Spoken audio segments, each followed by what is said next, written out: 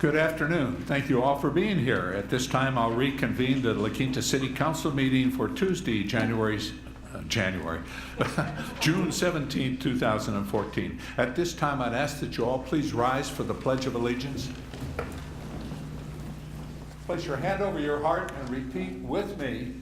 I pledge allegiance to the flag of the United States of America and to the republic for which it stands, one nation, under God, indivisible, with liberty and justice for all.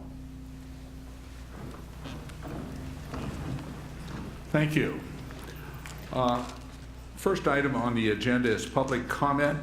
Anybody wishing to speak on an item which is on the agenda, I'd ask that you please fill out a request to speak form. It's a form like this. It's at the back of the room. You can give it to our city clerk up here. At this time, anybody wishing to speak on an item not on the agenda may do so. I do have 2 requests to speak, so if you would be so kind, when I call your name, if you'd come up to the podium, give us your name and address for the record, and then if you could keep it to 3 minutes, so we'd really appreciate it. The first one I have is Carolyn Krause. Thanks. Thank you. Good afternoon. I would like to speak to you about 2 equally important topics: bus stops and traffic signals. I think it's cruel to make people wait for a bus which, by the way, comes very infrequently, every hour and 20 minutes. When my car was being repaired and I had to take it a few years ago, it may still be the same for all I know, where there are no shelters or benches. Many people who take the bus do so because they cannot afford to own cars or pay high prices for gas. They work all day long as housekeepers for wealthy bosses in La Quinta or as maids and servers in hotels like the La Quinta Inn and Resort Spa. After working a long, hard day, do you know people have to stand out under the hot, grueling sun till their bus comes, or they have to stand in the harsh wind and rain? They have no place to sit, and there is nothing to shelter them. Related to this, La Quinta should be ashamed that the few bus stops that do provide porous shelter and maybe 2 places to sit for 10 people who are waiting have some of the ugliest, if not the ugliest, bus shelters with and without benches of all the cities in the Coachella Valley. We pride ourselves as being the gem of the desert, famous for our art festivals, etc., and don't even commission artists to create interesting or modern or fanciful bus stops for our residents. I would be happy to provide you with a list of locations that underserve our bus riding inhabitants. I have a couple of examples that I took down as I drive around, and I'm talking about just the few blocks within my address, which is on Obregon. North on Washington, there are 3 seats only in a very ugly bus stop, no bench before the 111. South on Washington, there are 2 stops, but no shelters and no benches. North on Eisenhower from La Quinta, there's no bench. And on Obregon, south of Durango, there's no shelter and no benches. On Sinaloa, which is my stop, there is no shelter and no benches. This is really bad, I think, especially considering the people who have to take the bus. It's really shameful. Anyway, as for the traffic signals, they need to be synchronized and more responsive to traffic, meaning wait times should be shortened. When there is no traffic, for example, we have to wait for over a minute for the signal to change at the T intersections on Eisenhower turning left north onto Washington and on 48th turning left south onto Washington. Those are just a couple of the signals that are just unbearably long, and it's bad for the environment to make us just sit there with our cars running. It's really silly, and I think you would want to do something about it. But it's especially the bus stops that I think we have to really be more sensitive to the people that take the buses. And I hope that maybe you can think of some kind of neat solution for people to wait for buses. Carolyn, just a comment. I'm on the board of directors of Sunline, and Sunline Transportation is responsible for the bus stops, and they put them in at really no cost to the city of La Quinta. That's their responsibility, and that I know that they just approved I think it was about 50 new bus stops to be replaced because of some places only benches. And in the summertime, it just doesn't do it. Well, and the we shelters too we are understand really, it. they're worth nothing, you know, they're the porous, they're the see-through No, type.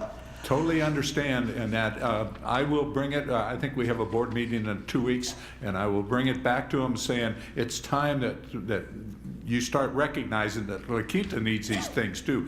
The big ones, the squeaky wheel with Desert Hot Springs and Indio are the ones that are getting the majority of them. But People understand. that come into La Quinta to work here Yeah. are come from Desert Hot Springs and Indio and places. You know, when they get off work, they're like, you know, bedraggled, and they have to stand there. I don't know if you know along Washington, 111 North, I guess, on the 111 from Washington. There's some really, in Rancho Mirage, I guess, before Palm Desert maybe, or what is Indian Wells. They have some really great, there's three really great bus stops. You know, there's one that's all tiled, beautiful. Yeah. There's one that's really modern, really cool. And I don't see why we can't have, you know, this is La Quinta. If we change the design, we have to build it and we have to pay for it. Well, And I think that it would be, who are we? We're La Quinta, right? Yeah. We're Well, like a grade, we've we're done supposed this to on be 111. We have special design that we paid for some years ago on neat. For the 111. bus stops that are existing? The developer that Oh, went they're in. horrible. Yeah. They're really horrible. And they don't shelter you. They don't shelter you from the wind or rain. If it's raining this way, they're open, you know. But the benches, there's no place to sit, No. and where they're totally absent, I think That it's a needs to shame. be fixed. I think it's a There's shame. no question about it. And It's a shame. if you're talking about synchronization of signals, you're talking to the choir up here, because I argue this point all the time. Well, so then, what's happening? Yeah. Why Well, don't they we have a change it? traffic engineer that I've been assured by our Public Works Director that they're looking at it seriously and they're going to do something about it. And he's sitting right in the back row. Oh, he is? Oh, does he know about the environment and the effects of, Oh, yes, he does, very much so. which one, what does he look like? I'll see you afterwards. So, Thank you so much, Mr. Adult, and Well, I really hope we can do something soon. if I can, Mr. Mayor, we have looked at bus stops. We just had a study on this issue not that long ago. We asked Sunline to bring in, I believe, 6 new bus stops. Yeah. And we also just approved a new technician for the stoplights also. We Okay. just did that as well in the last 3 to 4 months. Okay. So we're on both of those items. I just wish and they we could be approved that. neat looking too, but I know that's a lot to ask, but that they be thoroughly sheltering. yeah. Do you know, which means some modification, I think, to the current design was not designed by a person who takes a bus. Well, it's awful Obviously. difficult because of the sun and, at certain times of the year, I it know. automatically goes in there. It But- really provides very little shade. That's why Well, in most of the kids sit up summertime, we on the back. know, we know where the sun is in summertime, right? Right. But Yeah. Carolyn, thank you for bringing this to our attention, and understand, we're working on it. Okay. We'll do what I we just think it's can. really cruel, on the people, Yeah. on the working people. Sure. Okay, thanks a Okay. lot. Thank Thank you you. very much. Okay, Christopher English? Well, I'm back. I'm talking about Ralph's, and I know you've said that you've done everything you can, and you haven't got a response from Ralph's. No, we've got a response from You got a Ralph's. response? Yes. They're out of here, huh? Yeah. That was the Well, they've response? said that that's it, they're going to go. But All the good news is we've been working with the property owners over there, and they have some ideas of I think he said 5 outside businesses, grocery businesses, and that they're talking to now. I said, what we need to do is move quickly, because when Ralph's leaves on the 25th of July, we don't want a long delay in between Ralph's leaving and somebody else coming in, so the faster we can get them to be motivated, the better off it is for our citizens who live here in the village and in the Cove area. Exactly. And that's what we're trying to do right now, but you have to understand, the city has no control over this. I understand. And as much as we'd like to be able to put the pressure, all we can do is keep on top of these people that own the property, because I'm concerned about the businesses that are in there too. When you lose your anchor, then what happens? Well, exactly right. So anyway, the idea is we've got petitions and thousands of signed registered voters. What have you called this number? Have you called Ralph's? I have not called Ralph. All right, so this is the best thing to do, is to call, because when you call this number, you get some good feedback. And if everyone would call the number, go to Ralph's, buy something, look on the back of the receipt, there's a phone number there, an 800 number, and I've called numerous times using phony names and disguising my voice Is that with legal? payphones. I actually have called them. Okay, but I've told them, and I've had 2 people that were very interested, and they Googled up the store while we were talking. I said, go to your corporate offices and tell them to call the Quinta, because we don't want you to leave, period. We don't want to, none of these people, these registered voters, by the way, want to have Ralph's left. Okay, everyone, they've closed the pharmacy. So all of those people living behind there in that senior citizens thing, they got to go somewhere else. And a lot of them don't have transportation. And it gets back down to bus stops. There are no bus stops to Vaughn's. There are no bus stops to whatever it is, Trader Joe's and the other store over there. And there's no bus stop to Jefferson. Hello, what are you going to do? These people, between the senior citizens and the other people, the low-income thing, they're hurting. dying. They will be hurting badly. All right, so anyway, call up the developer, get a hold of the guy who owns the land and tell him to cut some slack on the rent, and get a hold of Rouse and say, just kick back and don't close, because it's nuts. It's not good. No, Thank hey, you. we're totally in agreement. All right. All right. These are all registered voters, by the way. Okay. See you later. Okay, thanks, Chris. Okay, that's all I have, requests to speak on open session here. Anyone else? Seeing none, we'll move on to confirmation of agenda. Are there any changes, additions, or deletions by staff? Nope. By council members? Okay. In terms of the consent calendar, I would like to pull, just for discussion, 6, 13, 14, 16, and 17. Wait, whoa. What was it? 6, 6, 13, 14, 16, and 17. and 17, okay. Okay, anyone else? So you're pulling them not for separate vote, for No, comment? just- So should we have the comments just made before the motion's done? Yeah, I've got some comments on item number 3, but it's nothing that needs a separate vote on. Okay, well, let's have a vote on everything but the ones that you want to pull, and then we'll have a separate vote. Then on if we that. can, item number 3, if you can pull that for separate discussion also. Okay. I'll entertain a motion then. I move that. Turn my mic on. I move approval of the consent calendar with the exception of 3, 6, 13, 14, 16, and 17, and all of those just for discussion. Okay. Second. Moved and second, please vote.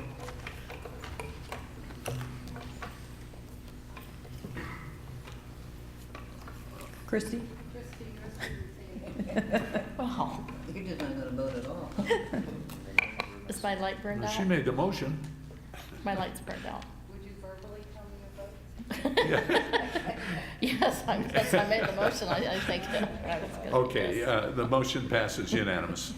Okay, all right, Lee, why don't you start, we'll go down the list. Thank you, Mr. Mayor. Regarding item number 3, approve investment advisory board work plan for fiscal year 2014-2015. We have talked about the aspect of reserves for our city and the aspect of doing some manner of a study on reserves for a city of our type, and the choice of the council here as well. What I'd like to ask is on their work plan for the Investment Advisory Board for next year, that we ask them to take a look at a reserve study, whether they need help with the CPA firm that's doing our audit or someone else, that we ask them to look at reserves for different cities of our type, of our size, and see what they come up with, and then they can bring back that to us at a later point next year. But to give an idea of again, what they see our reserves are and what other cities have done within our size. Are you looking to see what we should keep as a minimum reserve? Correct. And then whether there should be any such thing as a maximum reserve? Exactly, and we that keep, can be brought back on to the us books? and we can analyze it and vote in our manner. Okay.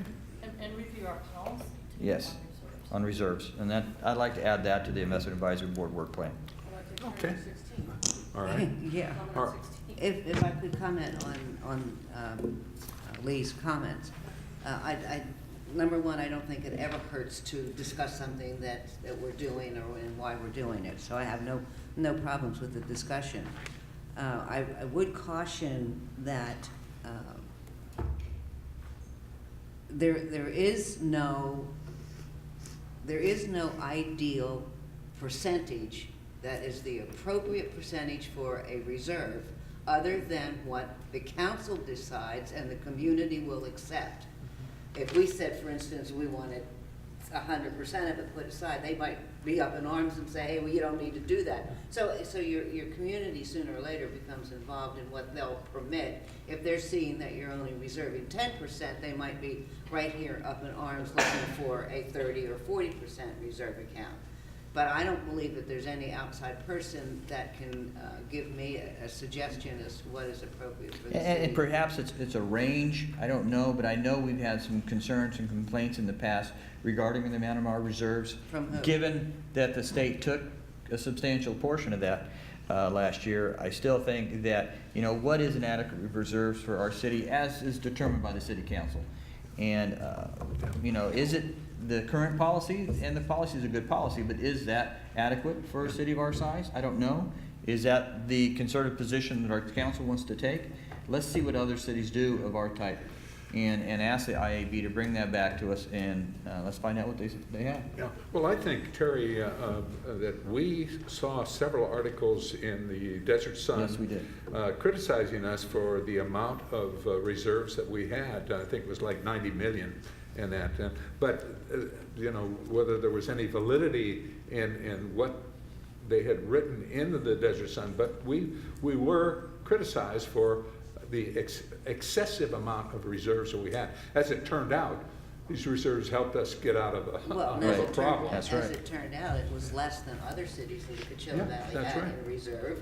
And so therefore, it certainly was not, and we did not have cash reserves. in Right. No, 90,000. but That was an they're looking at accumulation. It's all the the liquid reserves, whether and it the was education opportunity. liquid reserves or whether the reserves were dedicated for That's other right. things, sure. And we have some very well qualified financial professionals on our IAB. But there's nothing wrong with Good I thing. said, the nothing Investment wrong Advisory with Board having doing the this, sure. discussion. Okay. That's what I think. Christie, you want to take number 6?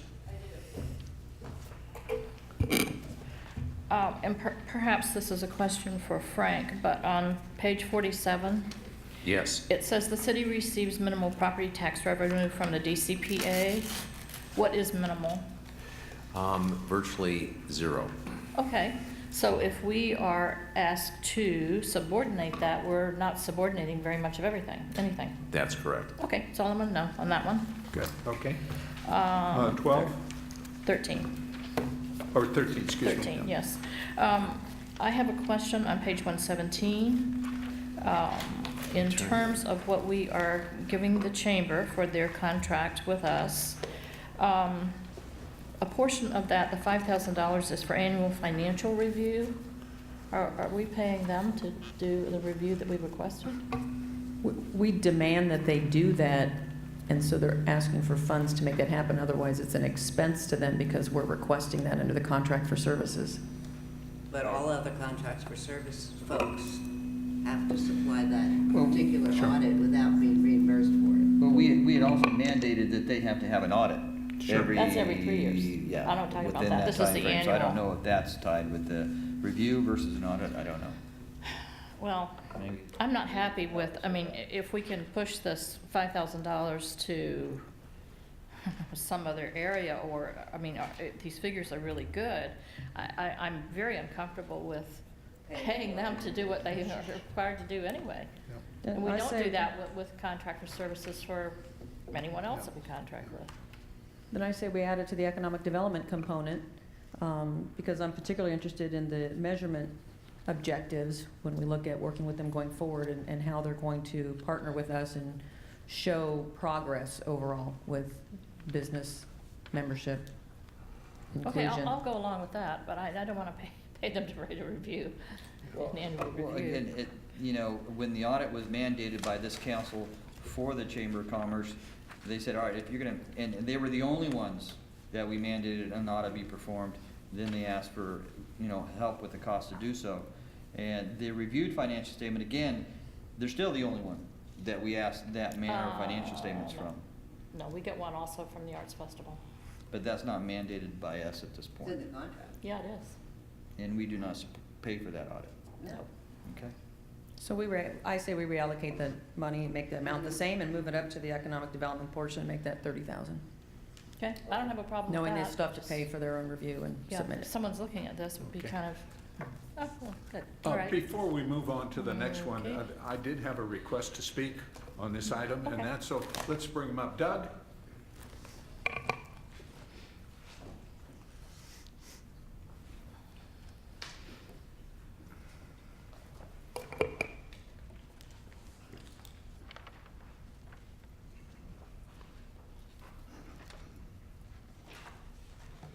Good afternoon, Honorable Mayor and council members. My name is Doug Motz. I live at 79555 Rancho Santa Margarita in the beautiful city of La Quinta. Thank you for allowing me to speak on behalf of La Quinta Chamber of Commerce today. I am the incoming chairman of the board and very excited to do so, as is my executive committee that I have selected, and they're also ready to go. The enhanced economic development collaboration include in the contract for services, in my opinion, will continue to deepen the working relationship between the city and the La Quinta Chamber. The Chamber greatly appreciates its relationship with the city and values the collaboration. From a financial perspective, the Chamber will end the year with a favorable net income for the third fiscal year in a row, and looks forward to continuing this growth pattern. As you know, I grew up in the Coachella Valley and lived in La Quinta for more than 30 years and have no plans on leaving except during the summer heat wave, as we're approaching soon. I am also a La Quinta Rotarian and the only charter member left of our club, which we chartered in 1985. I'm also involved in many other activities and local organizations here in La Quinta. And thank you again for your time in this matter. Doug, I was going to open up this anyways and that, but let me ask you a question. You know, the city has been inundated because of this Ralph's situation and that. What has the chamber done? Are you working on this? Are you doing anything to help mitigate the problem with Ralph's leaving? Well, what I'd like to do, if possible, is defer that question to our CEO, Chairman David Archer. He's I know he's mentioned he's worked with the city here and talked to you about that.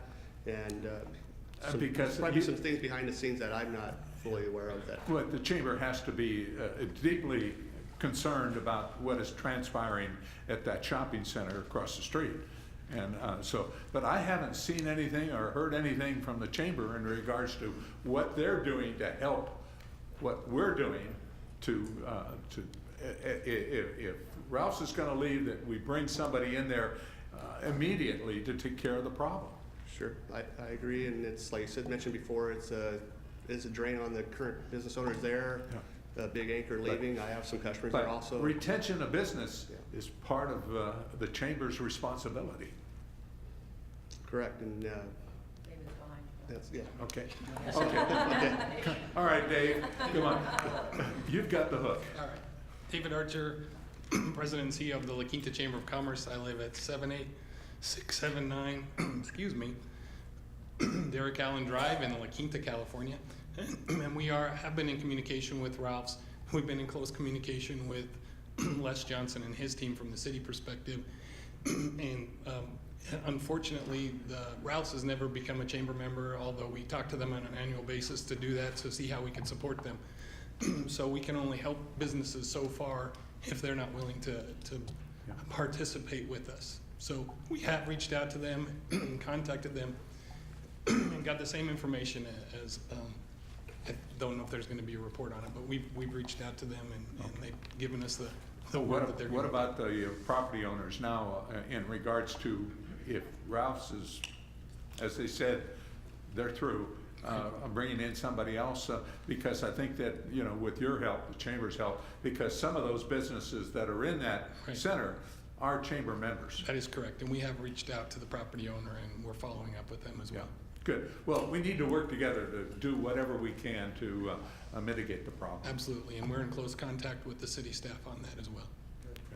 So, I think one of those progressive mixers where you have a shopping center like we did near the Lumpies, where people can rotate through all of the businesses, as maybe during the summertime with the new egg cafe or something. It might be fun to just make sure we're keeping top of mind for the remaining businesses that are there, keep them going through the summer months. Yeah, that's a great idea. Okay, thank you. Thank you, Dave. Okay, move on to 14, Christine. Yes.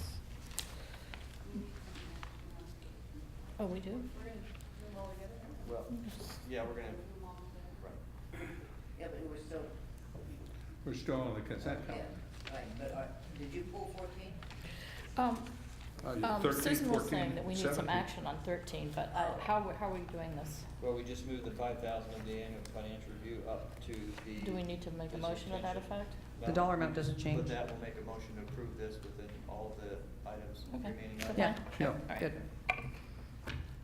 Number 14 has to do with the Quinta Arts Foundation, and on page 137,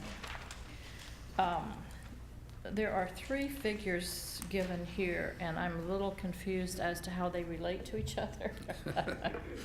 Okay, the city received 45, Christie, do you want to, this is really for you. The city received $45,558 in combined sales tax and business license revenue from Art Under the Umbrellas and the festival. Then the next sentence says that a patron profile indicated that transient occupancy tax and sales tax created approximately $30 million in revenue. And I can know who that, for whom. And then it says the foundation prepared an economic development analysis of their events, identifying that the direct benefit to the city is $172,493. So how do all these work together? You should have attachment 2 to your packet, which outlines how we arrived at each of those figures. They were based using the patron profile study of 2013, where respondents reported spending an average of $1,063 above the cost of art purchases for the festival. We extrapolated those numbers because they broke those down into how they were spending them on meals, in La Quinta, on hotels, in La Quinta, on gas purchases, on other entertainment. And so you see all of those numbers are broken down with quite a bit of detail to Right. provide you that information. Okay, I guess the 30 million in revenue, kind of, for, who was that for? Was that overall for the entire valley, or how you came to that figure? Overall, Oh, okay. those activities generate that kind of volume. Okay, all right. I Is- just, Is there still a industry standard on a tourist? There used to be, when a tourist came to the Coachella Valley, you could expect that tourist to spend X amount of dollars. And there was there was a formula that was used, and it was an accepted formula in the industry. That would have been included in the CVB annual report that I passed out last meeting, Yeah. and it's in around the 12 to 1,500, but don't quote me on that one. I don't have my little And blue does book. that play somewhat into the survey that you did, correct? No, our survey was taken directly from respondents at the festival. The survey returned a 95% confidence rating. It was conducted by K. Hazen and Associates, paid for by La Quinta Arts Foundation. So those were At the request direct, of the city. yes. And those were direct replies from those respondents at the festival. Christine, question. Have you tightened up the receipts in regards to sales tax that the artists have to pay and that? Because I remember at one time, we didn't know, they went back out of state and we never knew whether we ever got the sales tax or not. Has there been a tightening to say, hey, the city is entitled to sales tax on the artwork that's been purchased? Absolutely. We work very close with city finance staff to ensure that every vendor, not only artists, but every vendor at the Sure. La Quinta Arts Festival has a city business license and Is the paying California sales tax Sales tax. license. Yeah. Absolutely. Good. So I have a question regarding that, because you and I had discussed this, and one thing that you had mentioned to me, which I thought was such a great idea, is that there is one checkout place during the arts festival, You know, which optimally, would be very helpful. Yes. Big vision for the future. It would be wonderful if the infrastructure existed such that we could central cashier. Then La Quinta Arts Foundation would be receiving all of the proceeds and submitting them back out to the artist, and thus ensuring that those taxes would be paid and reported accurately within the city and within the state of California. Okay, and Because the artists come from all over Oh, the right, United yeah, States. yeah. So sure, they are obligated under the provisions of their license with the state of California to report those tax increments, thus generating your La Quinta's increment back. right. The best way to control it is here, not where they live. Right. Right. I We'd love to get to a facility whereby we would be able to do that for, not only for the festival, but for Art Under the Umbrellas as well, which also returned significant revenue this year. Okay, and just so you know, we're investigating the Wi-Fi for this upcoming. For the campus. Investigating. Great. Okay, thank you. Okay, Thank you. good. Thanks, Chris. Okay, last one, 17. No, actually, we have 16, and this should be really short. Again, this is the investment policy for the city of La Quinta, and on page 180, it says the city treasurer is continuing to explore potential addition of 2 new investment opportunities.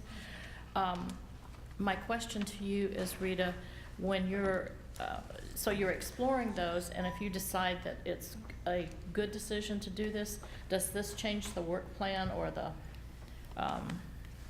and how this fits into our resolution? I mean, Yes, we'd have to bring that back to Okay. you and amend it. So it was considered by the committee, but they had more questions, the board. So the decision was made to give us some time to delve deeper into it. So that would come back to you to Okay. amend. That's all I needed, thank you. On 17, I have a comment, I guess, more than anything else.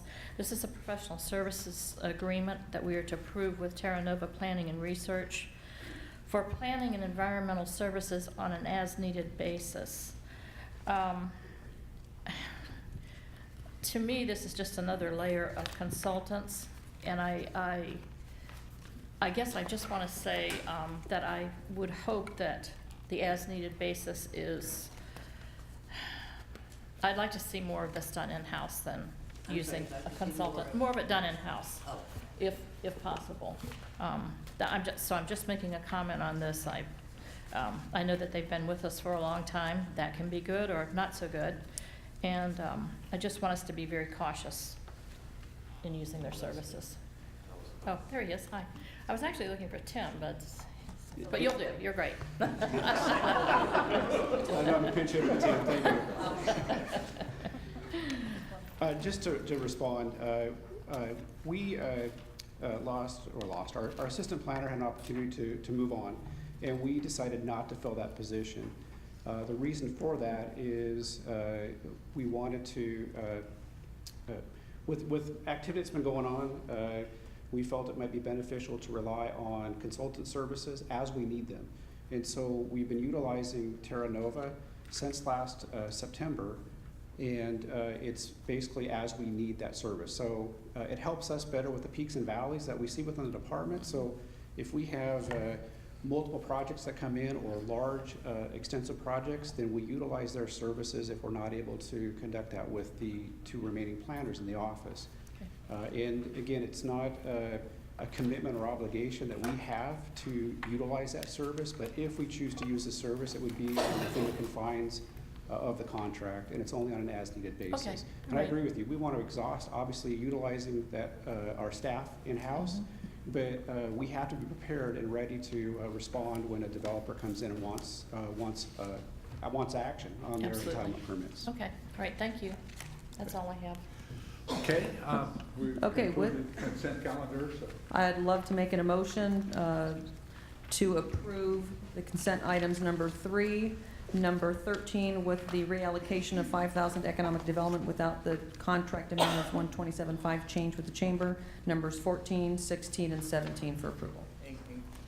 Add number 6 to that. Yes. Number 6, sorry, number 6 is on my list. You want Second. a second? Second? Yes. Okay, please vote.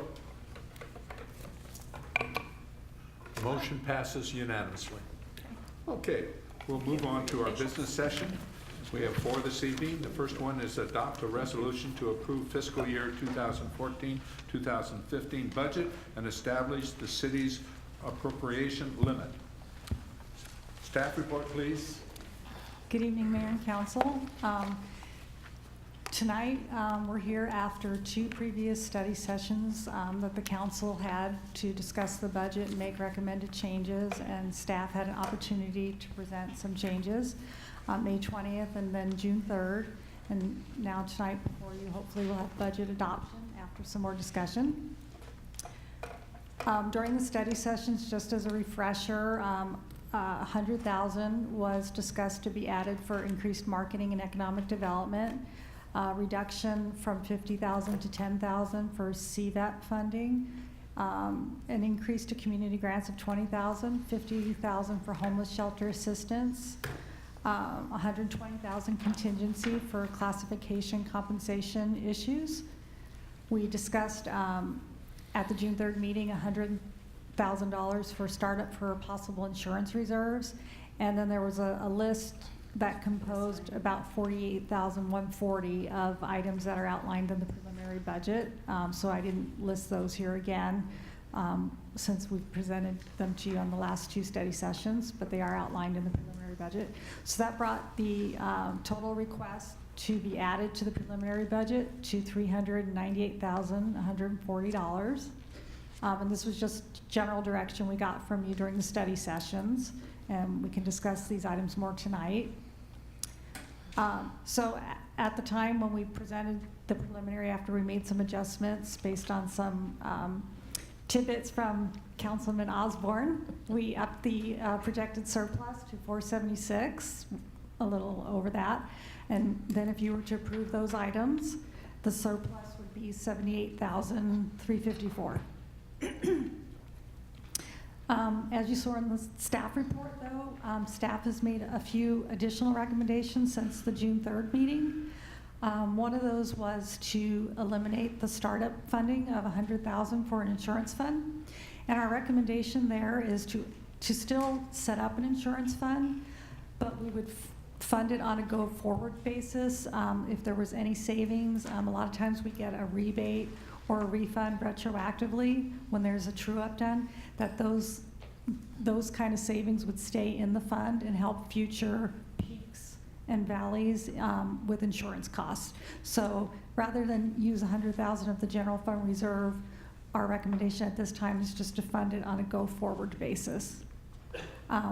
Then the other recommendation was to delete a vacant assistant planner position in community development and add a business analyst position in finance. And we talked about that at length in the staff report, and I'll be glad to answer any questions if you want to talk about those things. And Les can also address the community development side of that. But that net change is 0 because it's pretty much a wash. Excuse me, deleting one position and adding another. So the net change for these two additions would be to increase the surplus by $100,000.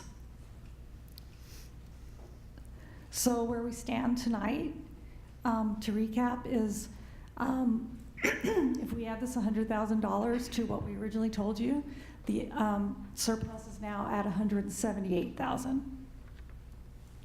So I'm sure you have questions about some of the items. Excuse me, I'm sorry, and you may want to have additional recommendations, and we can talk about those things. Two things I wanted to elaborate on that were in the staff report. I know some of you had questions, so I thought I could maybe address those now. One is the GAN limit calculation, why we included a letter in there from our auditors. And actually, it's part of the scope of the audit, and the California state constitution requires that there's an annual audit of our calculation. So we do the calculation every year, and then the auditors go back and check to make sure that we're doing it with generally agreed procedures. And it's just something that we're required to do. We can't eliminate it from the audit. So that's the letter that you saw in there, just letting you know that they didn't have any findings. And I know you'll have some more questions on the continuing appropriations and encumbrances that was included with your staff report. But I wanted to, maybe we could have done a better job explaining in the staff report, but when we're projecting fund balances, we assume that those carryovers are spent monies, so that when you see the beginning fund balances, they take into account that that money's already spoken for. So, and I brought extra copies of the fund balance projections from last time, but these won't lower those fund balance projections because we've assumed that that's spent money, so to speak. So with that, if you have any other questions on those things, or for the city manager, that concludes my really fast presentation. Thank you. Questions of staff? Lee? Thank you, Mr. Mayor. And in regards to the item you just discussed, the last item regarding the continuing appropriation encumbrance item. So based on this report, the attachment A, or exhibit A, I should say. So you're saying on the bottom line, the grand total, there is remaining of $694,000 of funds from the previous budget to be spent on the items that have not yet been encumbered? Or that's my question. I mean, that's $694,000. Have we already encumbered those funds?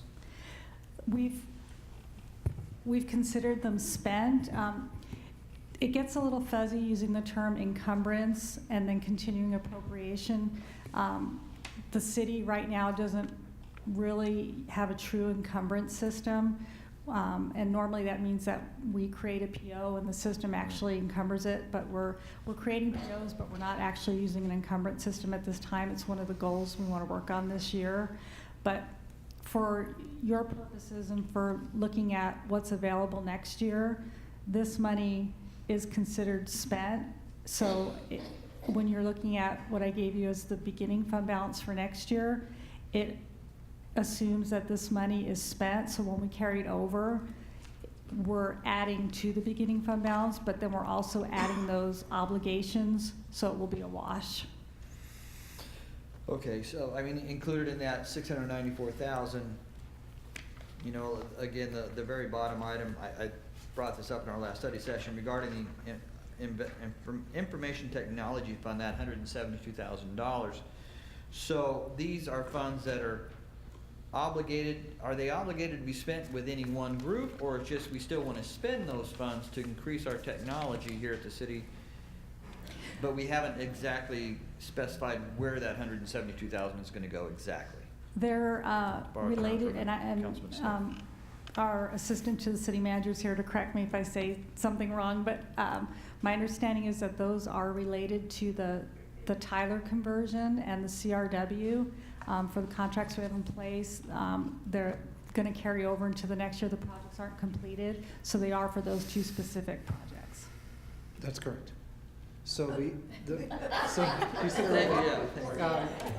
the Tyler software system, that one's virtually complete. But we have the permit processing, the permit tracking software that's set to go live June 30. So the first part of it goes live June 30, and then 30 days after, it's fully complete. So that item straddles 2 fiscal years.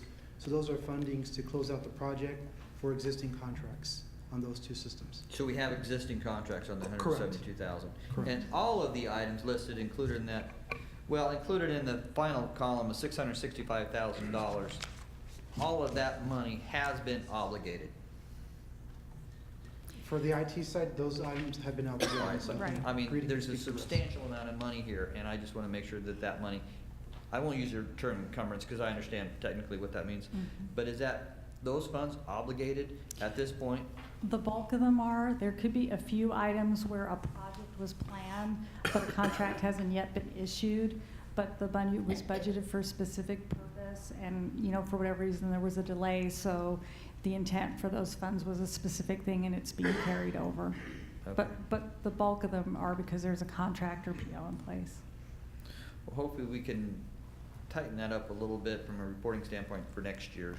We'll work on that, sir, yes. Okay. But we're always going to see things based on where they come about in the mid-year and how we've budgeted for an entire annual contract, for example, that is still going to be fulfilled midway. I mean, we don't say yes to everything on Right. June 30th for the July 1 start. So I wish the state would have taken in consideration during RTA dissolution some of the contracts that we had obligations for that they changed their Yeah, mind, that- but the at least we're state's- honoring the carryovers and planning accordingly. Look State who you makes have to up- deal with it. The Yeah, state. they make their own rules up as they go along, as they see fit.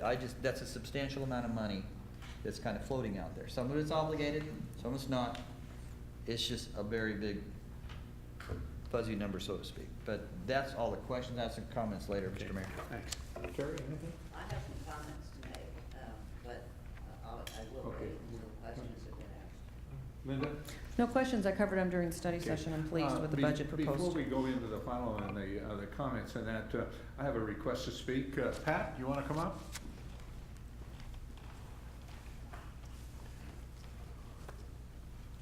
Good afternoon.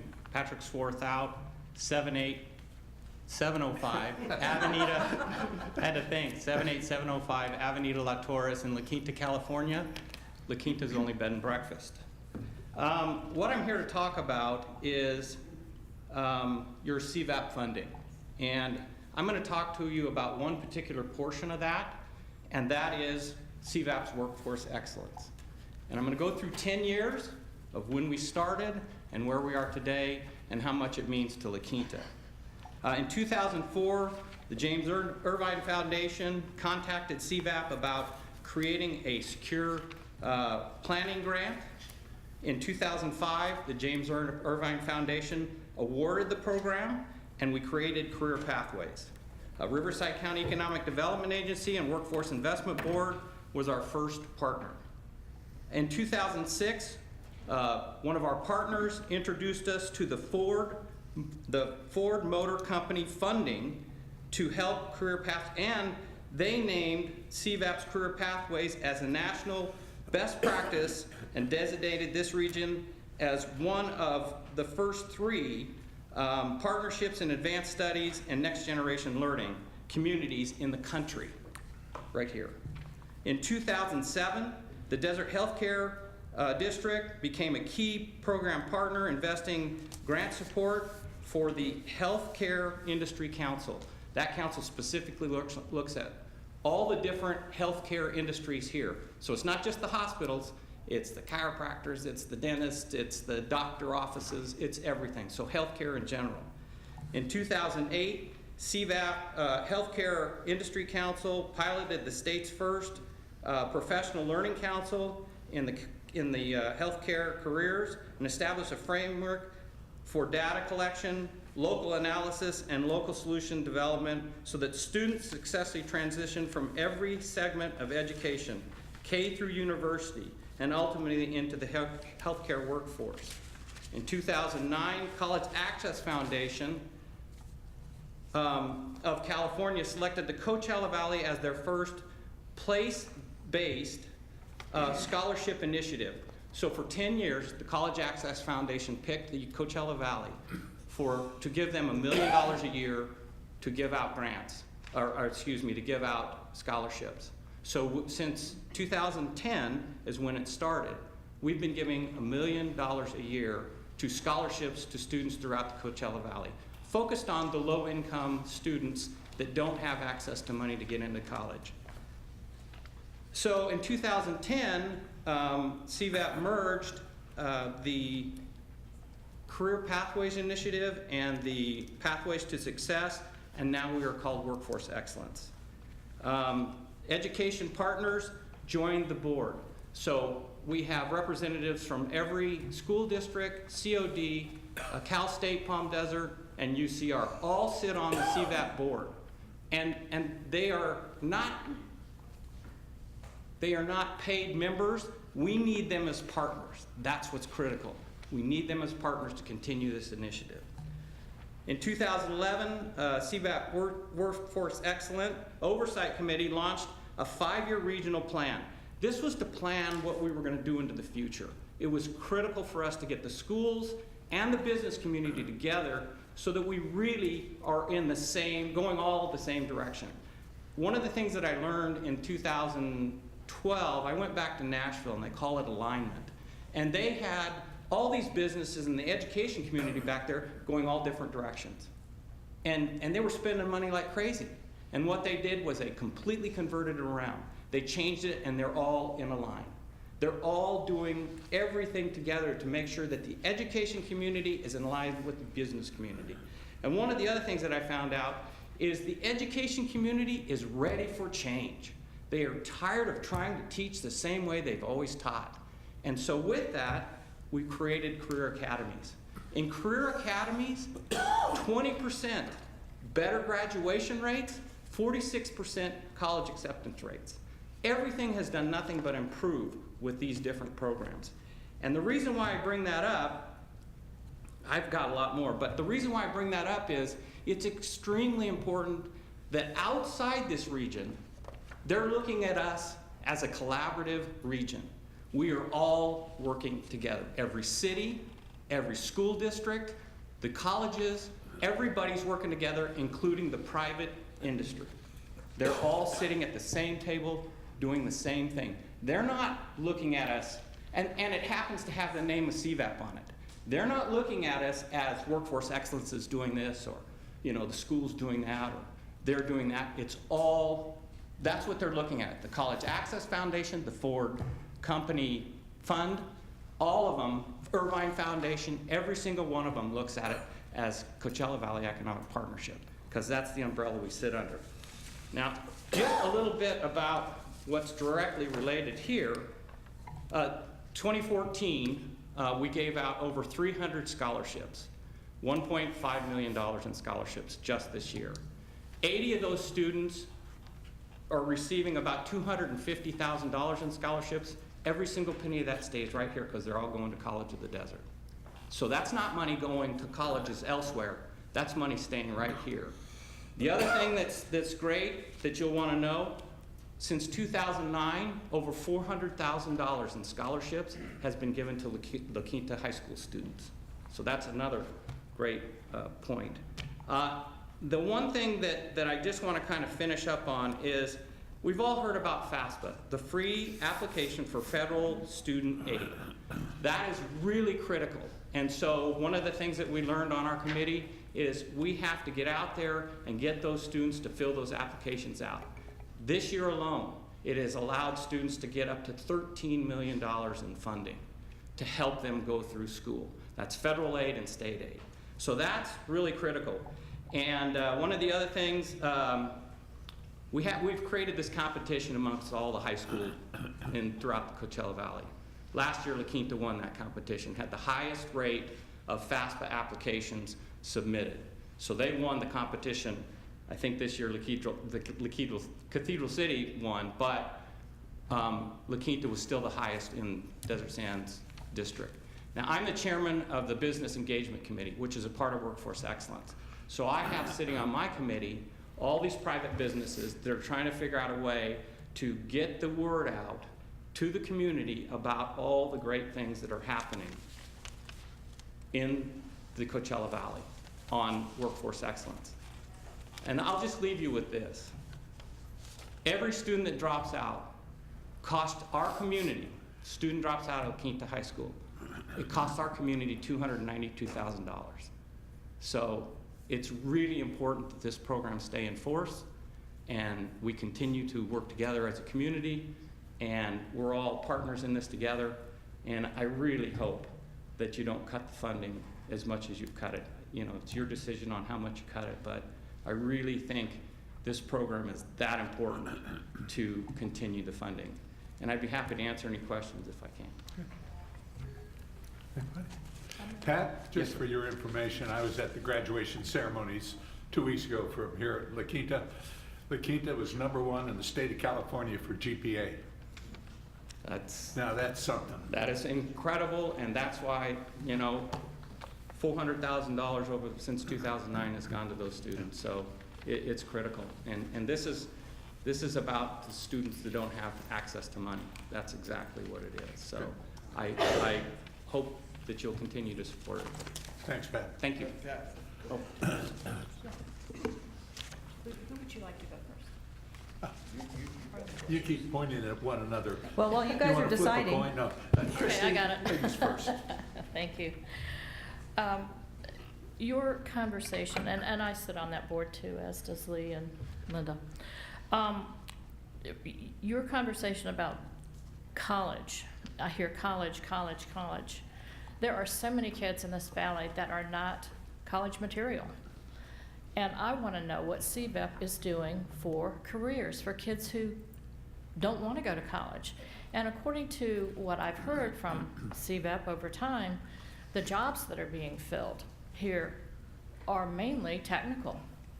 So I applaud your effort for getting kids into college, but there are a lot of kids here that are falling by the wayside, in my opinion, Yeah. that CVEP could really be working for and helping us. How about getting some more technical schools in the valley? Absolutely. We are just Absolutely. deficient Well, in that. and I'll let me answer that question. Okay. We are working, and I talk most about college and career because it's college, career, and life readiness. So I maybe left out a few words there, but as kids graduate from high school, it's really critical that they have the skills to get into any kind of a job. And so it's really important that we focus them on the academies. The academies are going to help that. Now, I'm going to give you a little insight. It hasn't been adopted yet, so I'm probably premature in saying this, but the Imperial Irrigation District is looking just at that. We are very concerned about our workforce.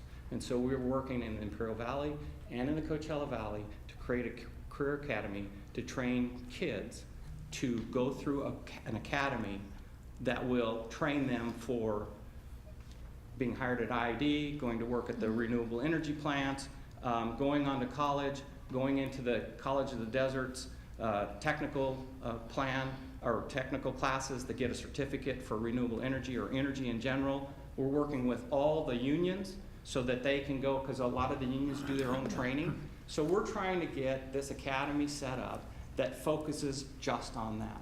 Because you're right, there are a lot of kids that when they get out of high school, they don't want to go on to college. Or maybe not right away. They want to kind of go live life a little bit, go out there and dig in the trenches and go, you know, I'm not going to take trenches the rest of my life, I'm going back to school. So there's going to be that, and we are working on that. And I know the Assemblyman Nastandi's holding a town hall on Friday, yeah. on technical. Yeah. But one of the technical career training right now is in every school because they're focused on the academies which are related to hospitality, agriculture,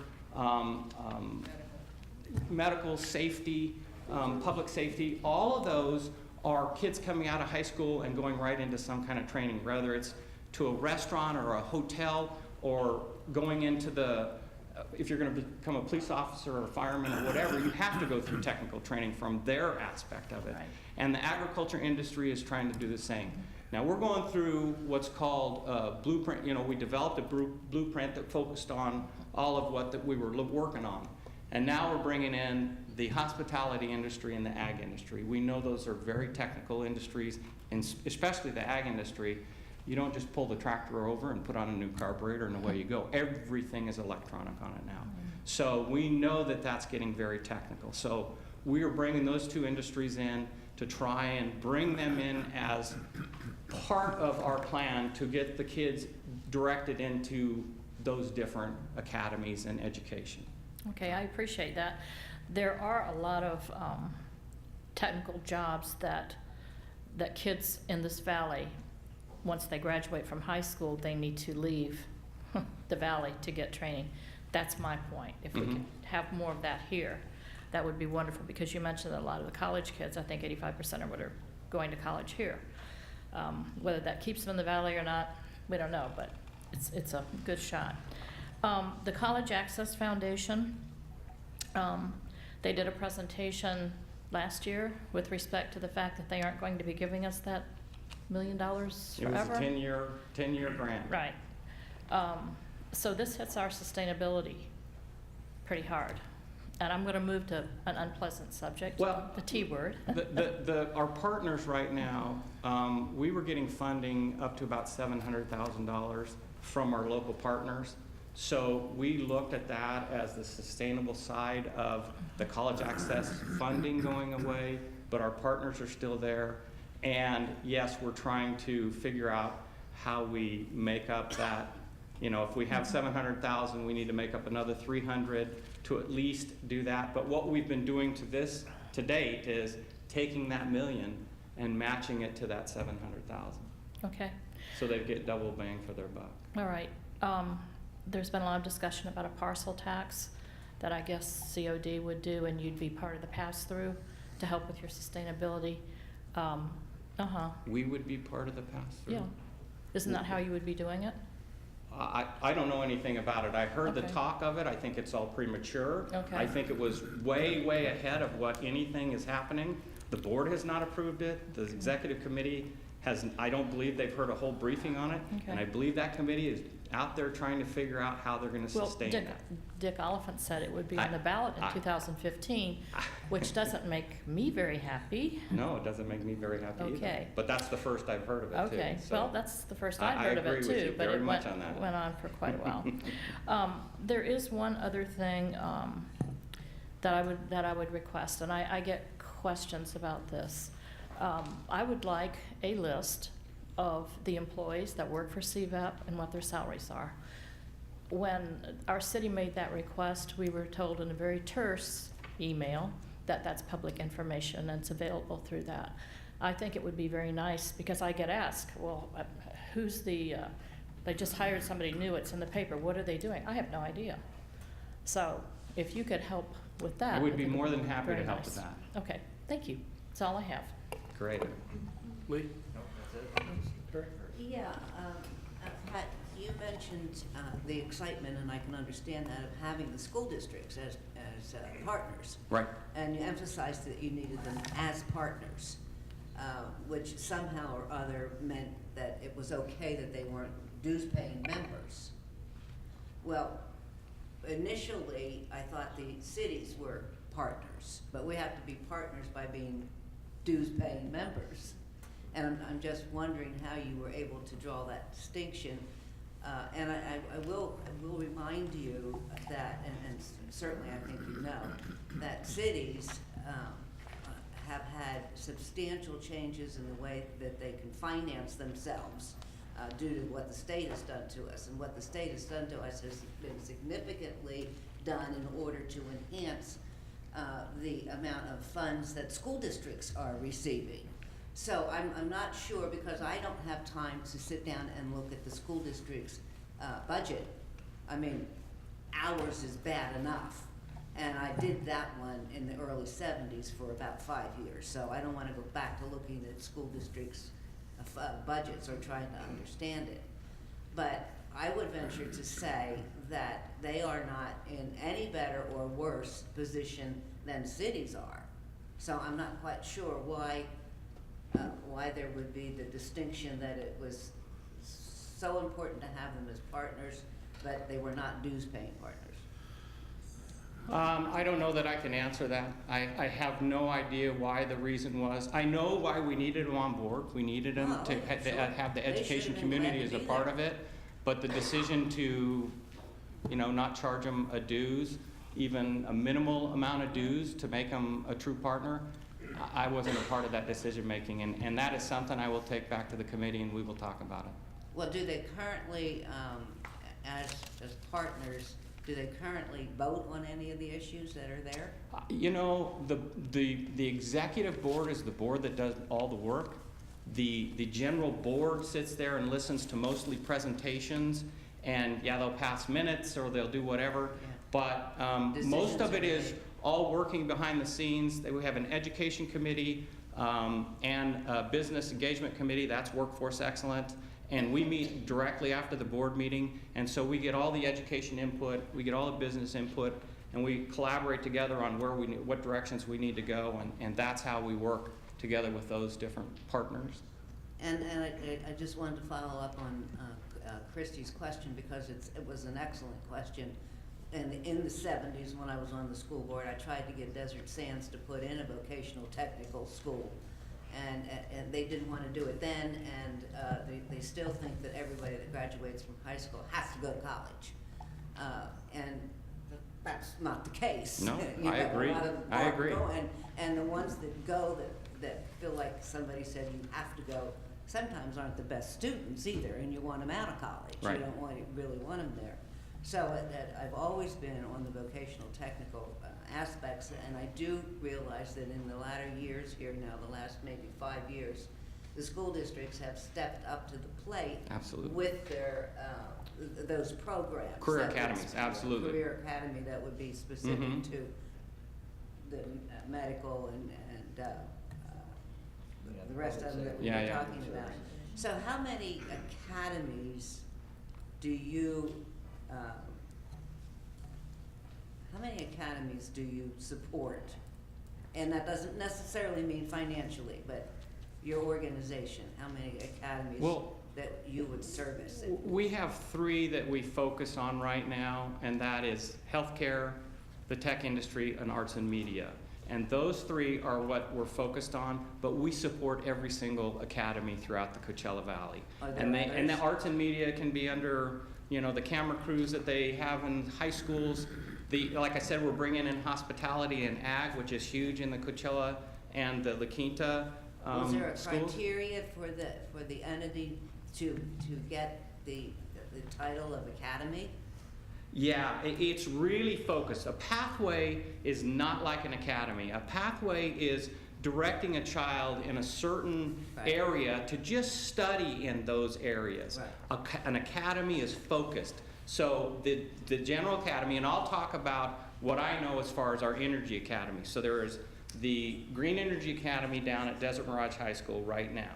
And that academy is now going to become, I shouldn't be saying this because You're out of they school. haven't voted on it yet, but we're working towards trying to make that an IID Green Academy, so that those kids are trained in the electrical industry, so that when they graduate, they can come right to work for. We're actually the curriculum that we're working on is the pre-apprentice program 101 through 104, and they're going to teach that right in the high school. And we're working on trying to get college credit for those juniors and seniors in high school, that if they want to go on to a IVC or COD, that'll apply. So the academy ties everything to that particular academy. So your math, all the math that they do is tied to the electrical industry, if that's the academy that they work in. The English is tied to that. Science is tied to that. Everything is tied. So it's specific, and it's very difficult for the schools to do this because now all of a sudden you've got a dedicated teacher over here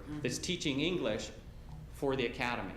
And you well know, as being a school board member, school industry is boggled my mind, because it is not something that, like the private industry, where you go in and you say, we're gonna do this, let's change it, get it done.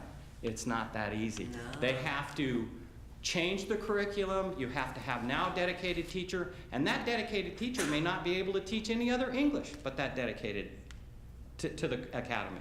So those are the difficult things that some of these school districts are going through, but they're still focused on the academies because these kids do so well in the academies. They do so well. And I went to one career technical committee meeting that they had down at Coachella Valley High School.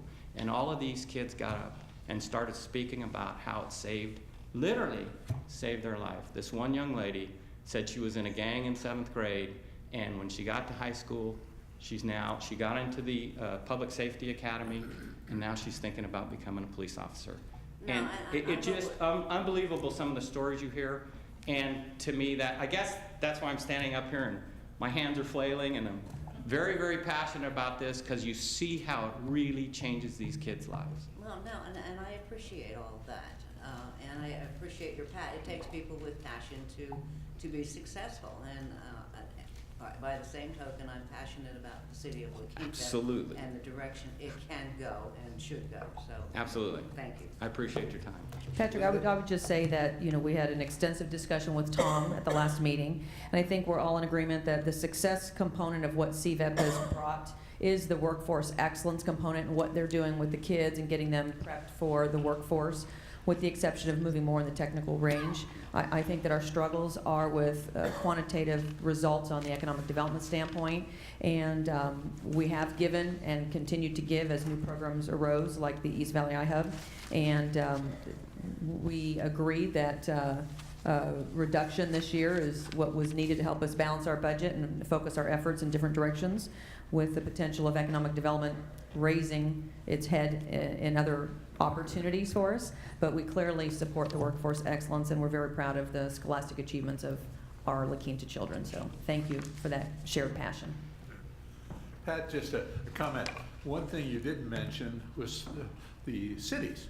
I don't know what other cities do, but we have 15 high school students working here under our public works director, giving them something to do and learning about public works and that. So every year we bring in high school students to train and learn within our city and that. I don't know what other cities do, but this is one thing we do for our local students. Well, I've learned something new, because I didn't know that. And those are the kind of things that need to get out to the public, so that we know that the city is doing those kinds of things, because I don't believe that there's a lot of people that know that.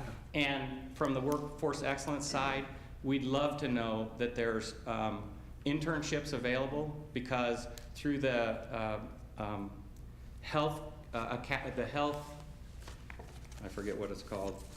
Anyway, the HCC, they do paid internships every year of $6,500 for students. So The companies pay to have an intern. the companies pay to have an intern, but it's through HCC, and $6,500 is cheap for an intern that's going to come in. And I know that because Habitat for Humanity's got one this year, so we're working on that as well. So Good. Thanks, Pat. thank you, appreciate it.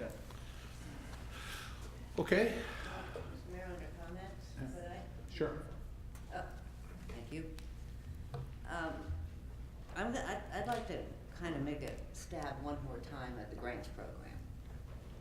And I know that this it's kind of an emotional subject, because what we're dealing with here is people and people's lives and programs and their passions and what they like. But considering that we could be faced with a deficit upwards of $750,000 next year, could be, based on the reports that we have received during these budget discussions. It just seems to me that it would make sense to actually put the entire projected $476,000, and that is projected in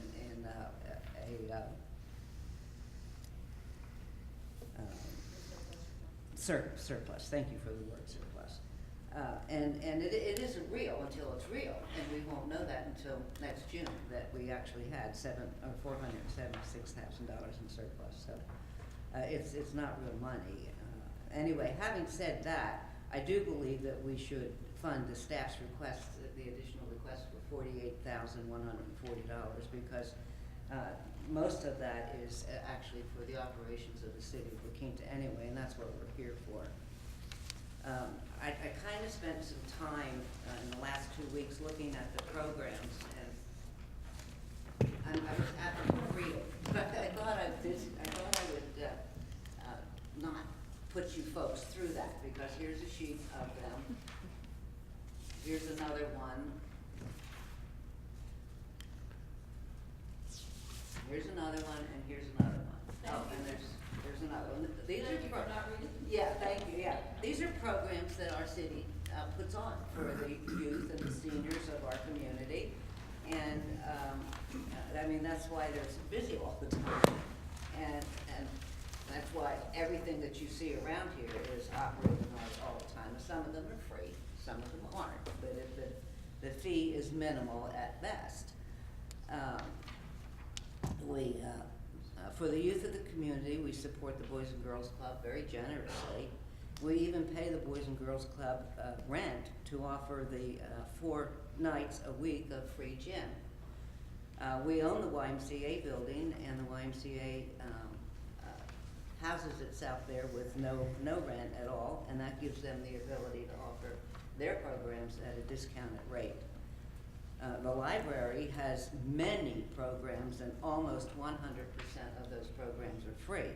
The museum has many programs, and almost 100% of those programs are free. Now, free is, I think we all know what free means. Somebody else is paying for it, and in this case, the city is paying for it.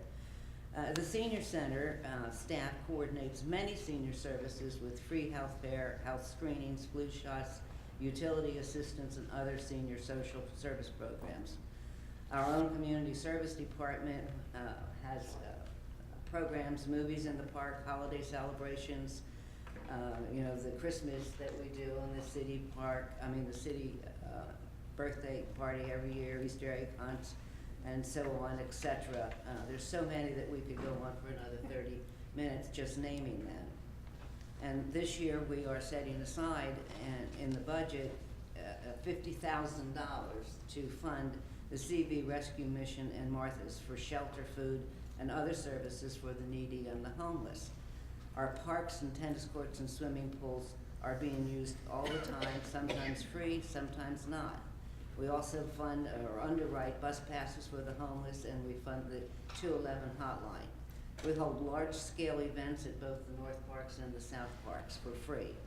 All in all, we do a pretty wonderful job, I believe, for the community, and I know every one of you wants to work within the constraints of the budget, and it's just very difficult for me to see an additional $20,000 suggested to go into a budget that was $40,000 last year, that's currently in the budget for $40,000 this year with the additional $20,000. And in fact, last year we actually granted $27,000 of the $40,000. So I don't know why we're trying to increase that when in fact we didn't even use all of those funds. And I'm not sure that there are that many other things out there that we aren't already providing that we should be funding. So I plead with you to consider at least not putting the additional $20,000 in the budget, in the grant program, to put it back into the budget. It can go into the reserve account, it can go into the CIP, it can go into an account that is used for unknown expenses that have come up, or however you want to label it. But there are things, I think, that the city and the city budget can absorb, not absorb the $20,000, but sure as heck put it somewhere else and use it, I think, in a better form. So I ask you to do that, and we can have a discussion if you like, but that's my comments on the budget. Other than that, I approve the budget. Okay. Lee? Sure. Thank you, Mr. Mayor. In regards to this budget, Chair, I don't really have much of a problem with that. I mean, we budgeted $40,000 last year in the community grants. We ended up at the end of the year with about 13,000, I want to say, left over. And yet we gave a substantial amount. I know La Quinta Middle School has come to us with a program for their after-school program. I think that's And I think key. they've done an excellent job. I think La Quinta Middle School has really done a great job with these kids. It's not the same middle school it was years ago. And I really appreciate what they've done. So if we're looking to go from the 60 back down to the 40, I don't know how that would impact, the La Quinta Middle School and their request. I think the homeless shelters is something we should do. We have talked before, about the Martha's Village and CV Rescue Mission. We've got 50,000 we're holding on to right now for CV Rescue Mission for the facility that they've built. I think they're about completed. Last I heard from their director, that is completed and they're gonna start having people in overnight. So that's there. But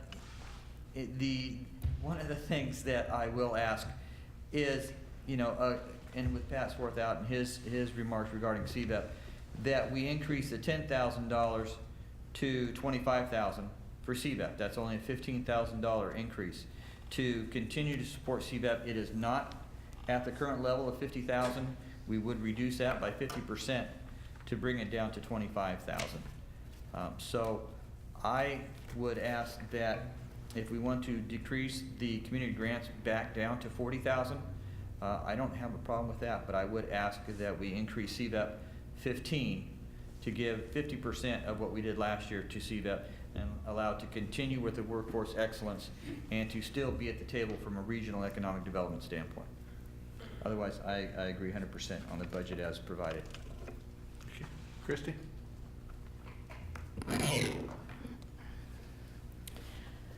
I think that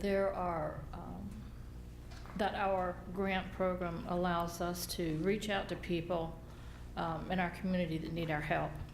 And when I first came on, when we were a little bit plusher, shall I say, we were at 100,000. And then we cut it, and that we have 13 left over from last year is neither here nor there as far as I'm concerned. So the 60,000 and trying to get it up to that amount is something that our city can do for those folks who need it. And if you had the opportunity that we've all had to be on the committee that decides which of these grantees we would prefer to help, all of them that request are needy, and I wish we could actually do more. I don't want that to go down to 40,000 again.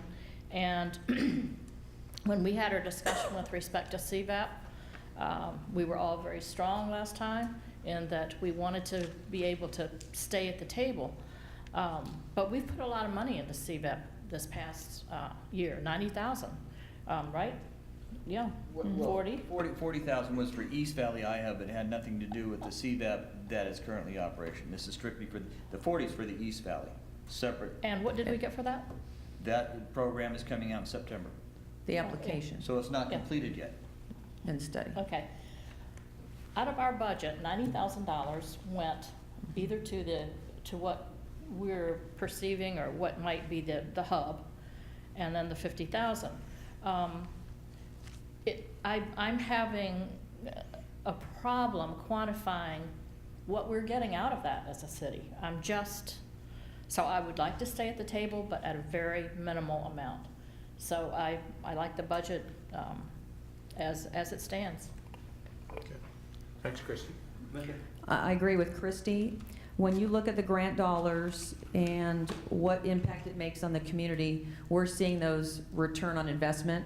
We're challenging our marketing team as we're giving them more dollars for economic drivers and marketing to show us that return. And we're clearly seeing, even with the $1,000 per group that we sometimes award, they're coming back and showing us how many kids participated and what impact it made on the city of La Quinta.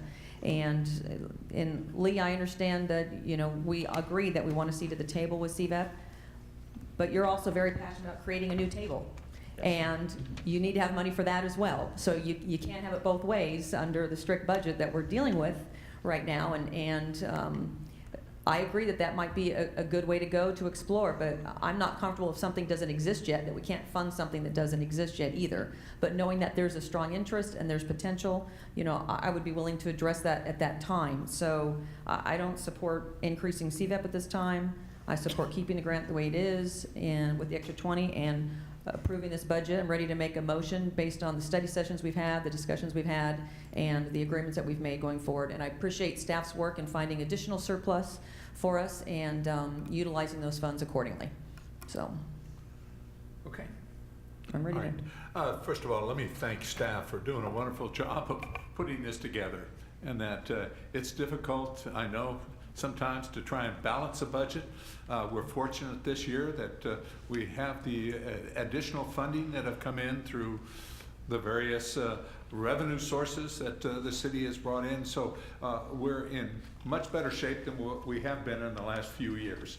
That's for sure, when we were running a deficit and that. And we're hopeful from the indications we get that the TOT, the sales tax, and the property tax revenues will be higher. We do a very conservative position when we're doing these things. So we're looking forward that maybe the revenues will be higher than what we have listed here. Keeping our fingers crossed. There's no guarantees, but I think from what the indicators we get, it's going to happen.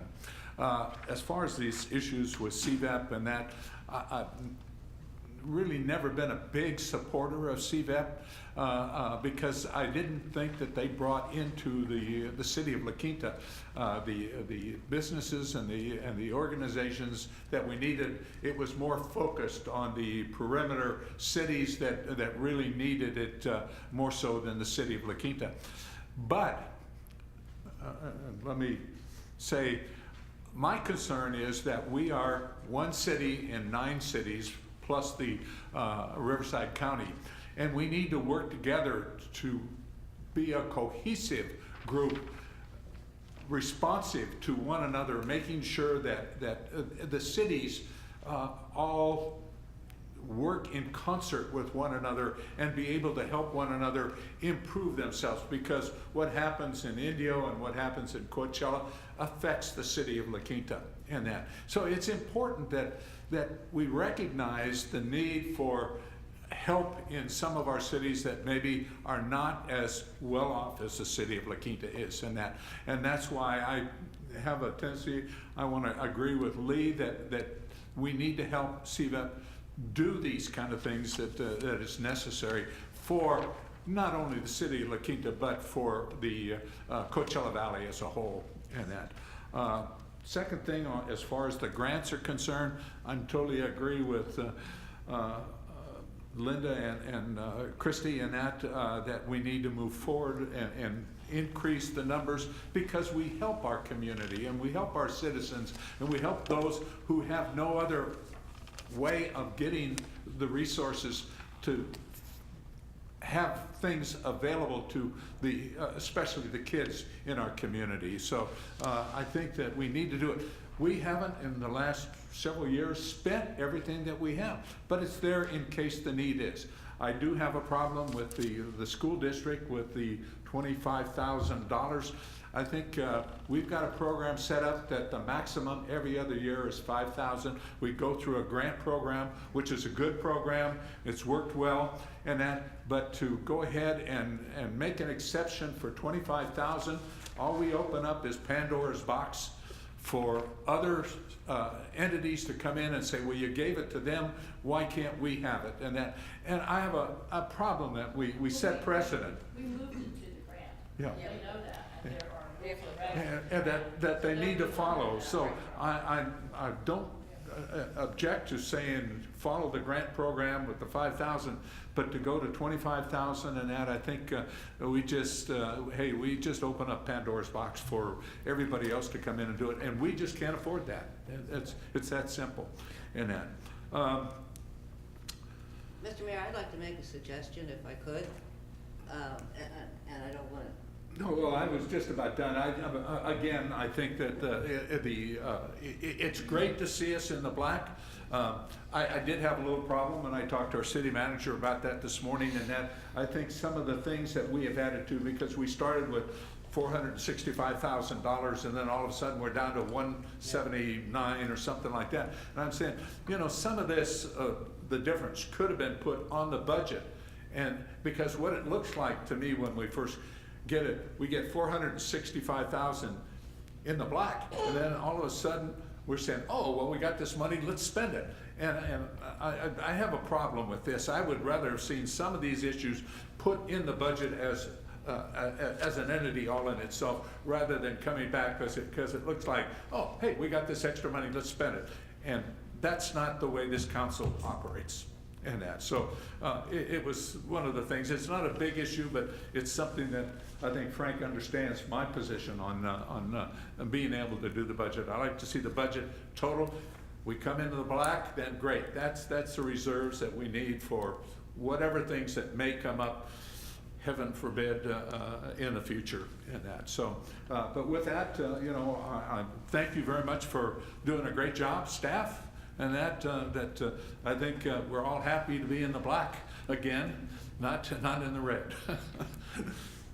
Well, Mr. Mayor, what I would anticipate is a motion to approve the budget, remove the grant program, and remove the CVIT item, take those as two separate items, and then approve the budget request as requested by staff. Subject to whatever direction we go on the other two.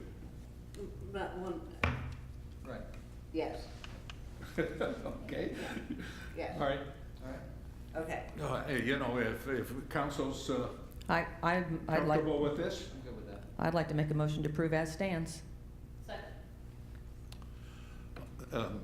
as it stands, as we've talked about, Yep. it's as is. As is, as Oh. presented by staff, resolution number 2014-029. Okay. Well, there's been a motion and a second. Please vote. Motion passes 4-1 with Councilmember Henderson voting no. Okay. All right. Thank you very much.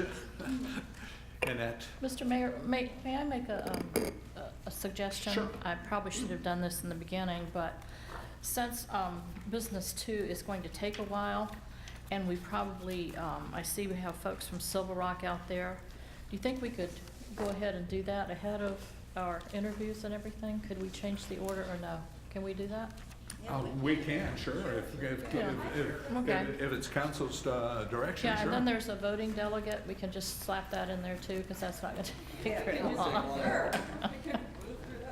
All right, thank you very much. I would appreciate that. Okay, so we'll move on to item number 3 of our business session, and that's approved plan specs and engineer's estimate advertised for bid phase 2 of the Silver Rock Golf Course restoration project. Staff report, please, Tim.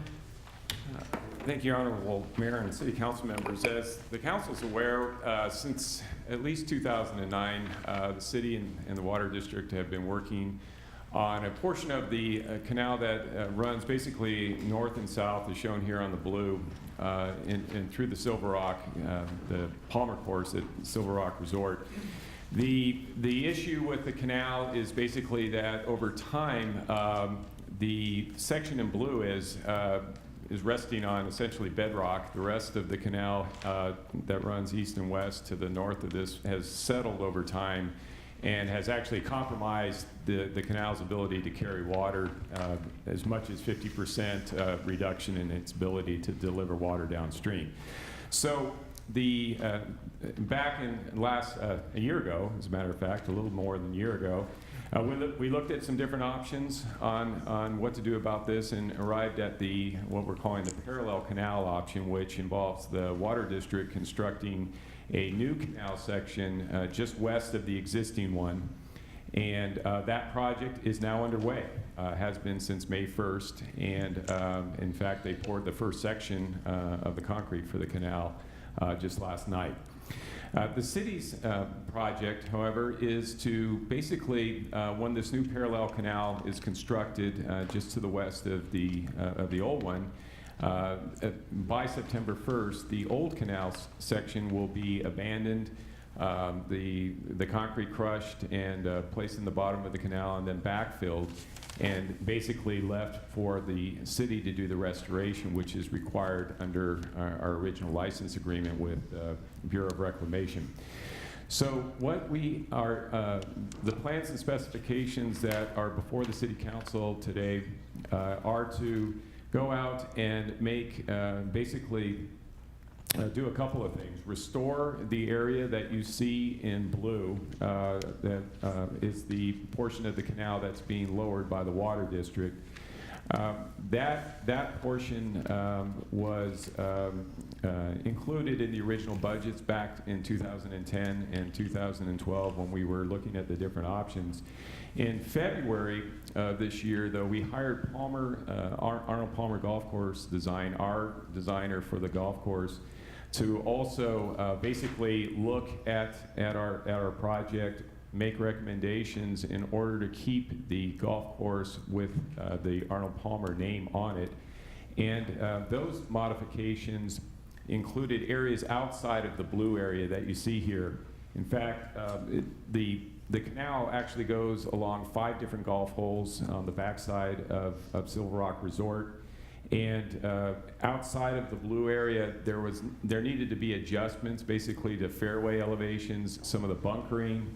I don't have the writing tool here, but a good example is this golf hole right here, where after restoring the area in blue, there was some necessary grading needed kind of in the area that I'm circling here, as well as over here, to recreate the landing areas on the golf course to make it basically play the way it does currently or before the canal was moved. Because of the canal being located further west, it changed the strategy on a lot of the golf holes. So Arnold Palmer Golf Course Design made some recommendations that are included in the plans and specifications that are ready for approval. That would basically recreate the strategy of the golf holes that have been affected by the canal relocation project. That came at a cost that bumped the total construction cost up to around $2.6 million from about $1.7 million as projected, like I said, about a year ago. This is necessary, though, basically, to keep the signature, Arnold Palmer's signature name on our golf course. The other thing, this has been a collaborative effort. The plans and specifications have been gone over by not only the civil engineers that designed the improvements to fix the canal, but also by Arnold Palmer Golf Course Design. The architect is in the audience if you'd like to talk to him about his input. And we've also included Landmark Golf. Our golf course operator has been involved as well in reviewing these improvements, and they in fact have made a recommendation that the council should consider in pre-purchasing the particular type of sod that is required to go back in to match what we have out there. And reserve it basically with West Coast turf so that it's available at the end of the summer when we plan on installing the sod. The other thing to keep in mind is that we're on a very tight schedule with this project. The Water District is anticipating completing their work by end of August, first part of September. We would like to dovetail onto their schedule with this project and be right there to start the improvements. We're estimating about 40 working days, which is about 6 weeks or so. So it's going to be very tight in order to complete the improvements and also be able to turn the course over in time to Landmark so that they can oversee it and we can open in November. That pretty much concludes my staff report. As I mentioned, we have representatives from Arnold Palmer Golf Course Design. Our architect is here. Landmark Golf has representatives here, as does RBF. Brian McKinney and I are here to answer any questions you might have, Mr. Mayor. Good. Thanks, Tim. And on behalf of Arnold Palmer's Golf Design, I sat with Arnold when we did the 10-year anniversary at Arnold Palmer's restaurant, and he says, "Don't worry, we'll take care of it. It'll be done right." So I said, okay. All right, questions of staff? I just have one. Sure. What holes are these? Yeah, I forgot to go to that hole. That was my next That's slide. okay. This is our golf course architect's rendering of what the golf holes will look like after the improvements are made. So whereas before, if you played this is the 12th hole. Before, you used to have turf basically going right to the edge of the canal. Yeah. On both sides. The Water District has asked us to not do that with the renovated project to keep the irrigation water and other things out of the new canal section. So what this is showing is in gray. It's a little bit hard to see. I'm trying to trace it with my cursor here. But that is a maintenance road that the Water District is going to use in order to maintain the canal going forward. And then we have what we called, I don't know if you recall our study session on this, but this is the buffer area on either side of the canal that again serves the purpose of separating the maintenance road from the golf play. And that's what, about 20 feet? It's More. 15 to 20 feet on Okay. either side On of the either canal. side, right, okay. And then the golf improvements. If you're real familiar with this golf hole, you'll realize that this bunker is quite a bit bigger right now, and we're shrinking that down. It's one of those strategy changes that Palmer has suggested. And we're also elevating the areas on this side again because that's how the golf hole plays currently, and so they wanted to maintain that. Christie, Thank you. it's okay with me because anymore it's hard to get over in my second shot. This is a par 5. Okay, thank you, Tim. That's all I have. Is any of that fenced? Yeah, all of that. No fence? Thank you. No, Not in that and- section? Yep. Tim, in regards to your report and the increases you stated of close to $900,000, does that, and maybe you mentioned I missed it, but does that include the $125,000 bunker change and the $144,000 in turf? It includes the turf cost, that was included, but the other thing that Landmark suggested that we do as part of the, and we're doing it as an additive alternate, is to look at this bunker here by the 10th green, because it's become a maintenance problem in that it's a huge bunker, and basically the sand gets blown out of it every time we have a serious windstorm. So that $125,000 is the estimate, basically to reshape portions of that bunker, shrink it down, make it again a little bit more playable from a strategy standpoint. So that's what that cost is, but that's in addition to the $2.6 million number. Okay. And any idea on how much we have spent in replenishing that particular bunker and with sand? Well, probably Willie Lopez or Randy Duncan could tell you how many times the bunker sand is blown out. I'm sure Willie knows. 3,000 a year. It's, Yeah, but so- you got heavy sand in there now. It's not blowing so much? Not as bad, but it's still. Because when you had that fine sand in there, it was going. Yeah, the winds. We filled up There the we go. hideaway. That's all I have for questions right now, Mr. Mayor. Thank you. Terry and Linda? So is the advanced turf buy, is that like buying gas at a lower rate and when you need it, you pick it up later? Well, what that is we will we'll have West Coast Turf basically set aside sod for us at the end of the summer. It's not at a discount; it's at their normal price. The benefit is though, and probably somebody from Landmark could explain this in depth, but what we're doing is at the end of the summer, a lot of times they run out of sod. And we want to make sure our reservation is in ahead of time, and it needs to be the TIF 419 Bermuda, spec that we already have out there, and it needs to be overseeded too. That's the other consideration. And so to make sure we have that and we aren't losing time at the end of the summer trying to find turf that might have even been grown outside the area, which wouldn't be as good either. We want to pre-purchase that. Okay. I think $900,000 for the name is pretty pricey, but for their go-forward plan, we need the name. Tim, just a quick, what is the earliest starting date that we can start playing golf? October? Well, the first week in November is historically when we've opened Silver Rock.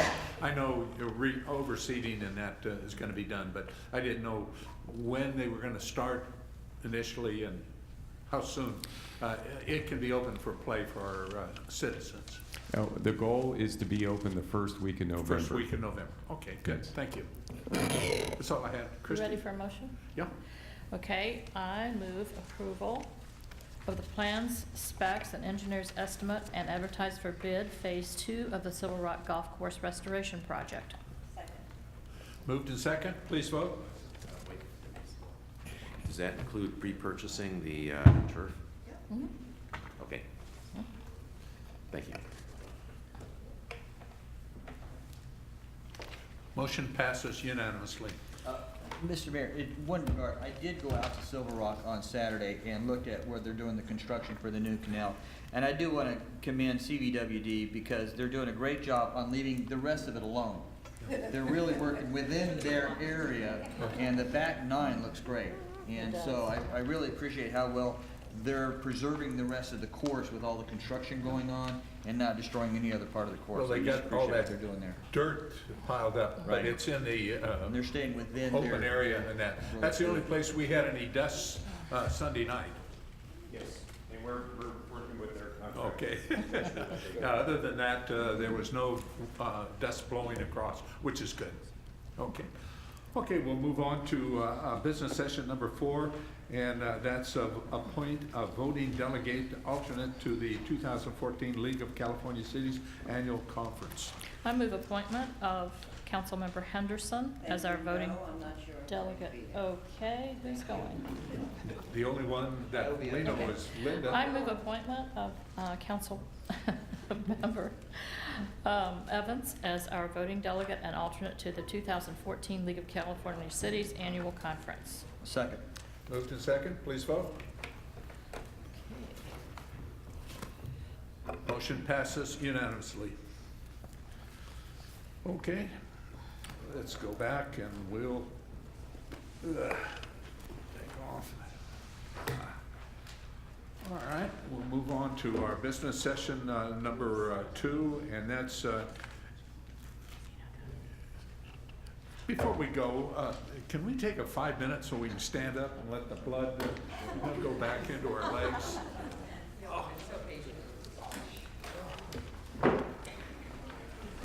We're just a quick recess. Get up, move around.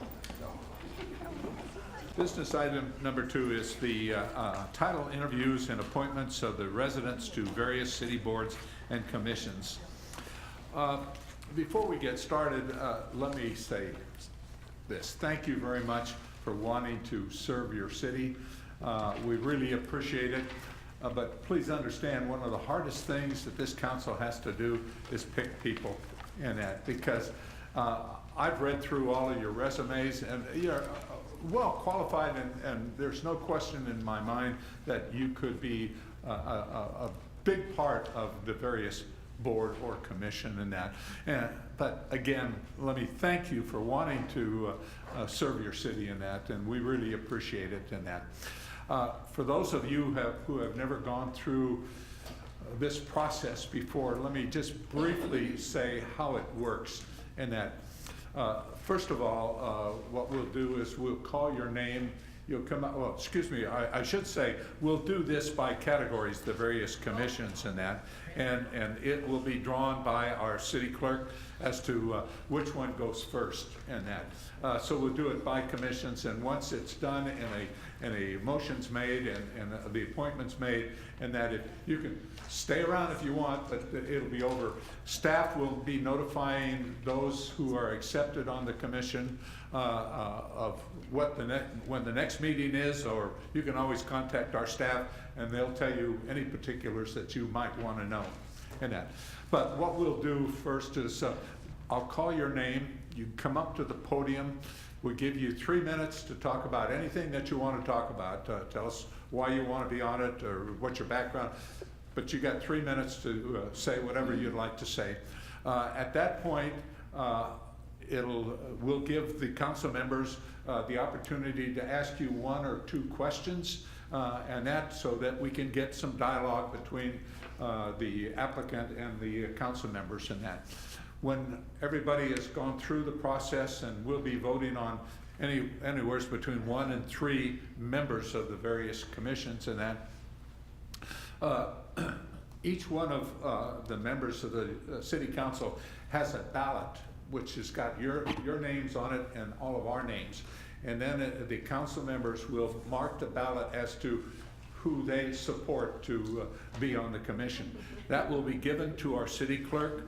Our city clerk will put it all together, tabulate it all, and then she will announce by council members who each council member voted for in that. And when that is done and there is a consensus, then a motion will be made to approve those selected.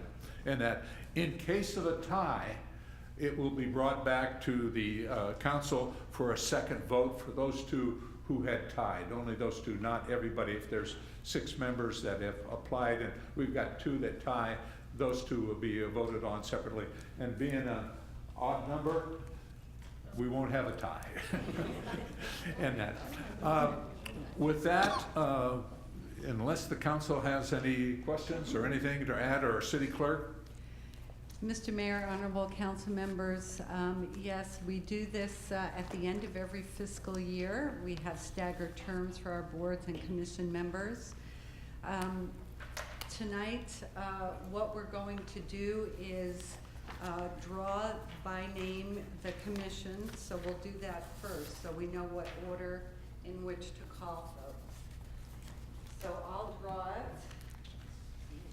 And first up is the Community Services Commission. Then we'll move to the Architectural and Landscape Review Board. That'll be tough. Kevin. Then we'll hear from the Investment Advisory Board.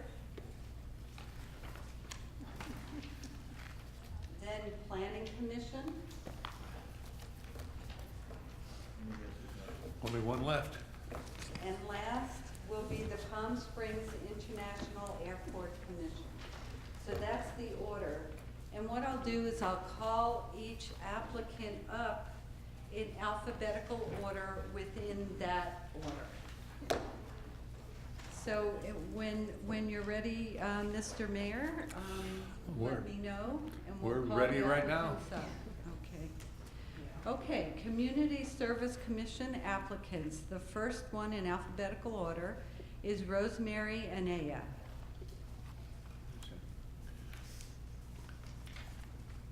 Rosemary, in as much as your last name starts with A, I've always been that way, always the first one up. That's what I was just So saying. I know how that is. Pick me, I'm first. My name is Rosemary Anaya. I'm a new resident to La Quinta, been in the valley since 1993. I'm really interested, if I live in a city, I want to serve the city, I want to participate. I previously served on the Grants and Aids Committee, Architect and Landscape Committee, and I served. Microphone up a little bit, please. Can you hear me? Is this better? I'll lean in. Okay, and I was previously a police commissioner. So why I'm interested in the community services, I managed 125 blocks of downtown LA, including Skid Row. And one of the things, in its heyday, before it had LA Live, And we put on a lot of events, took care of security, and developed a basketball league in Skid Row. And at the time, after I left that job, I became personnel director for the city attorney in Los Angeles. And I convinced the city attorney to come and play basketball in Skid Row once a week. And it really made a difference for the individuals, how to develop a rapport with the citizens and being valued. And there are a lot of issues with crime, gangs, children. I had a lot of foster kids. At 18, they were turned out, and I would find them in Pershing Square. So community services, events like you have in North, South La Quinta are very important to me, very, very important. So I offer you my experience. My training is in accounting. I'm HR, and I have a strong budget background, and I love budgets. So I hope you consider me. Good. Thank you. Thank you, Rosemary. Christy, you want to start us off? Yes. On page 2 of your application, you talked about Dogoween, D-O-G-O-W-E-E-N. What is that? It was one of the events you had where it was Halloween for dogs, which I thought was very unique, very different. People these days place a lot of value on their pets. And tell you an interesting story, in Skid Row, one of the first stores that opened was a pet store with a bar for dogs and humans, and it caused a lot of controversy. And I found out that the pets are very, very important. And I just thought it was a unique way to get people who would probably maybe not go to yoga class or Pilates, but their dogs or their children. So I was. Did they dress them up in costume and so forth? That's what, when I was reading online, they dressed them up in costumes. I'm sure they did. I think that would be really cool. It'd be fun. Yeah, we have dog parks and they're used tremendously. So we have a lot of pet lovers in the city. How did you come to the police commissioner job? That doesn't seem to quite fit with all the other things. I mean, I'm sure it was fine, but how did you come to that? I managed 125 blocks of downtown LA, Skid Row, and I had my own private security force. We averaged about 25 arrests a month, and I had a 911 system where we took over 100,000 calls a year. So I worked closely with the LAPD, the sheriff, CHP, a lot of the community active groups that were so. And then when I went to work for the city attorney, I worked for Rocky Delgadillo for a number of years. So when I applied for the police commissioner position in Claremont, they thought my background was perfect, plus the HR, all the personnel investigations I've done, so it was a good fit for Claremont. Okay, thank you very much. Good. Lee? I have no questions. Thank you. Good. Great job. Terry? Two very simple questions. One, in your presentation, you talked about a city that you went to, and I did not get the name of the city. I served in Architect and Landscape Committee and Grants Committee for the City of Indian Wells. No, when you were in LA, where you got the 2 basketball teams to play. It was Skid Row. It was Skid Row Right, group. and then you said you went to work for a city. The LA City, Los Angeles, the city of Los Angeles. All right, I thought it was another. The city I thought it attorney, was a different yeah. city. Okay. Thank you very much for that. And then the other one is, I see that you've been here 2 months. Yes. What brought you to La Quinta? Lake La Quinta. We fell in love with, we owned an old mid-century home in Indian Wells, and it was becoming very costly, and then we came into, never heard of Lake La Quinta, went into the chateau at Lake La Quinta, fell in love with it, and put our house up for sale, and here we are. Yeah. Good girl. Great. Yeah. That's great. Well, welcome. Thank you. Good. Thank you. Linda? I don't have any questions, but I'm off lake in Lake La Quinta. I'm on Ferenz. So welcome to the neighborhood, and I'm glad you got to partake in the chateau because it's Yeah. another hidden treasure that we have in our And fine town. I never knew about it. Mhm. Food's great. Yeah. I see you work for Shell in Calgary? Yes. Well, I Canadian- retired from Shell. Oh, you did?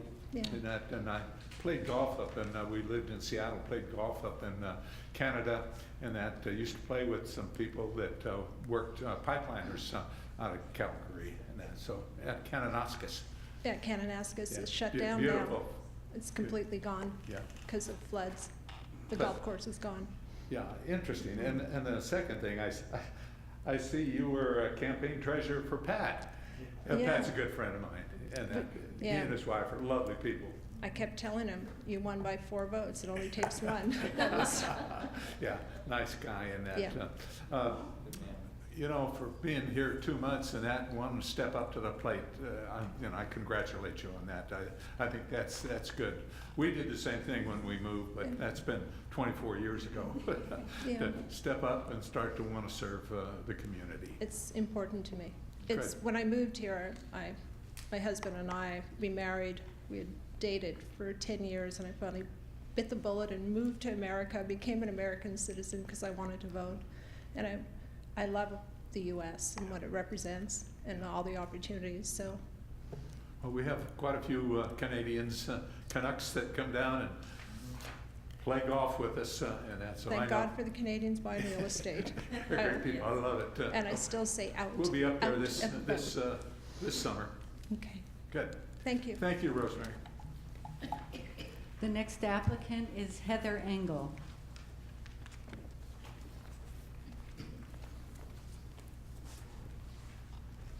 Good afternoon, Mayor and Council.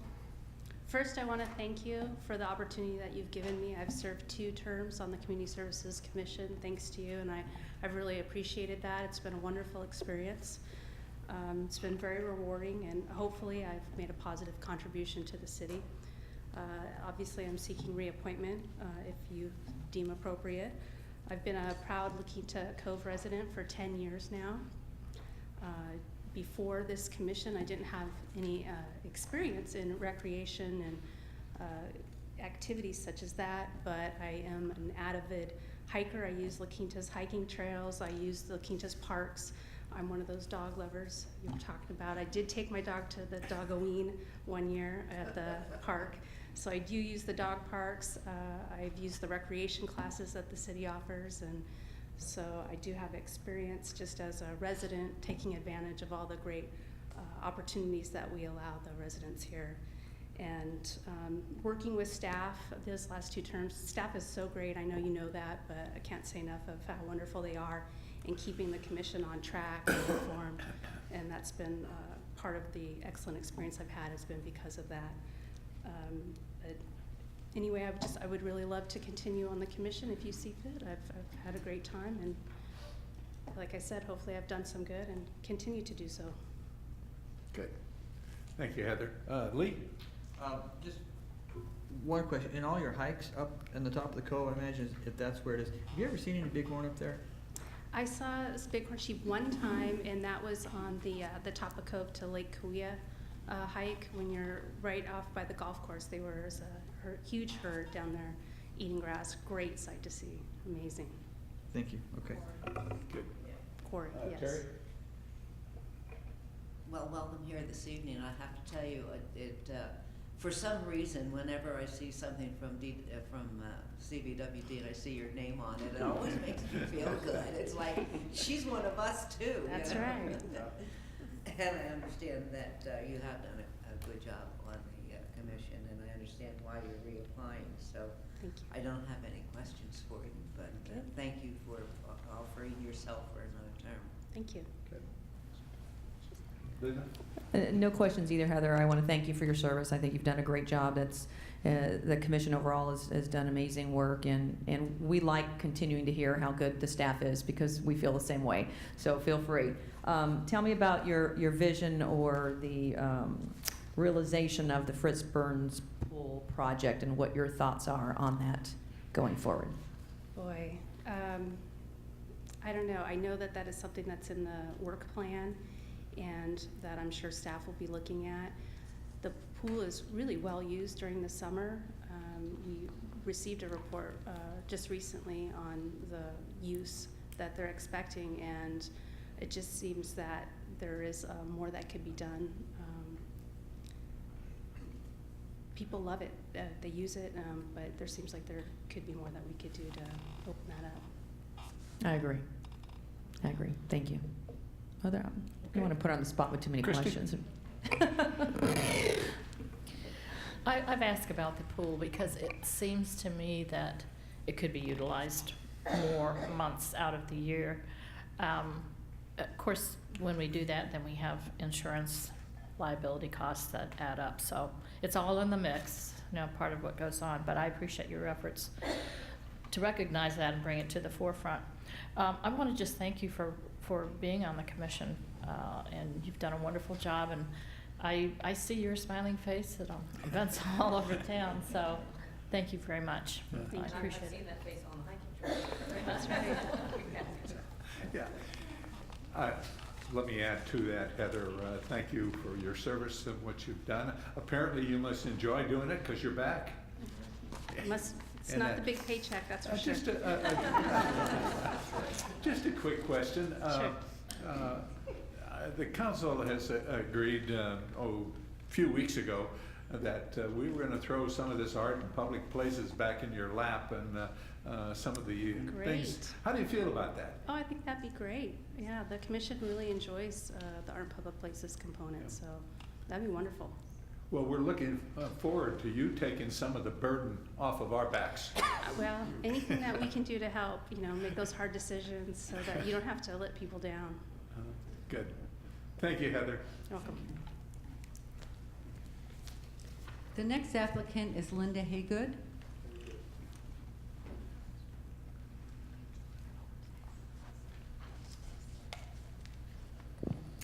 Hi, I'm Linda Haygood, and I'm a resident for just a little bit over a year here in La Quinta.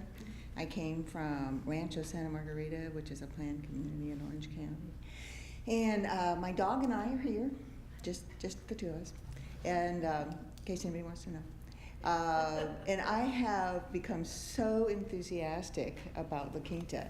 My friends are accusing me of covertly working for, the Chamber of Commerce. And I'm not, but I really think that this is a wonderful community, and I'm so enthusiastic, and I wanted to bring that enthusiasm, obviously other people do as well, to the Community Service Commission, because I do participate in the senior community and the trails and the dog park and all of those sorts of things that are just here and just wonderful. I really like La Quinta. I came here with absolutely no connections at all to La Quinta or Coachella Valley, and so I've had to find my way through. So I'm kind of have that fresh sort of, where is anything approach. And in my work, my professional work before I retired, I did consulting with companies, and I would have to bring in a fresh, naive perspective, and I kind of think I have that here. And I've seen that La Quinta is a unique kind of city. I've been in cities as a child in the deep south. I spent a number of years in the Orient. I've lived in Laguna Beach, I've lived in Long Beach, I've lived in a lot of different kinds of communities. And I find La Quinta sort of unique because we have all these different communities, sub-communities. We have the part-timer people, that's really weird, part-timer people who have these beautiful homes and they're not here for half of the year. We have a lot of retired people and very lively type retired people. We have families. We have so much diversity that the city is doing a wonderful job of addressing, and I would love to continue to support that. That's it. Okay, thank you, Linda. Terry? Linda, I have written on here, what brought you here? That was my question too. So you took that away. Well, I do have to say something about that. I spent 10 years thinking about retirement and thinking about where I wanted to go, and I wanted to come to a small town, and I wanted to be a part of that town, and I wanted to have a house and a yard, blah, blah, blah. I had all this all figured out, and it was going to be in Napa Valley, and my daughter lives in San Francisco. And then when I came here, I went, oh my God, it's here. It's hot, but it's here. And this has even more than I expected. So. But initially, when you said when I came here, how did it? I just was looking for a house. It's just housing. And I noticed on your application you were talking about the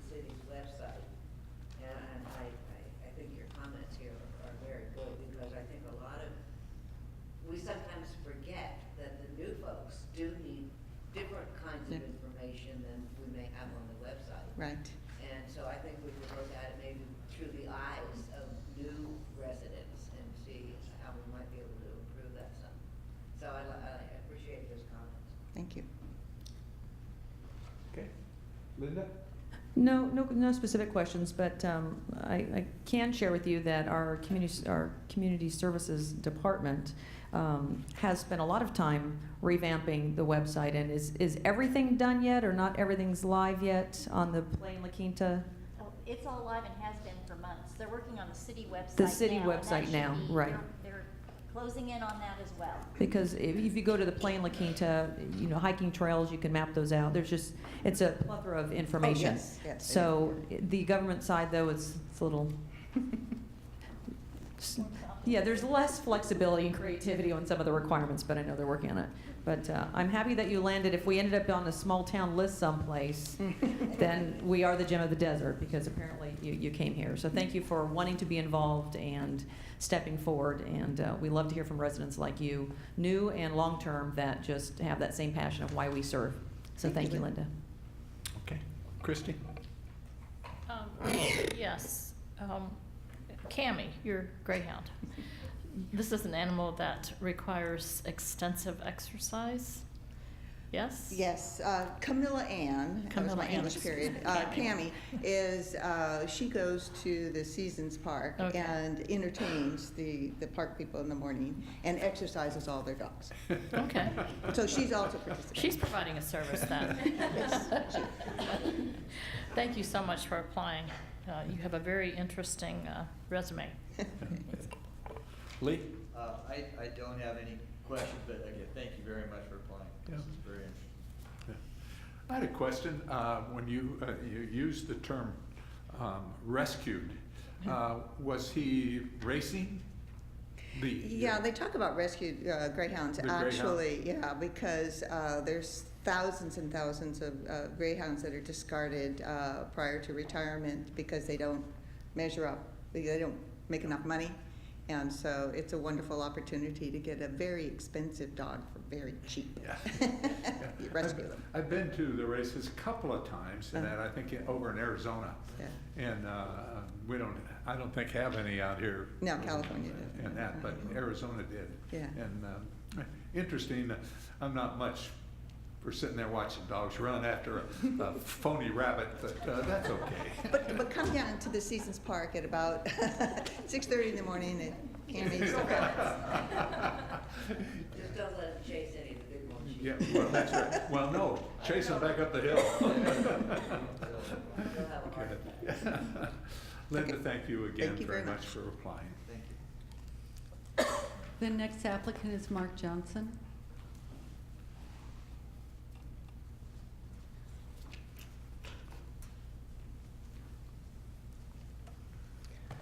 Good evening, Mr. Mayor, members of the City Council. My name is Mark Johnson.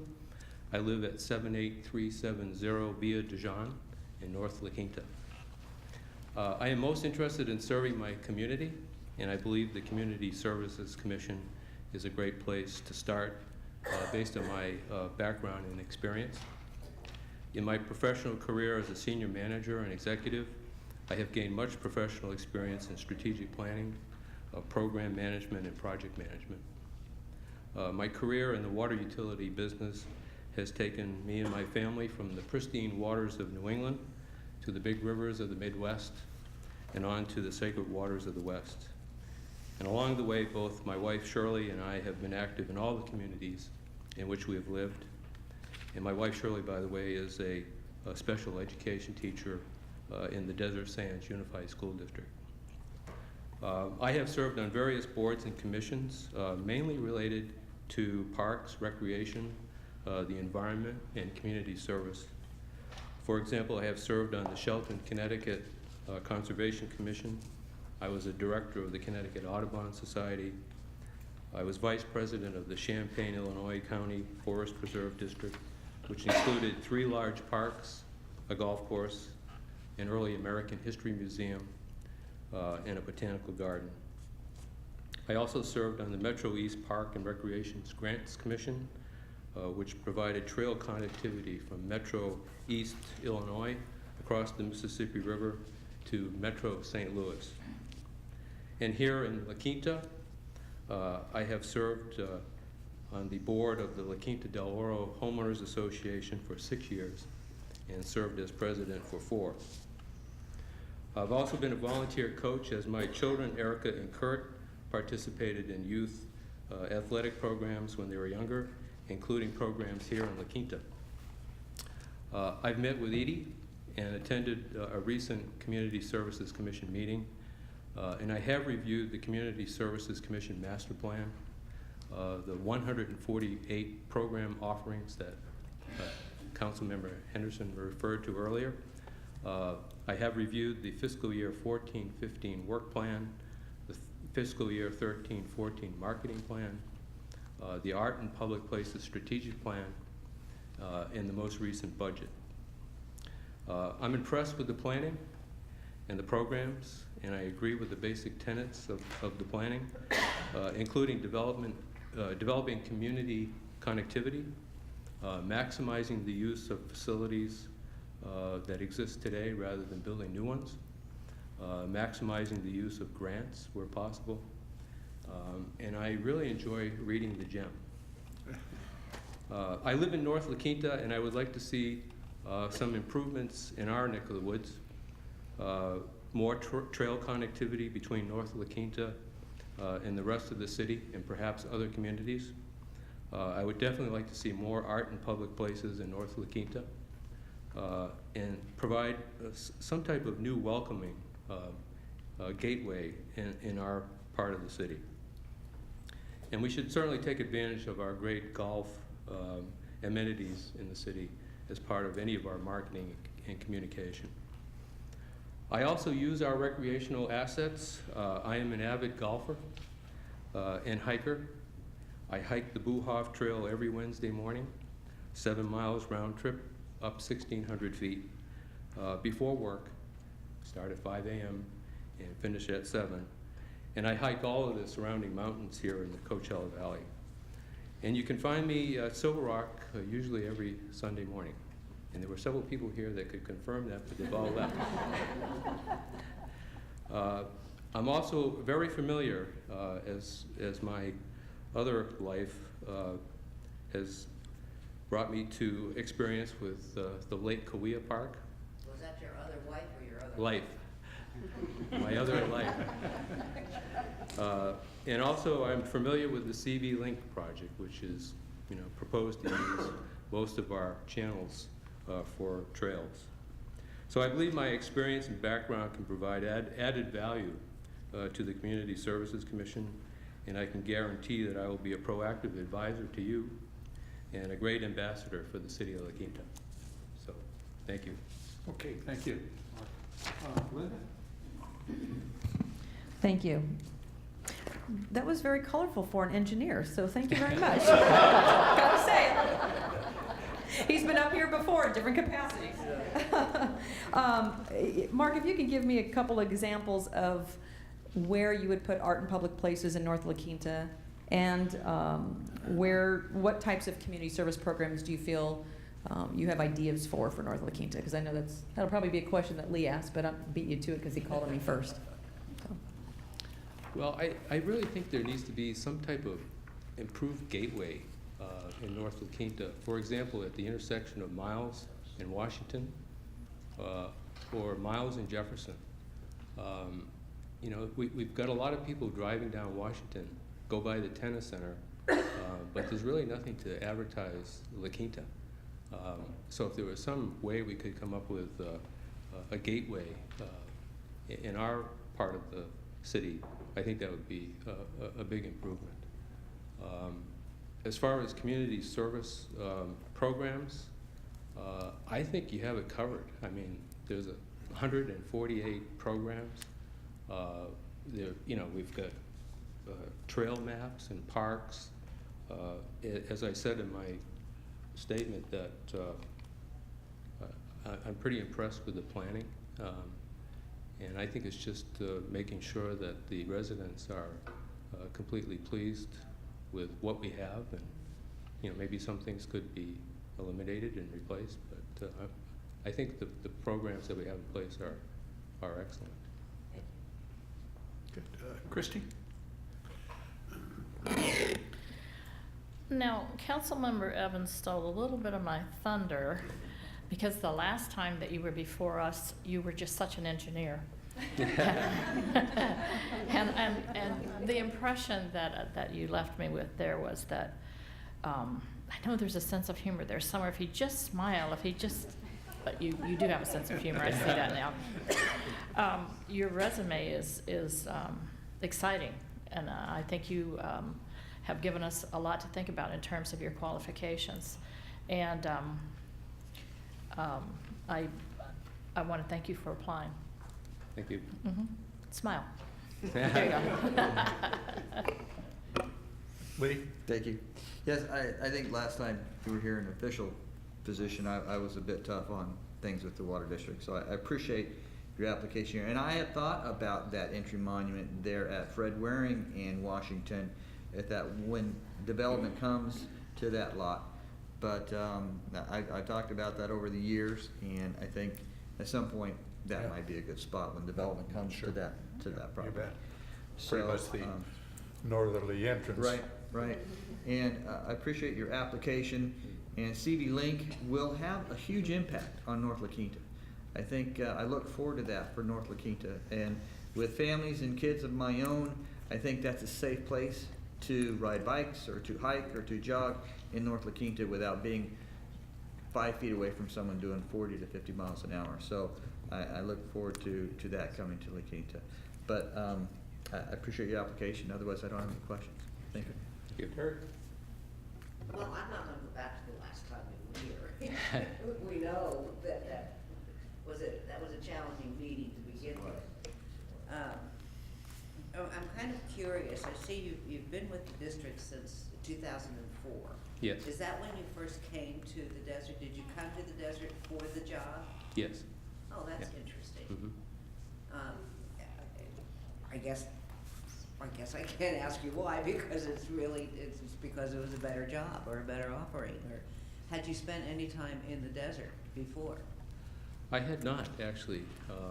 I had worked for an investor-owned water utility all my career in Connecticut and Illinois. Yeah. And investor-owned utilities were going through the merger acquisition stuff, and I got a little tired of that, so I started looking for something in the public sector, and this position came available. And Well, and I certainly appreciated the time that you rescued one of our constituents up in the Cove who had a last-minute sewer problem, and you got the truck and the camera out there right away and had it solved in probably 2 hours. And the owner of the home was driving in. When he got there, it was all taken care of, and he couldn't believe it. So I appreciated being able to make that call to you, Mark. anytime. Anytime, huh? I'll keep that in mind.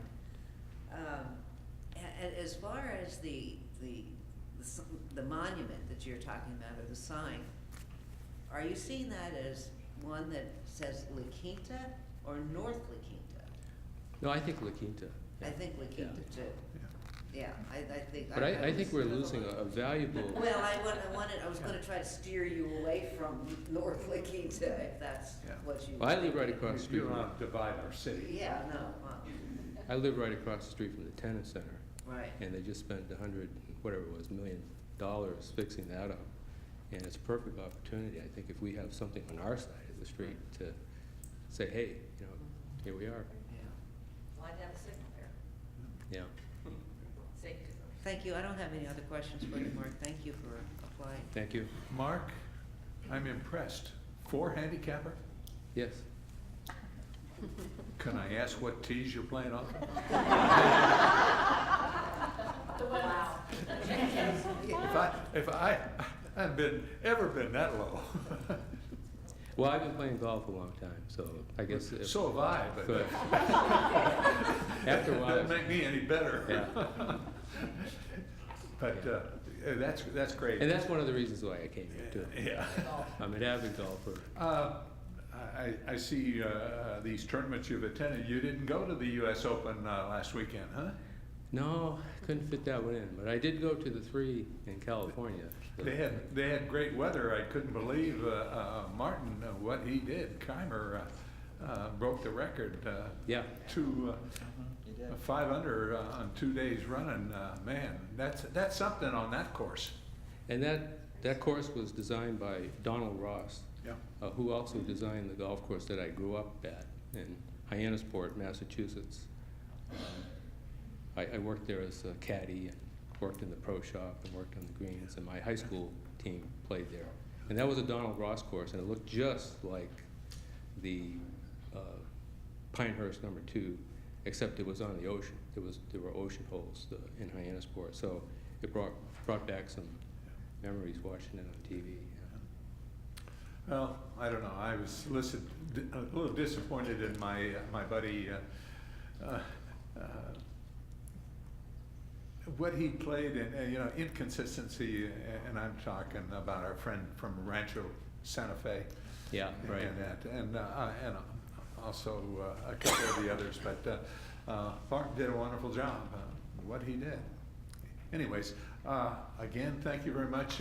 Leave your business card, because when I need a partner with a low handicap. Sure. One last, so that means then you were hired by Steve Robbins? Yes. When you came to CBWD? Thank you. Yes. Thank you, Mark. Yep.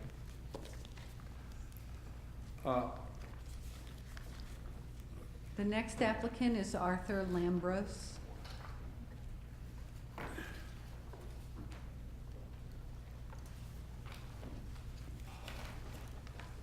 Good evening. My name is Arthur Lambros. I'll keep it brief. I've been a resident here for 22 years. I've had a company, local company here for 15 years. I've been part of the Chamber of Commerce for over 20 years with helping in planning and events. And last year I was Ambassador of the Year for the City of Quinta, and now I am a Board of Directors nominated and elected. I keep on continuing helping my city, and when I saw the opportunity to be able part of the commission, I wanted to apply. Okay. That's it. Okay, Christy, back to you. I don't have any particular questions. I'm just always impressed that people want to serve the city that they live in, and I thank you for your application. Well, thank you. It's been a pleasure, because I've done it back when I was setting up cords for a street fair in Tampico when it was in the beginning. That's good. Thank you. Lee? Sure. I know, Art, that I've seen you around at so many different events, whether it be the chamber or others. And so it's been great to see your involvement in the community for so many years. I just want to thank you. say thank you and appreciate it. Good. That's all. Terry? Well, you're certainly not making this particular job any easier, I can tell you that. And I too know you and have seen you around at many functions, and appreciate your involvement in the community, and that's what it takes. It takes all of us to be involved and love our community and make sure it's going in the right direction. I don't have any questions for you, Art. Okay. You've answered them all here. Linda? I have one question. Thank you for applying, by the way, and yes, you were the Ambassador of the Year and continue to serve in that smiling face capacity at those business events. Joining together North La Quinta and South La Quinta, what does that mean to you, and what do you see happening? Back when, I had an interesting kind of time with Imperial County working with different salt and sea area. Each particular area, it was like having 5 children and all of them trying to combine. I had the opportunity to work on events to try to combine them together, be as one, because everybody thought they were themselves or alienated. And that's what I kind of thinking is to work North La Quinta and South La Quinta. You got 2 different, you have old and new, but trying to create more of them together. And I have some ideas maybe to be able to do that. Give us one. Well, creating an event to a host to where both of them be part of one, and then going back and forth and doing it on a venue like that. Good. Didn't you train those people when you left the Cadillac agency? Didn't you train them how to take care of customers? Ever since you left, I just don't get the same service.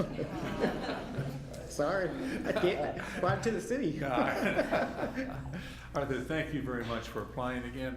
We really appreciate it. And like I say, thank you for supporting the activities that we have here in the community, because it's really important that our citizens show an interest in what's happening in our community. And so thank you for that. Thank you. You bet.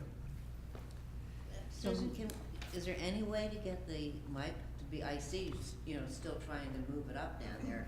Earlier in the It's at the meeting, max. it delivered a lot better than now. Yep. It's at the max. It's at the max. Yeah. Do you remember that when we first started the meeting early this afternoon, it just was really, really very good.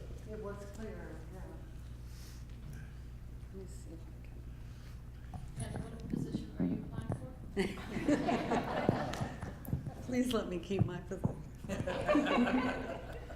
Maybe if we aim it more towards the person's mouth, it'll help better.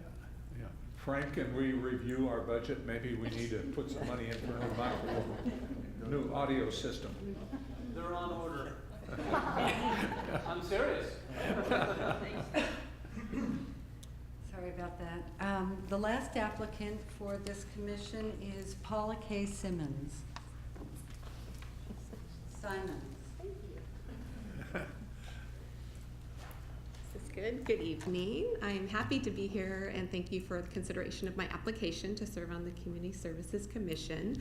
And I always look at timing is opportunity. And for me, how that is working is I have two boys. He just graduated from La Quinta High. He's moved on to college. I've had a transition in my position. I was with the Family YMCA of the Desert for 8 years as their community program director. What that enabled me to do was oversee a lot of programs within La Quinta community. So both living as an 18-year resident in North La Quinta, I've been able to benefit both personally and professionally to all the wonderful opportunities that the city of La Quinta has afforded. When we moved here on May 10th, 1996, and it was 110 degrees, I thought, where did we land? My husband being in the golf business, that is why we landed here. And moving 18 years forward, I am so thankful that we landed here in La Quinta. With this transition, what I've been able to do is now I am serving as the executive director for the Desert Cancer Foundation.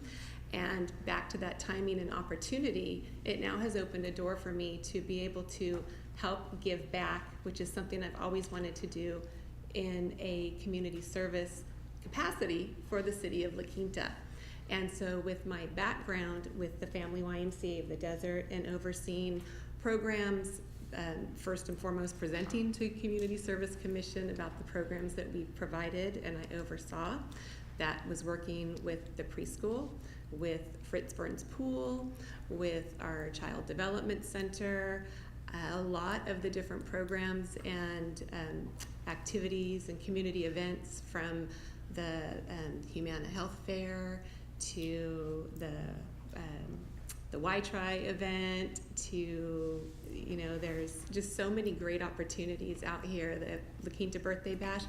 I've just had an active involvement with this community.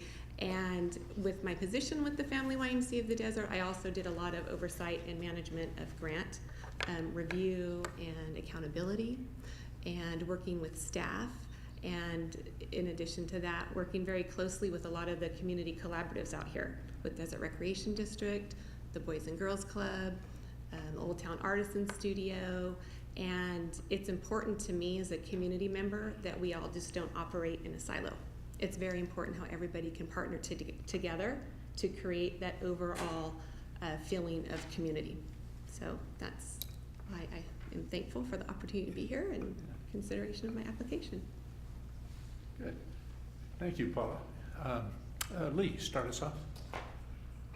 Thank you. So you've been with you were with the YMCA for how many years? 8 out years. Here? 8 years. Just about out 8 here. years. And you did quite a work bit here in La Quinta at the local. I did. I was the community program director. So I oversaw from the preschools to the Fritz Burns Pool to the school-age programs that we had going on here, Coachella Valley Housing Coalition site at Wolf Waters, to Hope Through Housing in North La Quinta, and helping partner those agencies with Find Food Bank, Hidden Harvest, so the outreach. That's right. Great. All right, thank you. Thank you. Terry? Well, it sounds to me a little bit like some of your professional life might be easing off and your child has left home and you're getting to have this time to maybe relax and enjoy your life. And instead, you're out here I'm an looking empty for, nester, but yeah, you know. Instead, you're out here looking for something to fill in the blank, and I certainly appreciate that. And I like the idea that you bring forward. There's many of those here, and thank you for participating, and we shall see.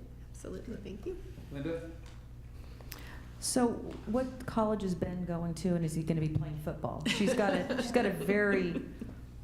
He did. He graduated Very from La big Quinta son. High on a week ago Thursday, and we took him to Fresno State on Saturday, and he started classes on Monday. Excellent. And he's playing football. And he's playing football. He is a big, big boy.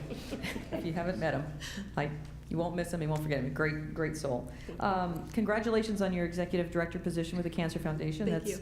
What made you choose to switch passions? And that's a fair question, and I had received that.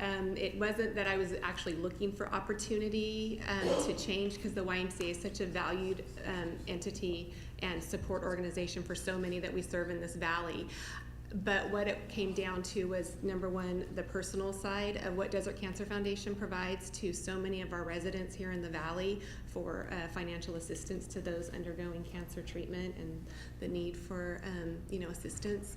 And again, just professionally, to see where I would fit in with such a position. I did a lot of directorship and leadership with the Family YMCA of the Desert, oversaw a staff of 400 and our 44 program sites from across the valley, from Mecca to Palm Springs. Worked a lot with city councils, did a lot of city council presentations, working with the cities, and a lot of our community collaboratives. And it was just, again, like I said, it was the timing that led to opportunity, and I took that next step, and that's where I landed. So you've interacted a lot with our Community Services Commission. Correct. In your former capacity. What would you say is something that you see that you would like to bring to that group if you were selected, and or something that you see as an opportunity we haven't yet taken advantage of? I think with the community services group, it's always, for a lot of people, I know when I'd have staff that would join me, they'd get a little nervous of having to go present to, a community service commission or a city council. And again, it goes back to, you need to be proud of what you're doing when you're doing presentation, and it's vice versa with those that are sitting on the commission, to have them feel at ease so they can really share the information that's when they're doing a community services report. I'd say, again, with any position that you're at, it's about outreach. It's about sharing the mission of what the city of La Quinta is about. It's a heal city. That's really tried and true with me. It's a very important mission and what's been established within the city. And that's kind of a hard question for me to answer, more so from doing a presentation versus sitting in monthly meetings. And so I would be able to probably generate a better answer for that after being on task for some time, knowing the other components of what the overall effect of those meetings are. That's fair. Thank you. No other questions? Thank you. Christy? Thank you, first of all, for applying. You have a beautiful resume, and you've certainly worked a lot with staff and with our commissions in La Quinta. Mark had mentioned earlier when he was talking, he lives on the north side also, and I think as a council we would like to think about La Quinta as La Quinta and not the north side or this or that or whatever. As a community services commissioner, is there anything you can think of that might help tie these areas a little bit more together to become more of La Quinta than thinking of north side or south side or east or west or whatever. Right, it goes back to what I was talking about. It's about really engaging a lot of our service providers together. I can share the fact that I work closely with the Clinton Foundation and their blueprint, and was able to move forward on connecting Desert Recreation District, Indio Youth, Indio Teen Center, Boys and Girls Club, to provide uniform activity and conversation. And with that, it's hard to say, because you can also say you have, north and south, but you also have different generations that are being served in different demographics. I feel one of the biggest areas to be looking at is intergenerational programming within our community, because we have such value in, I would say for the affordable housing complexes, they love when they have guests that come in and seniors, and vice versa. You may have those seniors that don't have their grandkids around. I've been part of intergenerational programming, and I've seen the value and the benefit that provides. I totally agree with you on that. I know one thing that we did at our senior center, in terms of computers, I know at one point in time we had young people come in and help the seniors with, trying to understand and not be afraid of the computer. Right. So I think that's a great answer. One other thing, if I can kind of chime in, is youth advisory councils are a very important part for our teen group that's out here, and working closely with, I'd say with the YMCA, and we've done youth in government and working together with that. I could see where that could be potentially an avenue to help bring support. Again, it's bringing residents from all over La Quinta that are teens that can move forward and then be the catalyst for the future of that type of Okay, thank you very much. Paula, thank you very much. Reading everything that you do, you keep pretty active. I do. And I think it's great. And I enjoy it. You're focused on our community and that, and we really appreciate that. We like to see our citizens get involved in the community, and it's obvious that that's what you've been doing in that. Enjoy it. Like I said, I landed in the right spot. Other than thanking you, for your services and that you've provided for our citizens and our community. All right. Well, thank you for your consideration. Thank you. That concludes all of the applicants' interviews and that. So at this time, I'll ask the council to go ahead and fill out the ballots, and then make sure you get the name and the number in the right spot. That's all from me, because I goofed up last time.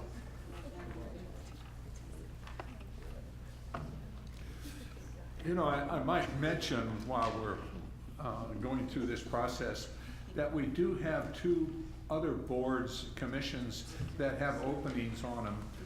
One is the Housing Board, and the other is the Historical Preservation Board, and that. So should you not be appointed to the commission that you're looking at, you might want to consider, if you're really considering being part of the community, looking at these two boards, and that we have openings on.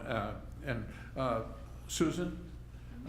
1 minute, we're tallying them. Oh, okay.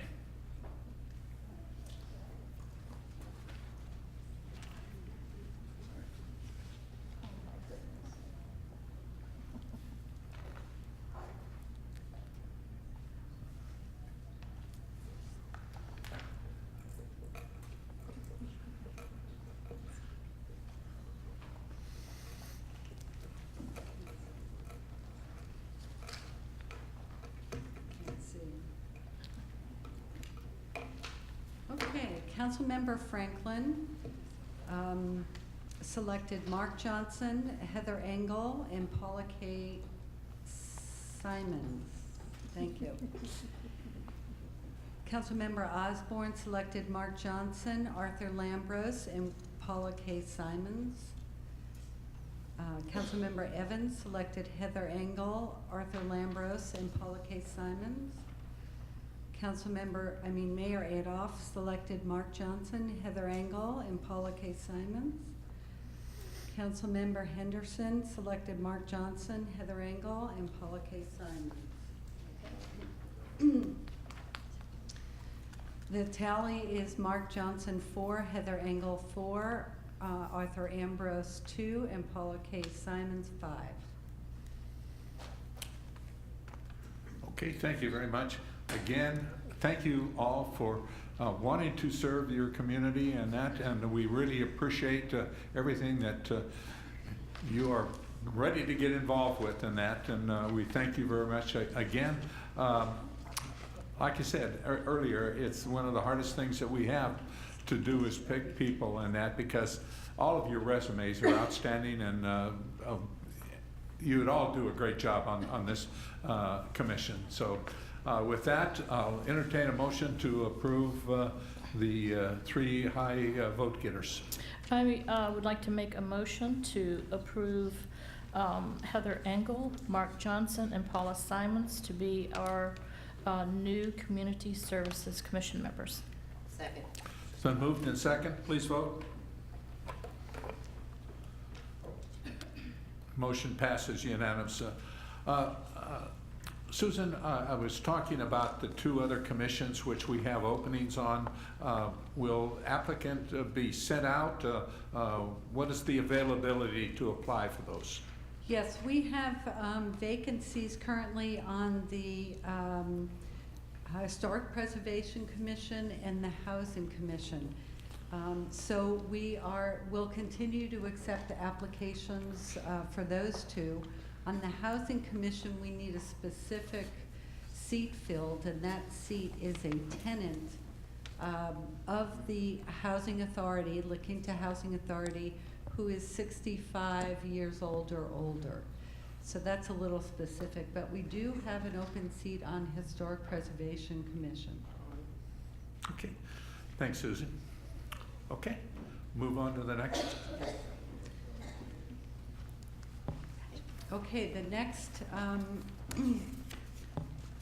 board is the Architectural and Landscape Review Board, and our applicant is Kevin McCune. Okay, Kevin. This is going to be easy. Well, I was going to give Kevin a chance to say something if he'd like. Well, good afternoon, Mayor and Council. I remember a couple of years ago when there was one applicant and he didn't show up, and I think you took a little exception to that, so I'm here. Here you are.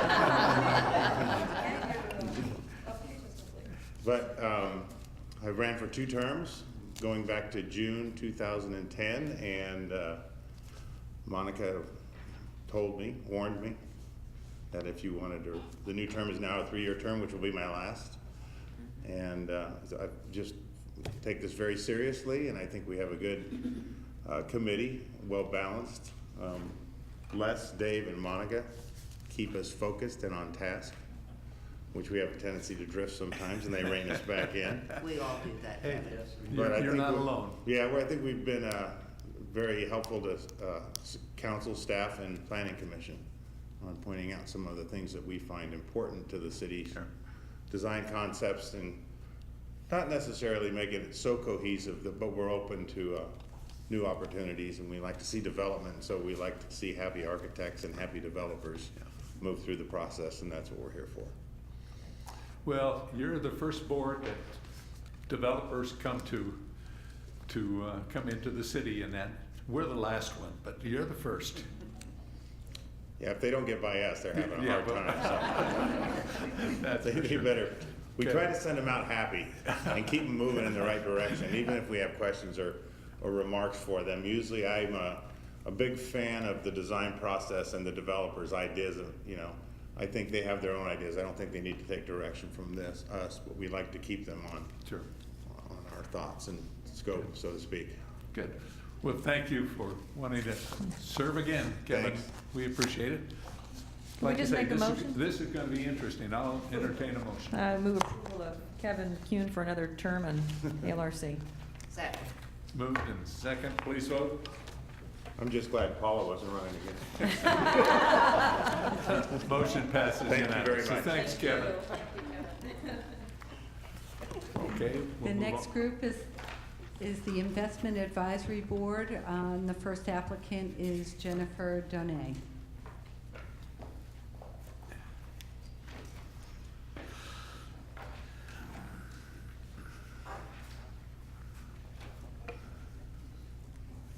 Mayor Adolph, council members, thank you for accepting and entertaining my application for reappointment to the Investment Advisory Board. I have served on the board the last 3 years and was a bit apprehensive in doing it the first time, but have sincerely enjoyed my time there.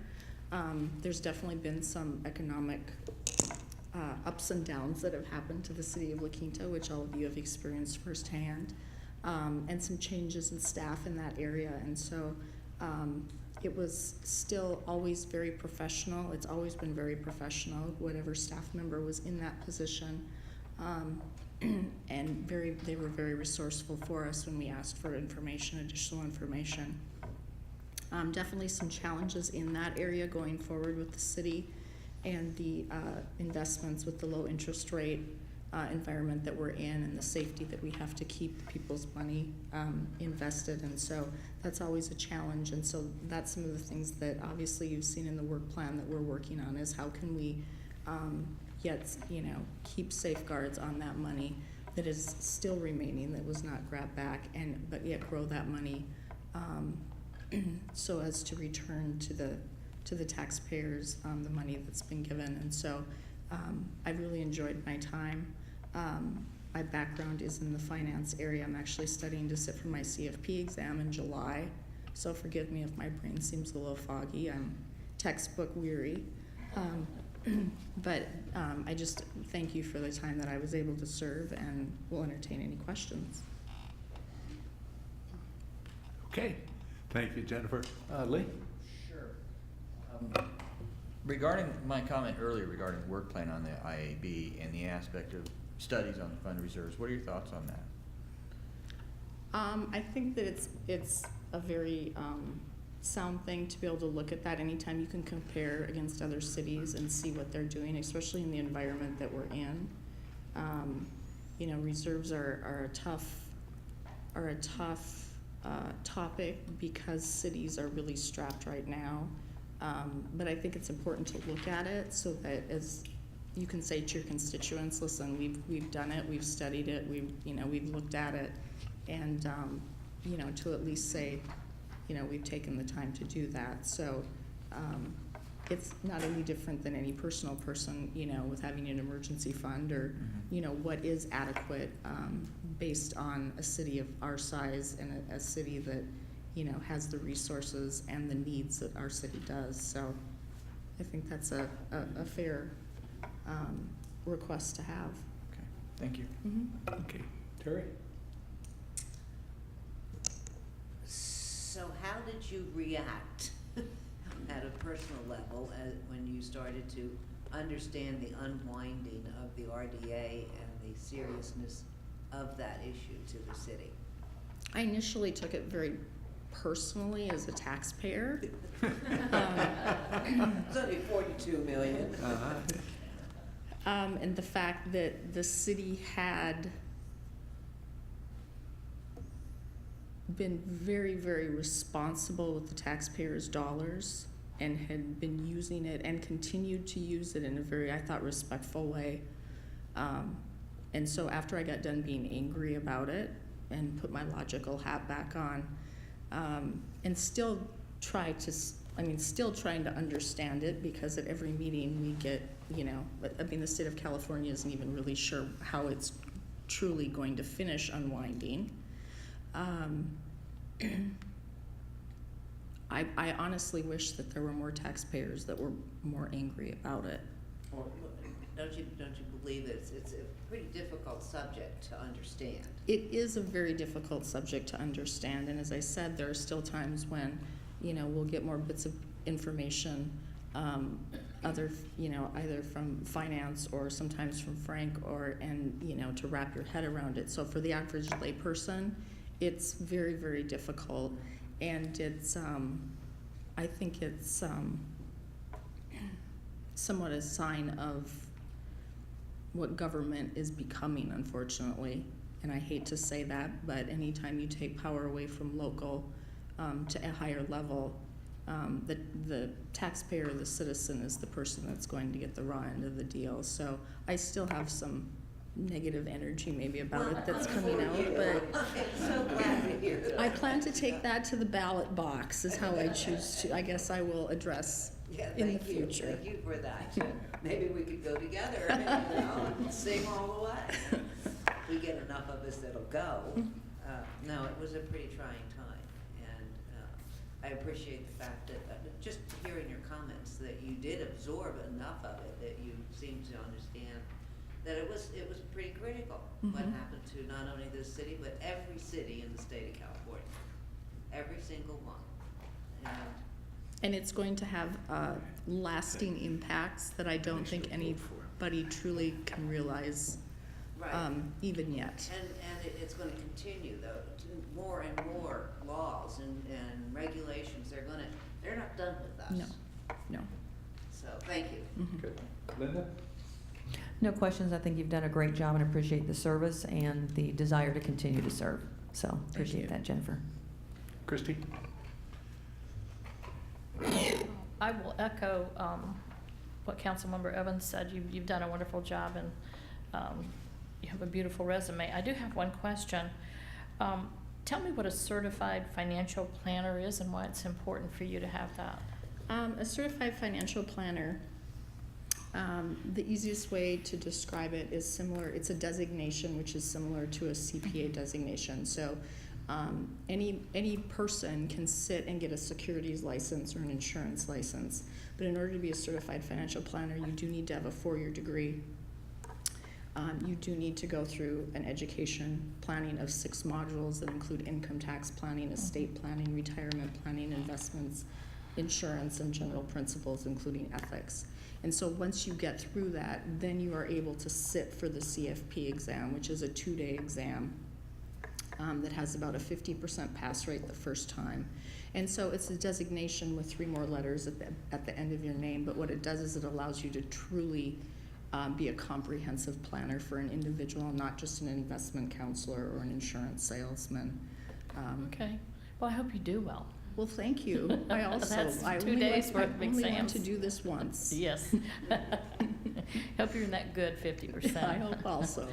Just to go back for a second, in terms of talking about RDA, I agree with you. I wish more people were angry about it. More of our taxpayers, more of our voters. I think one of the problems is that from the get-go, they don't understand what it is. I remember someone asking me one time about a constituent, can you explain the redevelopment agency to me? And I said, sure. How much time do you have? So it's complicated. And then I learned from that experience that after about 5 minutes, their eyes sort of glazed over and they're like, oh, okay, you know. So I think that people are just don't understand it or understand the impact that it has on a city and their services. And it had a huge impact on our city. But as Councilmember Henderson said, we shall persevere, and we have. We've kept our canoe floating so far, our ship upright. Thank you so much for being on the IAB. Thank you. Well, it's obvious that the board has done its job because financially, we're in good shape. And that we could be always in better shape, but we're in good shape, and you're following the #1 guidelines and the #1 priority, and that's security on investments, and it's obvious you're following that. So we thank you very much. I find it a little interesting of maybe a little bit of tweaking that may be going on this next few months, and that we'll see how that works out. Yes. Looking forward to seeing the direction that the board wants to go on this. Okay. Good. Anyways, thank you, Jennifer, for your service. Yeah. The next applicant is Ronald Villa.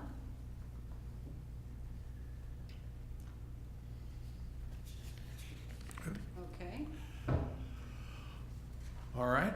With that, then I'll ask the. I'd like to entertain a motion. It's Move, Mr. Mayor? yeah, Move well, approval. still, we're picking one, and you still have to pick, no matter whether this Oh, we'll individual's ballot. here or not. Okay, we'll ballot. So I would ask that you fill I'll out make a your motion. ballot.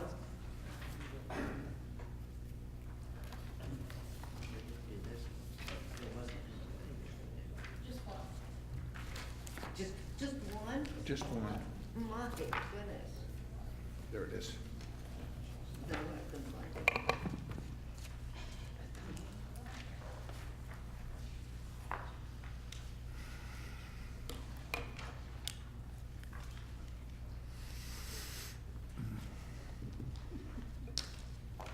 Council members unanimously selected Jennifer Dene. Okay. I'll entertain a motion. Move approval of the unanimous vote for Jennifer for IAB. Second. Moved and second, please vote. Motion passes unanimously. Get back to studying now. Okay, the next commission is the Planning Commission. The first applicant, Philip Betancourt.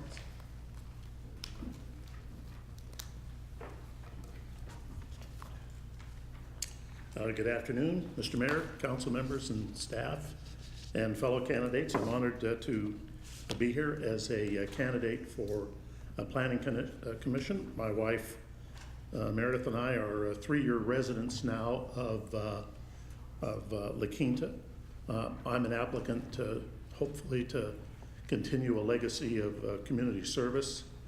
Before our move here from Orange County, I served as a member of the city manager's office in Seal Beach and Newport Beach. I was a member of the Restoration Advisory Board for 5 years for the United States Naval Weapons Station in Seal Beach. I was on the General Plan Advisory Committee for the city of Newport Beach. I was a transportation commissioner in the city of Irvine, and I had served for 5 years as a member of the advisory committee for the Orange County Transportation Authority.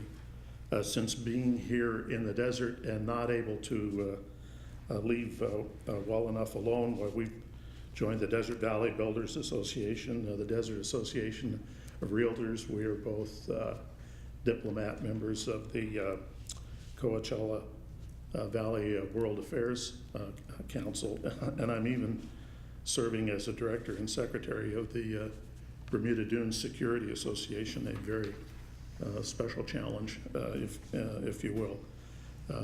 This is an exciting period for La Quinta and for the Planning Commission, it seems to me, with the conclusion of the general plan process. You still have about as many as 20,000 new homes that could come within your sphere of influence area, as well as the existing planned communities that are within the city. I'm a planning professional. Although I continue with a small boutique practice, for 10 years, I retired as chairman of the board and chief executive officer for Cortese Properties and Rossmore Partners. We were the liquidators, along with some help from lawyers at Rutan and Tucker, of the remaining assets of Leisure World. So I've spent a lot of time with planned communities, and I think I have the kind of background and problem solving and consensus building and fact finding that would make me a good contributor to the civic life of the city of La Quinta, and I'd be honored to be selected. Okay. Terry? Well, you know what first comes to my mind is so much water and so much sand. How did you make the transition from living by the sea for so many years and then coming to the desert? You know, we were looking for both of us sort of new adventures and new opportunities. There are a good many Orange County people who have homes here, including two good friends in Rancho La Quinta who insisted that we put our toe in the water, and we went all in when we got here. And this is our home and our only home. And heat during the summer. Meredith was born in Savannah. I'm born in Bakersfield. August, September, bring it on. We love it. It's quiet on the street at night. We're just fine with things. We're having a great time. Well, good, I'm glad that you. We're glad to be here. Glad you're happy that you made your selection. We We're have certainly indeed. happy to have you here. Glad to be And your here. application is just full of all kinds of good things. I don't have any questions for you because you seem to have covered them all in your application. I thank you for that. I'll tell you this, I won't try to fill something out on a laptop again without a spell checker. I was appalled when I saw the end product. That's not me. I'm pretty proud of my work at the end of the day. Lots of typos. Oh, my heavens, yes. I put a supplementary application in for that. Linda? No questions, clearly vast experience and very qualified for the role. What meeting did you attend? I guess I'll ask that. It says that you attended a commission meeting. What meeting did you attend? And Oh, let's see. Well, I can't recall within the past 2 months I'd attended. I've also, of course, I've been here at council meetings. I went to some of the general plan workshops. I couldn't recall the specific time that I had attended it. Okay. But you went to a general plan workshop. That's commendable. Yes, indeed. Thank you for that. And lonely. Okay. Christie?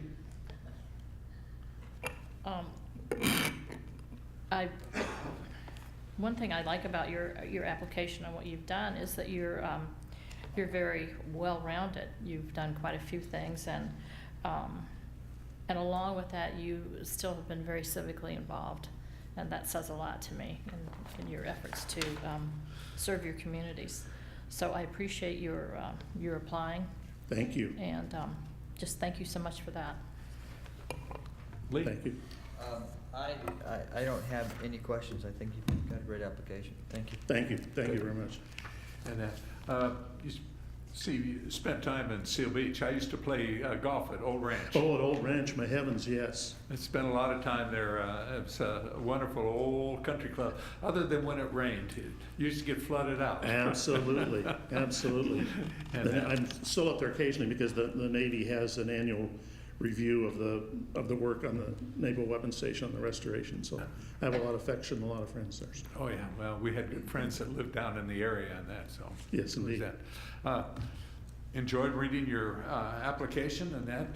Had a world of experience in that, which we can use in that. So thank you very much, Phil. Thank you, Mr. Mayor, and thank you, council members, very much.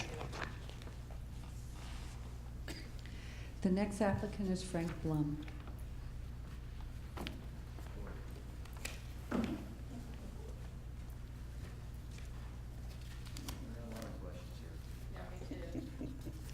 Good evening, Mr. Mayor, council members. My name is Frank Blum, 47840 Via Livorno, Quinta. I'm a retread tonight. As you probably know, I finished Ed's term beginning last October. I have immensely enjoyed the Planning Commission, the work that we do. You get to see the inside, the backroom operation of what's going to come to the city in the immediate future, and it's a ball to see it, and it's a pleasure to contribute. We've got an excellent Planning Commission. I don't mean Planning Commission, I mean Planning Department, the staff. And it makes our job a great deal easier, and I just can't say enough about it, and I hope I have your support for another term. Thank you. Good. Thanks, Frank. Linda? No questions. Christie? No questions. Just thank you for serving. Good application. Thank you. Lee? Let's see where we begin here. That's all I know. Well, I listened to all the tapes on the Planning Commission meetings and listened to all your discussions. I appreciate the work you guys are doing. Frank, you're doing a great job. Yeah, the question I have is, retired guide dog raiser? Don't tell me you're retired from that. No, I'm 43 days from my next dog. Okay. My last dog flunked, as you know. Oh. I had 2 marvelous successes, and then Zero, who was sponsored by Coca-Cola and named by Coke, made it 8 months. And when he ate a hole in my wall in the house, that was it. He flunked. He just didn't have it. It was more than that. The poor thing. He just remember Marley, the book Marley. Well, Sure. He was a Marley. Yeah. And if you remember, Marley was a lab also, but he's a sweetheart. But they lost 2 dogs out of that litter of 7. And he was one of them, so. I'm glad you're continuing in that. Oh, Great pups. I've been without a dog for a year. I got so hard up for a dog that I started fostering with a lady here in La Quinta that rescues them. And that's a real experience. It's like, it's gotta be worse than fostering a child. I thank you for what you're doing, Frank, and I don't Thank have you. any other questions. Thank you, Lee. Terry? Thank Lee, you. did you read that as the retired guide dog raiser Yeah. versus Did you retired really? slash? Did guide- you really? Yeah. It was an extra space, that's all. I hope never to retire from that. There's too much satisfaction in that. How have you enjoyed your last couple of years on the Planning Commission? Oh, Don, it's marvelous. I told my wife, I says, I'm enjoying this so much because I'm perfectly suited for it. I get to listen, I get to provide my opinion. I'm qualified, I believe, to make qualified judgments, to make honest judgments. And I enjoy the interaction with the professionalism that we get from the builders, developers, architects, and all that. It's marvelous, I love it. I'm very sad that I heard that we're limited to terms now. You know, sometimes we're only doing 1 meeting a month, so we should be able to extend that to our term to make sure that we get in 2 meetings a month. Well, you know, of course, I'm sorry to see Katie go. Yes. She's been, well, it was 23 years ago that I served on the Planning Commission with Katie. Yes. So, you know, after all these years. Yeah. Right, I remember voting her back on. Yeah, that's right, she left and then came back. But we're losing 2 good. But Mark and Katie. Yeah, but not as long as Katie. That's right. Yeah. That's right. Anyways, Frank, we've known one another. We've talked. I don't have any questions. But for I you. never knew you were in Seal Beach at Old Ranch. We used to play tennis Well, at Old yeah, Ranch. but you didn't put that down on your No, that's right. application. There wasn't any board over there, you know, that I could get on. Yeah. And I don't think you're into golf anyways. No, that's right, I'm not. Thank you very Frank. much. The next applicant is Mike Carl. Good evening to you all.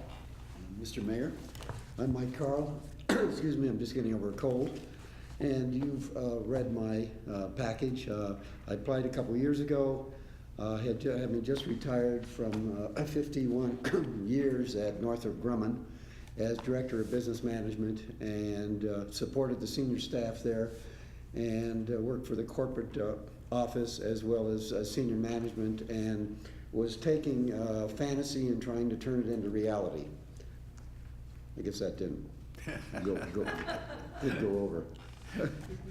And so after being here for about 6 months after I retired, I met a gentleman by the name of Don Pellegrino who connected me with SCORE and have worked at SCORE for 6 months. I went out to make a phone call and they voted me in as chairman. I know.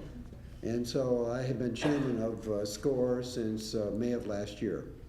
And been very busy. We are expanding our horizons to many new locations. We currently have an office in Palm Springs.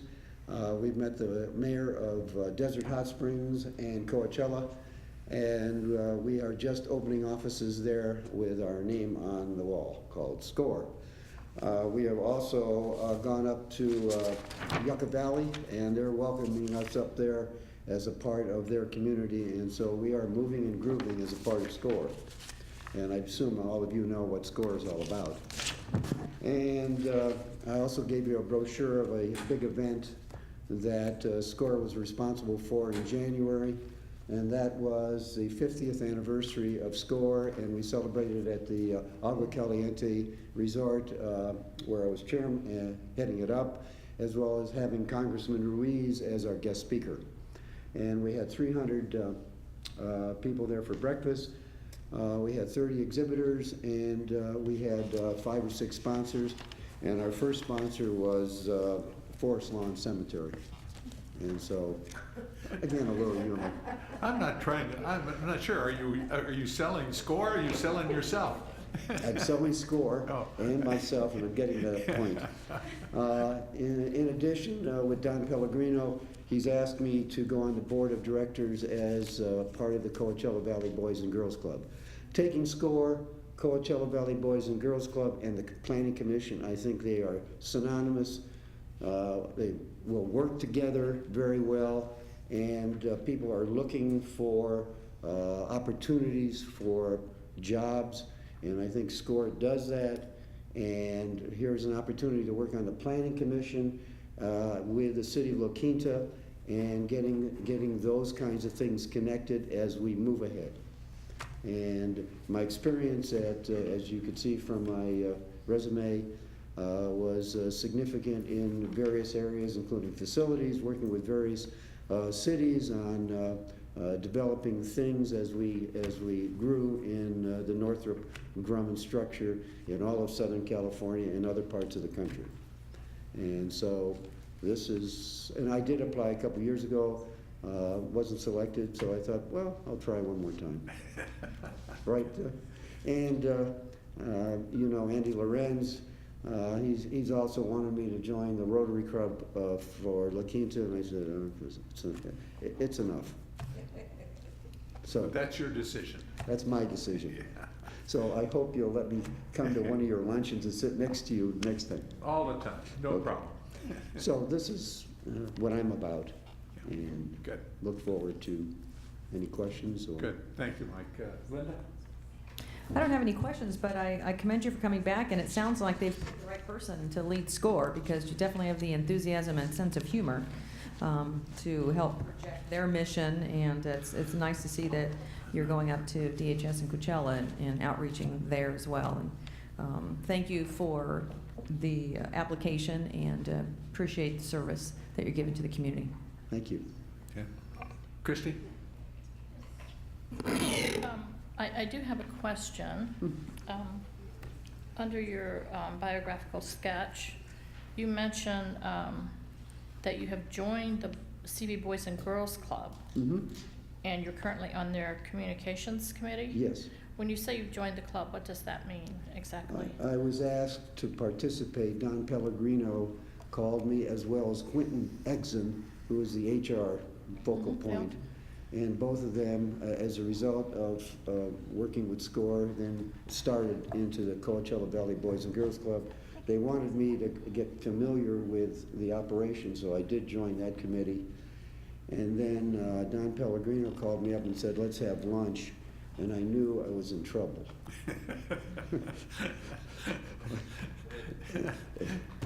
And he mentioned Mr. Osborne's name. So you're on the board of directors now? I have been asked to join it, and in the August time frame, I will be voted in, so says Don Pellegrino. Okay. I was just a little confused about how you could be on their communications committee when you weren't on the board yet. I'm sorry, I was on the communications to start out to see whether there was, you know, a significant, you know, tie-in, and whether I liked doing what I was doing for that particular committee.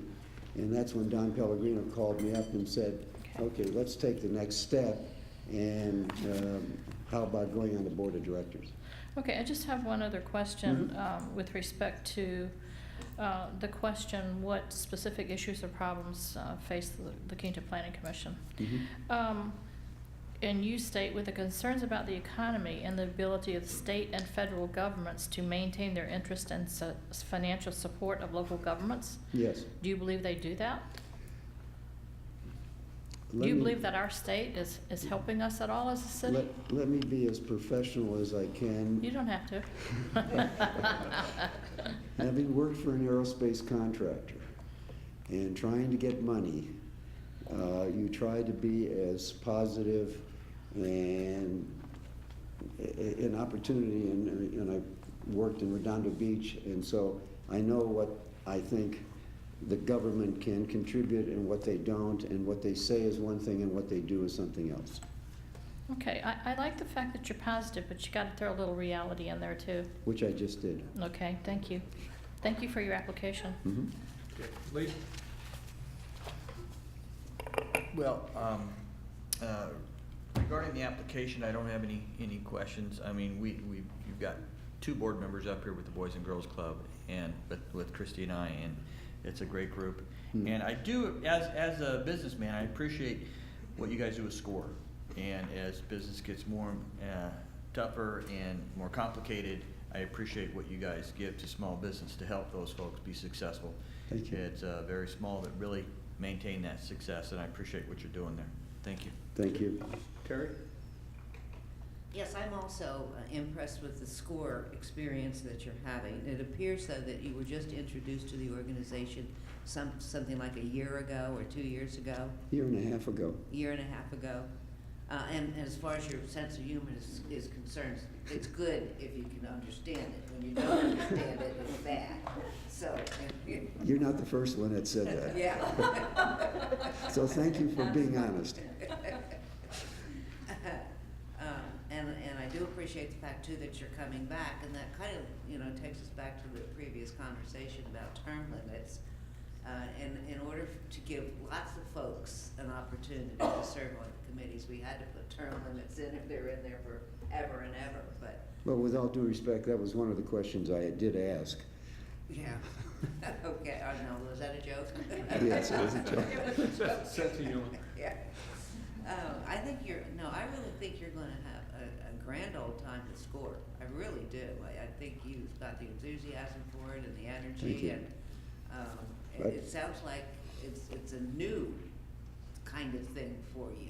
And so, and that's good. And I can bring that kind of atmosphere to Well, the- yeah, and I was gonna comment on, you seem to wanna connect the dots, and I think that's most important. However, I'm not sure there's a dot between SCORE and the Planning Commission. So you'll have to explain that to me someday. Okay. Okay, thank you. So if I call you up and we go out to lunch, then you'll, Yeah. Mike, thank you for coming back. Don't rush off. oh, okay. We appreciate it. It shows you're a little tenacious about wanting to be on the Plan Commission, which is good. Yes. And we appreciate it, the fact that you weren't appointed the last time, but you come back, you still want to be there. Thank Good. you. Well, that I really appreciate in that.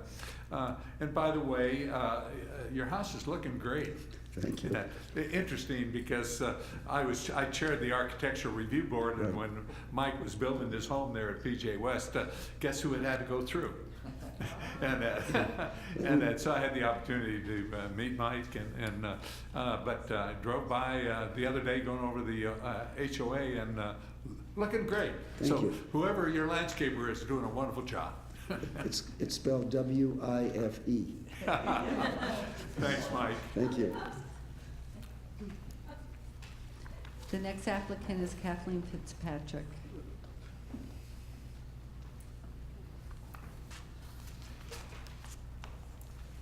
Good evening. I'm Kathleen Fitzpatrick, and I've served on the Community Services Commission for the past 6 years. And as my term is coming to an end, I was trying to think how I could stay involved in the community. And it occurs to me that perhaps the Planning Commission could take advantage of, or I could offer my professional expertise based on what I did in my life before I retired. I spent 33 years working for the City of Los Angeles in project management mostly, and ended up as the superintendent of planning and development for the Department of Recreation and Parks. And our projects were inspired within our department or outside of our department, and we carried them from inception all the way through design and construction. So I've been in charge of people who did real estate planning, environmental entitlements, environmental assessments, project entitlements, project design, contract administration, bidding, the whole 9 yards. So I'm very familiar with the kinds of things that it takes to get a project done within a city.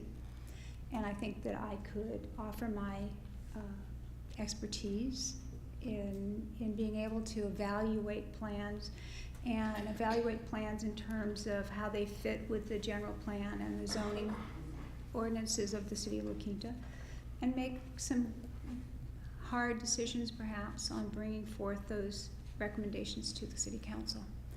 And I would love to continue to serve the city. I've enjoyed my time in community services. I've enjoyed excuse me, working with the staff. I've enjoyed working with all of you.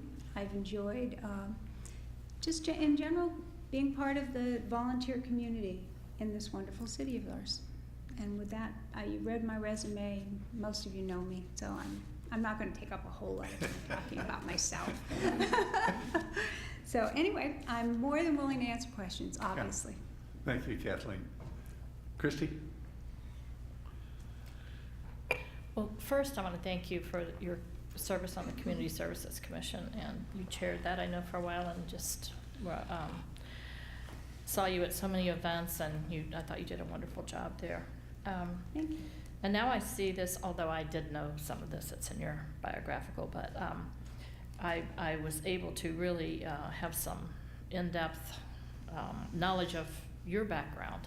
Very impressive, very, very impressive. So I don't have any questions, just comments. I want to thank you for applying, and very well done application. Thank you. Mm-hmm. Lee?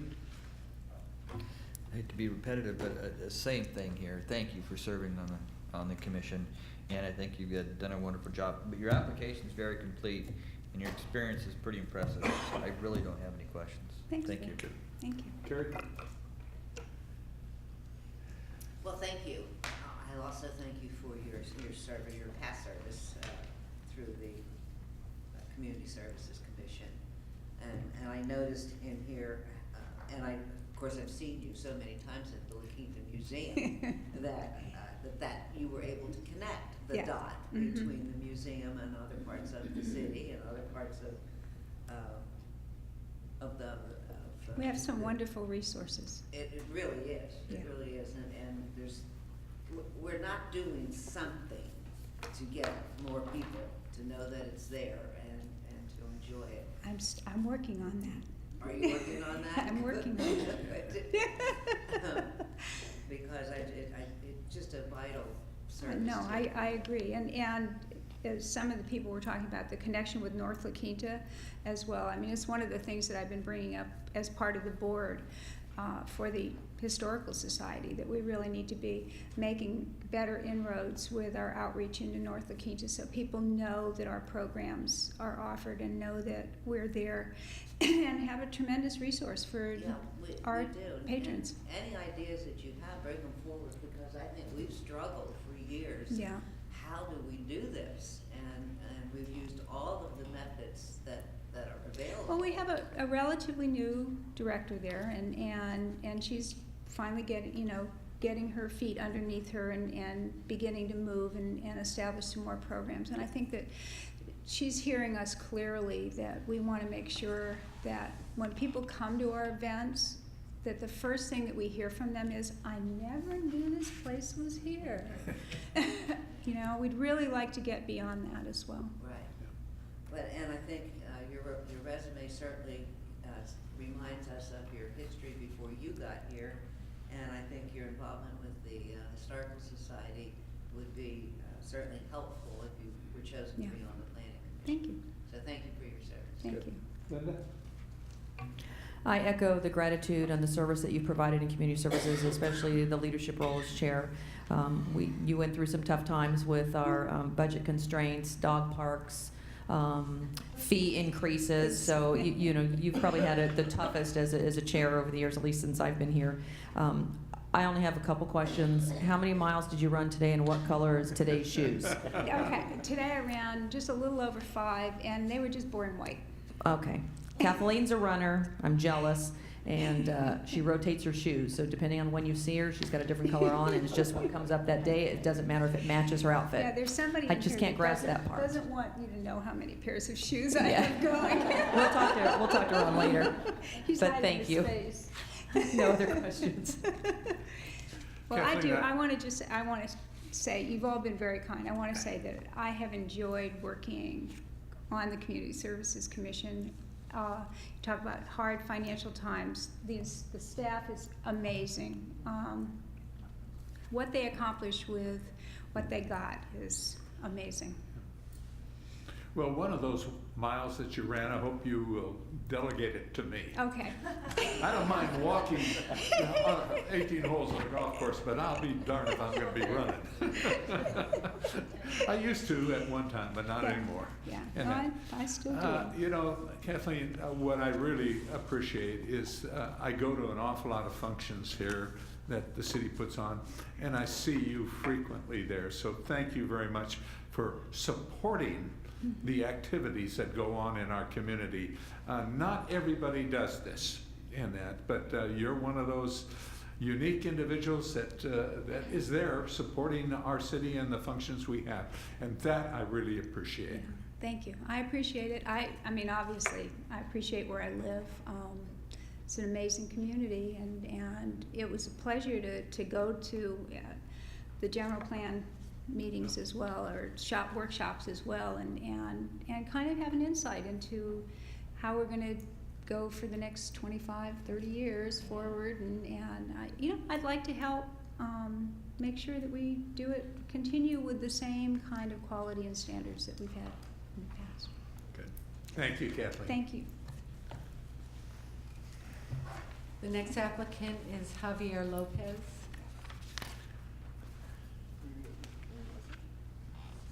Okay. The next is Andrea Spiritos.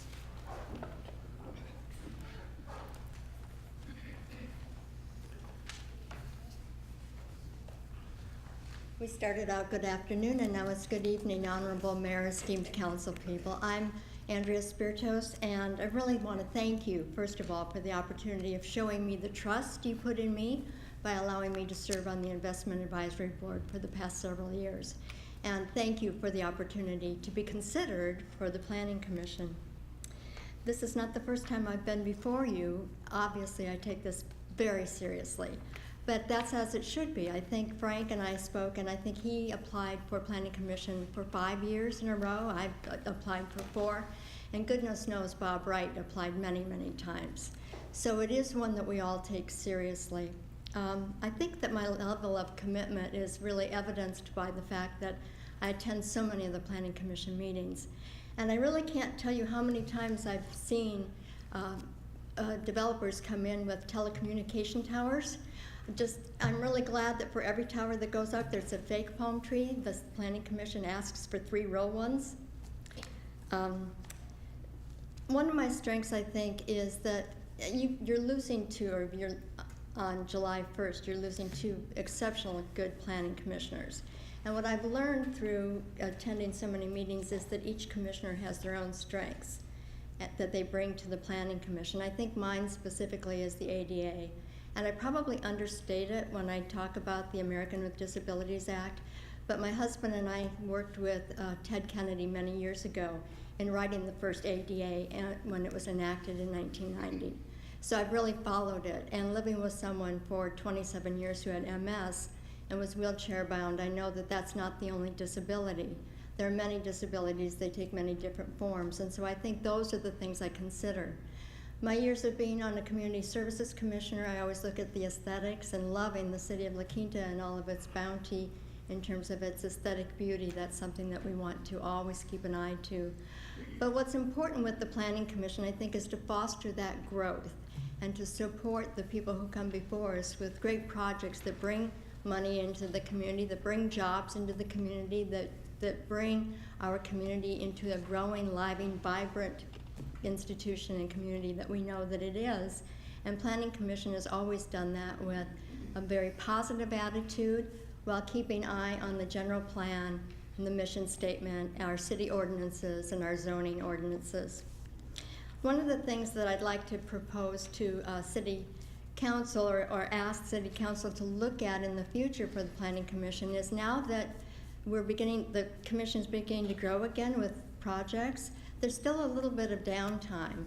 You have potentially, well, you will have 2 new Planning Commission members and 1 Frank, who's only been on the Planning Commission since October, the Planning Commission is a totally different animal than any other commission. The voting principles, as you know, Don, and any of you who've served on the Planning Commission, is different.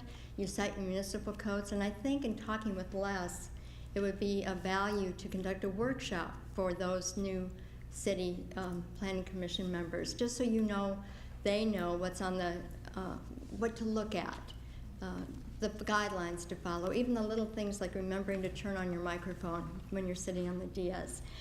The other thing I think that we could do is maybe look at the municipal code and the city zoning ordinances and maybe be more proactive and making sure that they're in concert with the general plan that's just been enacted. I've read it twice, but it's so voluminous, please don't ask me to quote any certain section.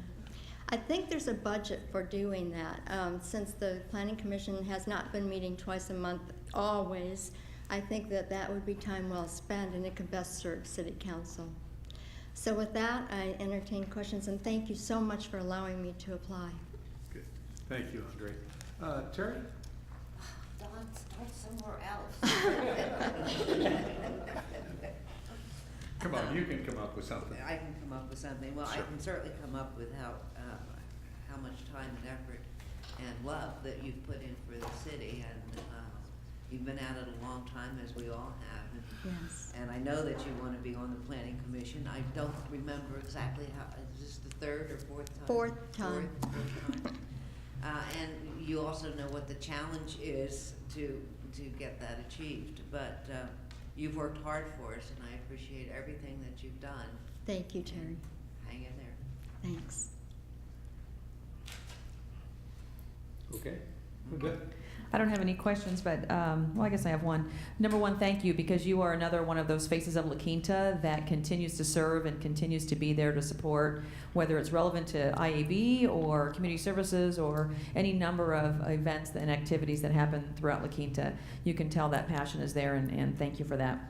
I just want to clarify, though, you are on investment advisory, and we just appointed you last year, right? That's correct. So you still, and you're chair? No, I am not chair. Okay, you were chair in the prior term, all right. And you Kurt have Mortensen is chair. 2 years left on, Yes, and if I were fortunate enough to be named on Planning Commission, of course, I would resign my position. okay, all right. I don't have any other questions. Thank you for the service on IAB. Mhm. Christie? I don't have any questions for you. I just appreciate your application and the good service you've given us on IAB. Thanks, Christy. Lee? Yeah, thank you, Andy, so much for all the service you've given the city and so many different facets you have over the years, and that's really awesome what you've done. And I really appreciate the comments you talk about in regards to the Planning Commission and the issues on our regulations and everything, to take a new look at those. And I do appreciate your comment on turning on the mics. Again, I do listen to all the tapes on all the meetings, and sometimes there's long, silent Yes. points on that tape where folks forget to turn on their mics. So I appreciate that point as well. But I think we should look at some of these things. I really do. I think some things have changed, and some of those laws go way, way back and may not apply as much today as they did back then. I agree, and I So- think that if you look at CEQA and some of the other Right. state and federal regulations, we can be a little more proactive so that the meetings, when people come, when the developers present their plans to the Planning Commission, the meetings can go a little more smoothly. I also want to say that we have a wonderful staff who's very supportive, and if we have any questions, Planning Commissioners have any questions, they can of course go to Les and the entire staff. And I think that that's one of the things that a training program might allow the Planning Commissioners to know that our staff, that your staff, the city staff, is approachable. Thank you, thank you. And I appreciate your application. Everything's extremely complete. I don't have any other questions there. Thank you very much.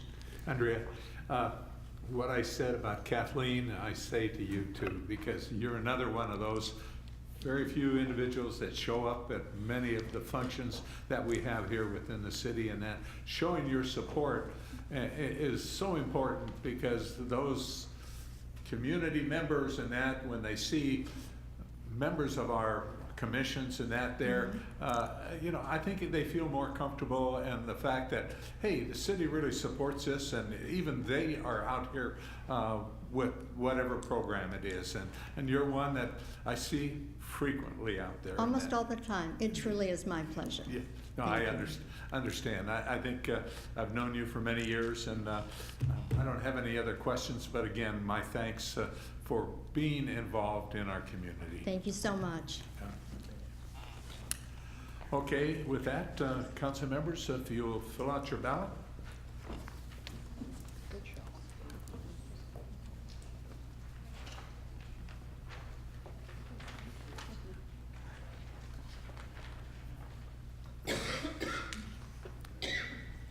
And this is one of the toughest ones that we have to decide on in that, because they work very closely with the city council in that, in what is happening in our community and that. So we appreciate everything that they do on the Planning Commission.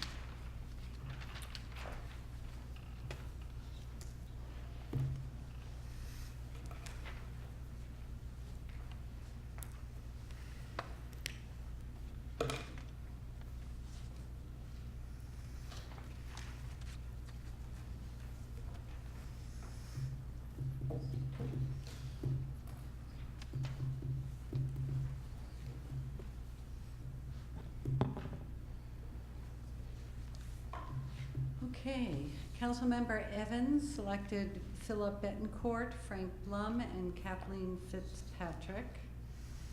Councilmember Henderson selected Frank Blum, Kathleen Fitzpatrick, and Andrea Spiritos. Councilmember Osborne selected Philip Betancourt, Frank Blum, Kathleen Fitzpatrick. Councilmember Franklin selected Philip Betancourt, Frank Blum, and Kathleen Fitzpatrick. And Mayor Adolph selected Frank Blum, Mike Carl, and Andrea Spiritos. The tally is Philip Betancourt 3, Frank Blum 5, Mike Carl 1, Kathleen Fitzpatrick 4, Javier Lopez 0, Andrea Spiritos 2. Okay, with that, I'll entertain a motion. I move approval of the appointment of Philip Betancourt, Frank Blum, and Kathleen Fitzpatrick to the Planning Commission for the next 3-year term. Moved and second. Please vote. Motion passes unanimously. Again, thank you all for wanting to serve the city, and that we really appreciate it. And like I say, it's one of the toughest decisions that this council has to make every year.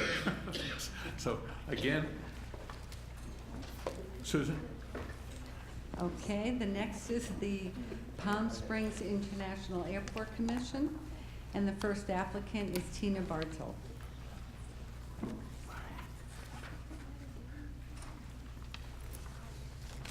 Good evening, Mr. Mayor, council members. My name is Tina Bartel. I live at 53790 Avenida Madero in La Quinta Cove. I've been a resident there for 2 years. And of course, I'm familiar with the different airports in the area because of my aviation background. I wanted to cover 2 points this evening, the importance of the position and also my qualifications. But first I wanted to take a moment to address the elephant in the room, sort of an itty-bitty female elephant, if you will. I do understand that in aviation it tends to be a male-oriented industry. And as a woman in aviation, from my first flight as a commercial pilot to my last transaction dealing with a gentleman from Dubai on an aircraft sale, I've been acutely aware of the fact that women in aviation have certain perceptions to overcome. It is certainly a fact that the Palm Springs Commission has 18 out of 19 members happen to be men. With that said, I'd also want to mention that I'm very proud of the city of La Quinta, in that I know that you've already sent a woman to the Airport Planning Commission in the past, and that there's also council members I know that have been active in the transportation industry themselves. So, and recognized as such. I bring that up just to make it clear that I am comfortable with the position if it would be something that you appointed me to, even instead of or in spite of or because I'm a woman. Moving on to what I think might be more important is that I feel that it's critical, the position with the commission for our community. It's critical that whoever goes there is both capable and passionate about the aviation industry. That's because, first of all, times have changed dramatically from when that airport first went in. The Coachella Valley has changed. Obviously, we can still get tourists from Hollywood, even though they might stop in Palm Springs. We get tourists from Hollywood that are willing to drive here, but an awful lot of the economy in our area is based on our snowbirds who need to be able to fly in from up north and from back east, our business people that are here in the valley that need to be able to have access to good flights. In order for our economy to recover and also to grow, I think it's critical. Every flight is critical. Every airline that's here is critical. Every passenger is critical. So, and I think it's also important to realize that the entire airline business model has changed over the last few years. We now only have 5 major airline players, 4 of which, of course, have some flights into Palm Springs, but rather Ontario continues to get a lot of flights or not, based on their interaction with LA. A lot of the major air carriers, their #1 focus at this moment is to start pulling back from regional airports. If we start to lose those regional flights, it wouldn't be surprising because the airlines are focused now on profitability and not expansion.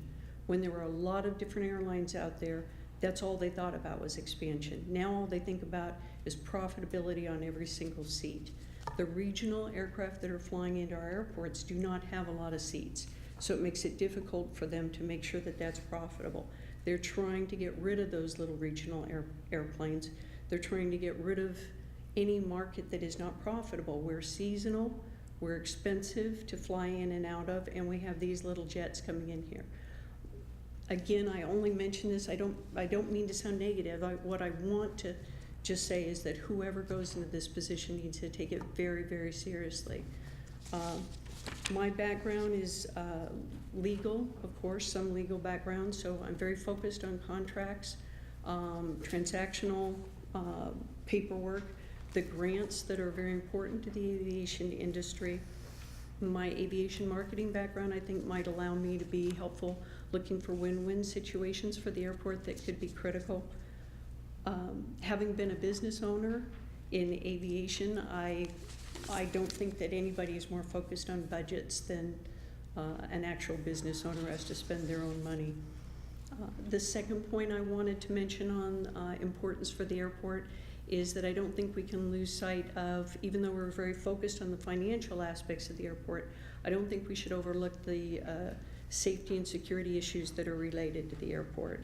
My background as a pilot, I think, allows me to look at the airport equipment, updating the airport equipment, the different maintenance of the runway situations that we get into, the common use technology that the airport is looking at right now, which is, you're probably all familiar with it, but let's just call it where you set up the counters and they switch it from United Airlines to American Airlines for each given flight. But that also is involved in some of the technology. My background, which is a little more on the volunteer side, which is my emergency, I'm an emergency preparations instructor, and also my training for the California Disaster Corps. They might allow me to be a little more focused and balanced on the issues of how the Palm Springs Airport relates to the rest of the valley in case of a major emergency event like a large earthquake. I understand we have the Cochrane Airport, but it does have location and facilities differences from Palm Springs, so I think Palm Springs is super important. I happened to be in the meeting last week when you were saying goodbye to Greg Butler, the head of our CERT and emergency services, and I assume that you all read his little dissertation. I shouldn't say little, it was actually important, where he focused on the idea that if we were to have a large earthquake, we could be cut off from the east and the west for months. And I don't want to sound like Chicken Little, the sky is falling, the sky is falling, but I do think it's nice that there's someone in the position with the commission that is aware of how incredibly important that airport could be to us in an emergency. So just to summarize with my legal background, my aviation flight and business experience, and my dedication to the community. And on a personal note, I just want to say I did purchase my home in La Quinta a couple years back when the aviation industry kind of went belly up, and I bought it through the redevelopment agency, which I think you read between the lines and know what I'm saying. I just want to say thank you. Thank you, Tina.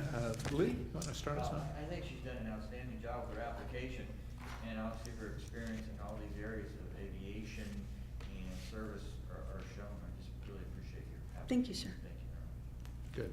Terry? Well, I also am impressed with your application and your. Thank you. That means a lot coming from you. You've been a little bit of everything for a long time. For only being 40 years old, it's just all right. I know the feeling. Your work experience, I mean, it fits right in to what this commission is all about. And so I don't have any questions for you. I'm just very impressed with this. Thank you. Thank you, ma'am. Linda? Congratulations on being a homeowner. Thank you. It means You're a lot welcome. to me. Okay, tell me about, hold on, I found the acronym here someplace. There's one of these interesting certifications that you have. Sure. You just gotta find it. I just have to find it. I can almost guess what it is, but I'll Go ahead, let you. give it to me. Is it the refuse to be a victim? Yes, yes, thank you. I almost didn't include that. I've done a lot of work helping to educate lower income people on emergency preparations for their homes. And by that I mean food storage and so forth, on a budget, and also home security on a budget, which the Refuse to be a Victim course is through the NRA, but this is a non-gun course. Think putting dog bowls by the front door to convince people you have a large dog, for people on a real budget. Most of our classes have been to mobile home owners. Fascinating. Okay, So. thank you. I just was very curious. And then, do you happen to know how our airport's doing this year compared to last year in terms of their flight percentage, their growth or decrease in activity? I think we have about I have to be honest, I don't know exactly. I read all the little reports, but my brain is completely mush at this moment. I know that we have roughly the same amount of reserves, which is important to an airport. I know, the longer I talk, the more I remember. We do have a slight increase every year, which is unusual, and something to be very, very proud of, but not to be taken for granted, because again, as each airline takes over somebody else, things can change in a heartbeat in between one season and the next.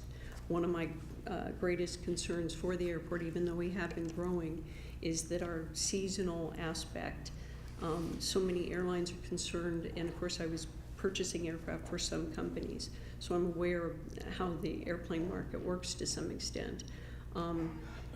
They really do not want an airplane sitting for the season that we're sitting. Okay. So if they allocate those aircraft to somewhere else, we don't get them back. Yeah. All right, thank you. Thank you for your application. Yeah, both arrivals and takeoffs are up over the last couple of years. Yes, we should be very proud of that. That's compared to 12% almost every other almost. regional airport, we're up. So again, I should be doing my sky is falling, but I think being cautious, especially with changes going on at Ontario, is important. We can't afford to lose a single flight. Yeah, good. Christy? So I would like for you to expound, I'm sorry, I don't want you to expand, on the issue of whether Ontario Airport will be forced by LAX to decrease flights. How can LAX do that? What's going on there? Well, you understand that World Airports has Van Nuys, Ontario, and LAX. Forcing might not be the correct word. They certainly could force. They do control those 3 airports. But what they have been doing is encouraging airlines that were already more interested in flying out of LAX to do more flights out of LAX. So there's benefit to LA pulling it all over there. There's some politics going on right now. Ontario is trying to get its own control. The more it tries to get control, the more LA is going to try to take the flights.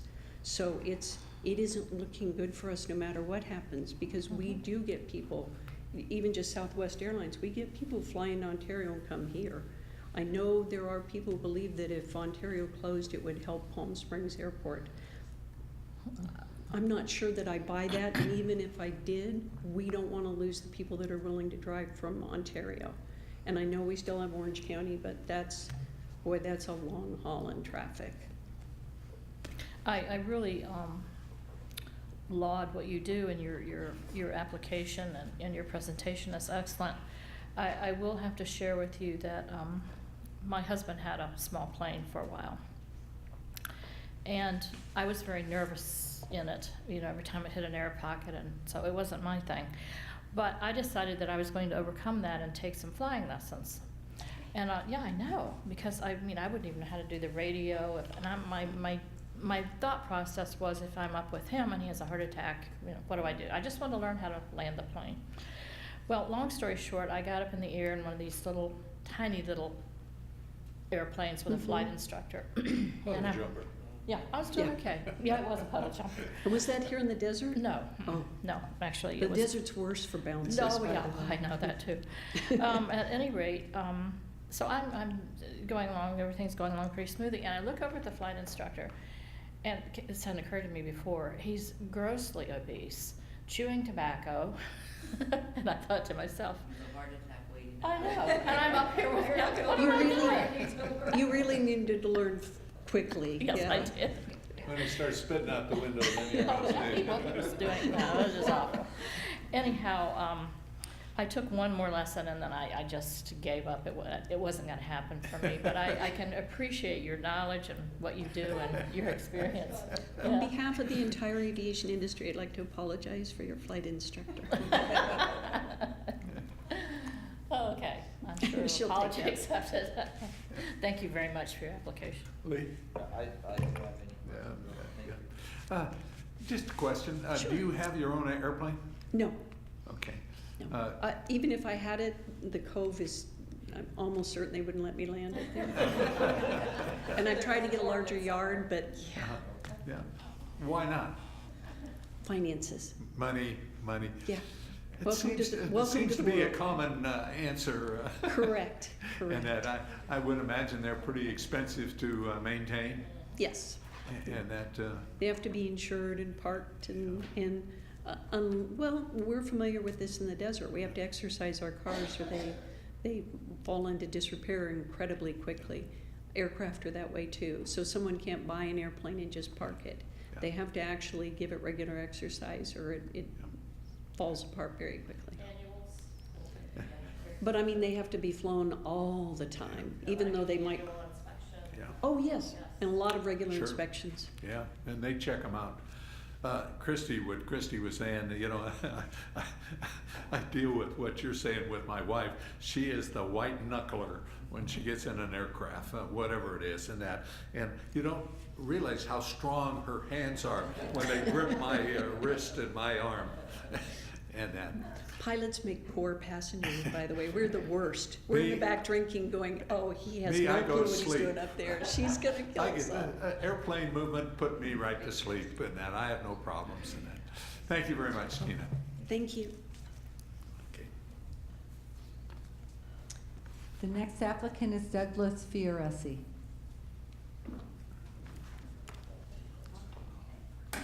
All right, next Lawrence Ponce.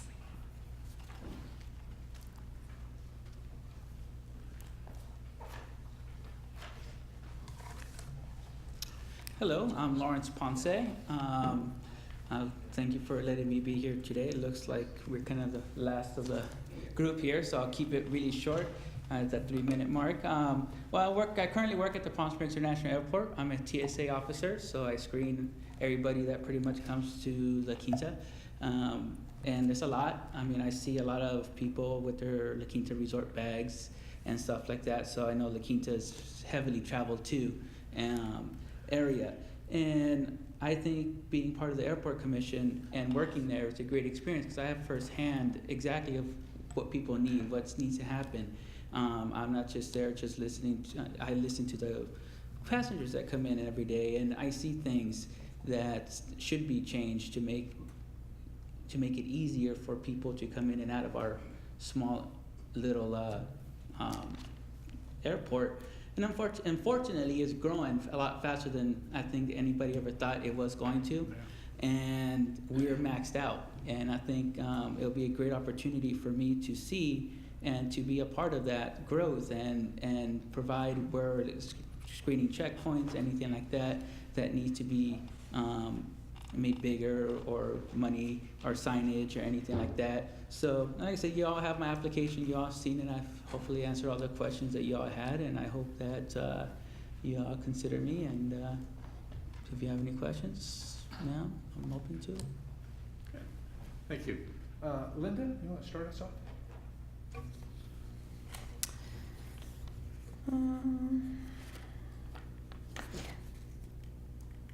I didn't realize the Palm Springs Airport Commission meetings were televised. They are? Is that part of the Yes. Palm Springs? Yes. They televise every commission in Palm Springs, don't they they? televise everything. They have I a think. bigger budget than we do.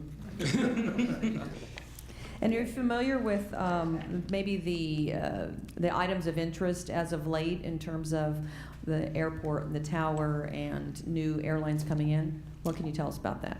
Well, I mean, the tower's up already, and they did demolish the new one, or the old one out.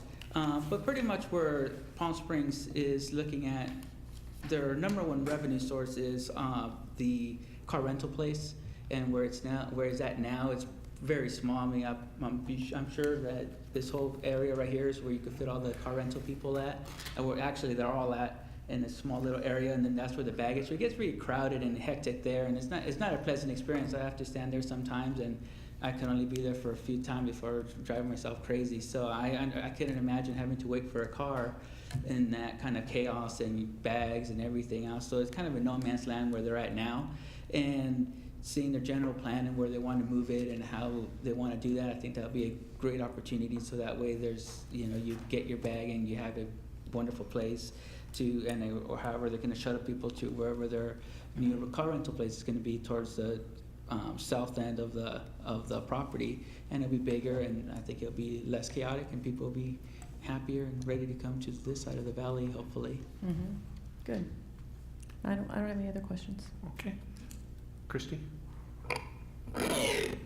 So I have an off-the-subject question. You ran for city council when I was running one time, Yes. didn't you? Okay. Mayor, I think you ran for mayor. Mayor, yeah, Mayor. I'm sorry. All right, you did run for mayor. Yes, you Okay, did. Well, all right.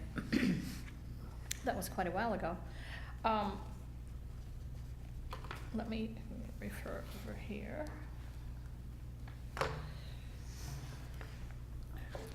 So, how, in your opinion, how is the Palm Springs Airport where are they going to expand to make the passenger screening area bigger, and how are they gonna do that?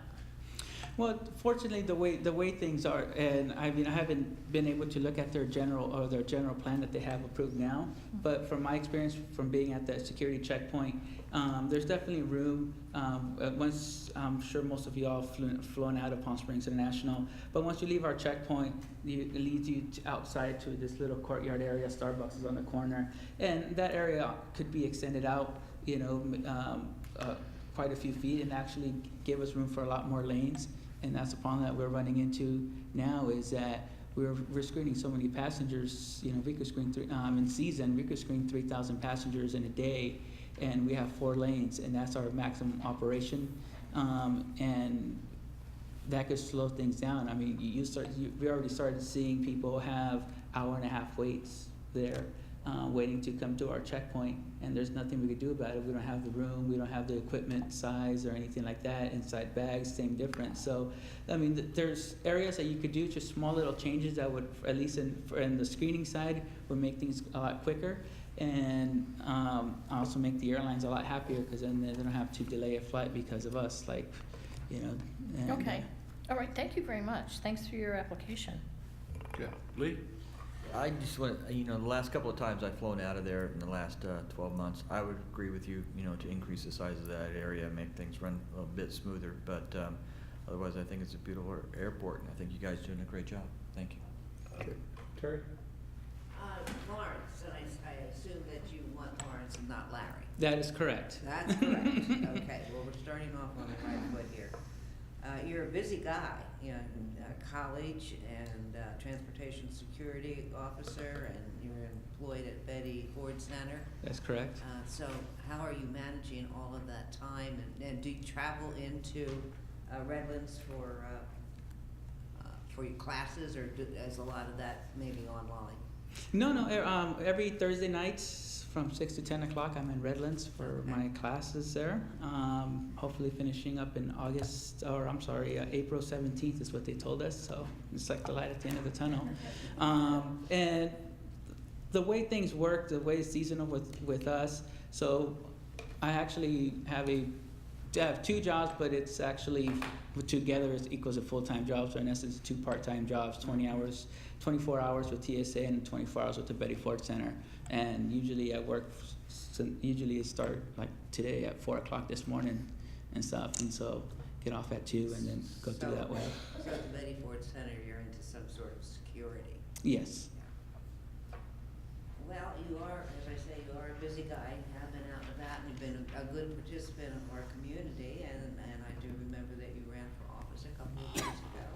And I hope that was a good experience. I mean, you didn't win, but that doesn't mean No, it's it was a bad. great experience, and I wouldn't have changed it for the world. Well, maybe the outcome, but no offense, sir. Thank you for your No application. problem. Lawrence, a question.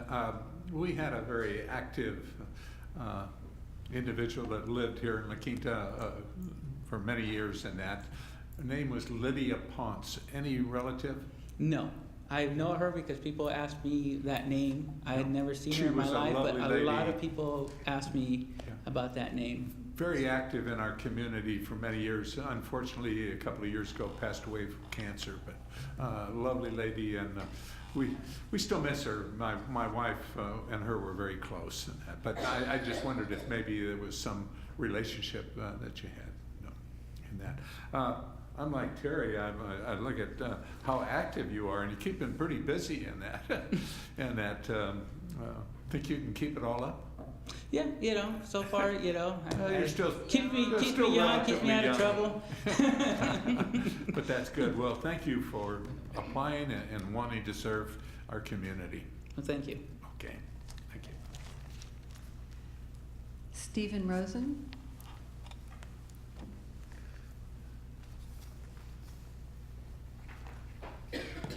Good evening, excuse me, Honorable Mayor, City Council. My name is Steve Rosen, and I've been a resident of La Quinta for a little over a year, actually. I am presently employed in a different city, and I'm used to presenting to different city council. And it is indeed an honor and a pleasure to finally present to my city council in the city in which I live. So thank you for this opportunity. What I'd like to do is give you a little bit of background of who I am, what I do, and why I'm here. I am presently the general manager for the Indian Wells Golf Resort in Indian Wells. I've been a resident, as I mentioned, in La Quinta for the last year. I have family that lives here. I've had property here actually 5 years, but I'm now a full-time resident permanently. My background is a little bit different. I have no airline experience. I don't fly, except when I get on an airplane and pack my bag. My wish and my want and my background, I should say first, actually, is hospitality. And I have a passion for hospitality. It's the business that I'm in. It's what I've chosen to do. And I believe it's the life's blood of the Coachella Valley. And in looking at the airport, my wish and my want really is to approach it from a hospitality perspective. And I think we have a lot of technical expertise at the airport, and thank goodness we do. My background, I'm a graduate of the CIA in Hyde Park, New York, Culinary Institute of America. I started as an executive chef in the business, worked my way up through the hotel industry, the club industry, and into general management. Again, my wish and my want is to continue to pursue this and look and reading through the meeting minutes and talking to some of the present airport commission, who I happen to know, and looking at it, like I say, I think that the Palm Springs Regional Airport is a gateway for us. Airline carry is up, passenger, I should say, load is up 8%, as I've been reading, carry is up about 11%. The airport is actually on a bit of a resurgence, if you will, with regards to passenger load in. That's important to me. Hospitality is important to me. I want our hotels to be filled. That means a lot of TOT for us. That's a great thing. I want our clubs to be filled. I want people to come play on our golf courses and spend money. So my mission is to look at this from a perspective of doing whatever we have to do to continue to keep airlines here from an incentive perspective. And I realize that there are certainly FAA regulations that prohibit airports from giving incentives to airlines, but there are no regulations, I believe, that prohibit CVBs and things like that to go after it, to build. We want to add different legs, different airlines, more carry, more lift. I want to see more business, and that's the reason why I'm here. And I thank you for the opportunity. Good. Thank you. Lee. Now, you said you've been here 1 year, this is 14 July? months. I've owned property in La Quinta for 5 years. I have relatives, my family, my mother lives here in La Quinta, and she's a resident for the last 5 years. I've been here now full-time, and I'm a homeowner, 77760 Concha Court in Haciendas, La Quinta. I appreciate your view from a hospitality standpoint for the airport to serve the commuters that use it, and I agree with that. Thank you. Thank you very much. Terry. Yes, I also agree with that. And I think that you are correct that that board has a lot of folks on, that are from the industry, and so they have the expertise. And you would bring a perspective that I don't know whether I don't know, or is this, maybe there's somebody else on the board though that is from. I think Rolf is the assistant. I spoke with Rolf Honan. He's at the tennis garden, actually my neighbor, and we communicate a lot. He brings a little bit as it pertains, representing the city of Palm Desert. Mm-hmm. Along those same lines, he's into marketing and sales as it pertains to the Indian Wells Tennis Garden. So again, it's along those same lines from the hospitality Well, there's side. certainly no question that the airport is vital to our tourism industry. Definitely. And it is going to experience some changes, I believe, in the not-too-distant future. And Ontario has lost so many flights, it's incredible. Southwest is way down on what they were offering. I don't know where they're going to go. I don't think they'll come to Palm Springs. Well, I know we've tried for a while in speaking to a lot of different people to be able to get them here, and that would be huge for us. Yeah, when I was on the Convention and Visitors Bureau, we tried over and over and over again to get them. But at any rate, it's going to be interesting watching as this rolls out into the future. So thank you for your application. Thank you. Good. Linda? I don't have any questions for you, Stephen. I do appreciate the interest in the application, and I love the hospitality perspective. I'm on the JPA for CVB, so I get that, and I get Tom's report each month every other month we meet now, this Friday, on what's going on, and our representative right now, Bob Teal, he's done a great job giving us the updated reports on what's happening, and I'm glad that even as an early resident, prior property owner, that you're willing to step up and serve in addition to a very prestigious capacity as general manager over at Indian Wells. So we like that sister city thing and wanting to serve your residential city. So I appreciate that. And, you know, his mom is a server as well. I know his mother, she's a volunteer at the hospital, and she's, you can see her at Starbucks any morning before she goes and does her job, and she's a delight. So it's a giving kind of family. So thank you for very stepping much. up. Good. Christie? Reba. I don't really have any questions with respect to your application, but if you were cooking a meal at home, what would your favorite meal be? Well, actually, it's funny you ask. I actually put myself through school.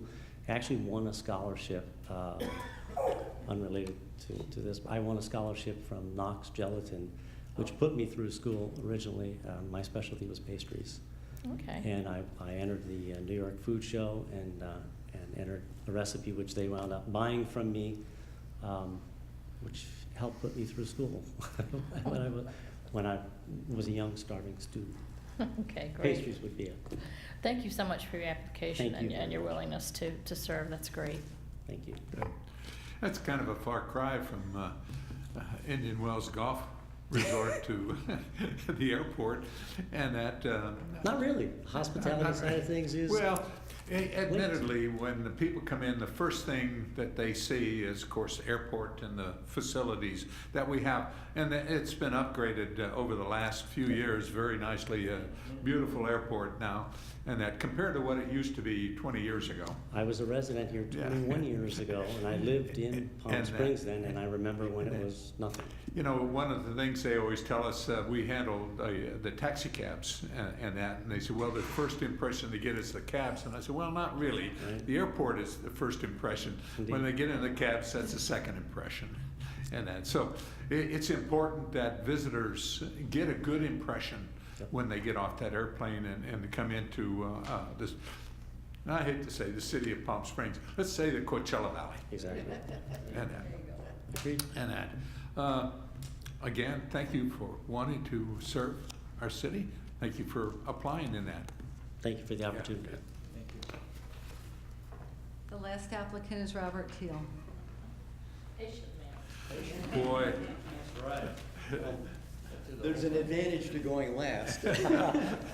And really, for me, I'm just blown away by the amount of talent and energy and passion and willingness to serve that the city has. I mean, we are really, really blessed. And I know you folks recognize that because you're here all the time. But it's a unique experience for me to see it. And all of the other applicants are extremely well informed. I can't throw any rocks at anybody. For the last 3 years, I've served as your representative on the commission at the airport. And in addition, I've been on the operations and facilities committee, which gave me a terrific insight into the operations of the airport. It's like running a little city. I mean, we have HR, we have security, we have facilities, we have landscaping problems, we have it's just amazing. And the expansion is an incredible challenge too. We just completed our 5-year plan, which the city council at Palm Springs has approved. So we're implementing that, and it calls for like $20 million in capital expenditures next year. The good news is that 90% of that's funded by the federal government. So we have a terrific management team there. There are people that, I've been on 25 or 26 boards and commissions, and I've never experienced an operational management team of this quality. These people are incredible. They anticipate problems. They don't bring problems, they bring solutions, and they bring expectations. So I have not found anything to criticize in the management team at all. I've been very, very pleased. This year, I was able to make some reasonable contributions in terms of cost savings. I implemented the paperless commission meetings because I found out we were creating about 40 packages for every meeting of a couple 100 pages of documents, and we were printing them all out, sending them out by FedEx to all the directors and commissioners and staff members. And it was just an outrageous expense. So I implemented it now, and it's amazing. Now you see a bunch of iPads opening up on the table every meeting instead of tons of paperwork stacked up everywhere. So that's been able to save a little bit of money. I look at what I could do going forward, and I've identified two things that bother me, and I think Tina hit on one of them particularly well, is number one, we have been experiencing double-digit growth for like 3 years. How long can this go on? And I also look at that in the context of the expansion programs that we have in place. And I worry about getting too far leveraged out on things. We have to make commitments in the future for growth, but we have to be very careful at the trigger points for these things that we don't get overextended. It can change instantly. And the load factors on these airplanes now are as high as the airlines have ever seen them, these small regional planes. They're almost, every flight is full. I don't know if you've traveled lately, but I've been doing a lot of travel lately, and there are no empty seats on those planes. It's very rare. And they're not going to make the capital commitments to throw out bigger planes into our airport. So we've been working very strongly with a lot of the airlines to try to offering incentives for the existing airlines to expand their operations or do more frequent flights to the same location. So we've been able to increase flights, for instance, to Chicago recently. We've got like three a day now instead of just one. And the other issue with me is, while we have terrific management there, I don't see a lot of succession planning. And so my goal for this year is to spend time with the executive director to make sure that we have a really recognized and developed succession plan for the management. If Tom Nolan has a heart attack, we could take a real hit. You know, he's just the heart and soul of that place. And so I want to work with him to make sure that he and all of his direct reports have at least 1 or 2 successors being groomed in the process. So that's where I'm spending my time. And I just have thoroughly enjoyed it. I appreciate what you folks did appointing me 3 years ago. I have had a great time. I've learned a lot. I hope I've brought some things to you. I replaced Nancy Doria. I think many of you remember her. And I tried to replace Nancy, and I realized I couldn't do it because I'm not Nancy, you know. And so I met with her a couple of times to get calibrated. So I was trying to get calibrated and see what I could offer. And I hearkened back to my management days, and I realized that I never suffered for a lack of information. I suffered from too much information. And I really depended on a few key people to digest everything that was going on, report to me a summary, and identify problems and opportunities. And that's what I saw my role as for you, because I know you, at times with all the reports, plans, and budgets, you must feel like you're drinking from a fire hose. And so, yeah, and it's a difficult task. You've got to find out what's important, what's not, and what can I affect, what can I not affect. And so I see my job as summarizing these things, distilling them down to you, looking for opportunities, ways to increase the TOT and tourism in our end of the valley, and to bring more people in through that portal. It's an amazing portal at the airport. So that's my job as I see it. I'm really enjoying it. I hope I'm doing a good job for you. I would really be honored to be appointed again. Good. Thank you. Linda? I don't have any questions. I just, again, thank you for your service, and the reports have been very succinct, easy to read, and informative. And you're right, Tom is it, and he does an amazing job and expects a lot from his team. He does. He is not short for discipline and high results. So but it's proved successful. He sets a high bar. Yes. Thank you. Okay. Christy? Bob, I don't have any questions. I just want to tell you, and I think I've emailed you this before, but sometimes we get caught up in what's going on around us and forget some important people. Your reports are just absolutely outstanding. Oh, thank you. Very complete, very comprehensive, as Linda said, very readable. You do a fabulous job. We are very fortunate to have you. I thank you And I very much appreciate for your that. applying again. Well, sometimes it is drinking out of that type of hose somewhere with the amount of information we get up here, and we're supposed to be experts in so many things up Yeah. here. And so, as has been said, I appreciate your reports, and you're very, very well to the point on the reports and help us understand, what's going on there. So I think you're doing a great job in communicating to us on what's really going on. Thank you, sir. Terry? Well, Robert, just about everybody said everything I could say. No, your reports are great. Thank you. It's a pleasure when you get it, because we know it's all gonna be right there, and we don't have to read 15 pages to get the information that you give us in sometimes 2 pages. Sometimes you wonder if you're just shooting in the dark and don't know what's happening. But, thank you very much. So I don't know if you went to school to learn how to do that, but you do a terrific job. I taught report writing in the college for the police academy, so you have to be succinct.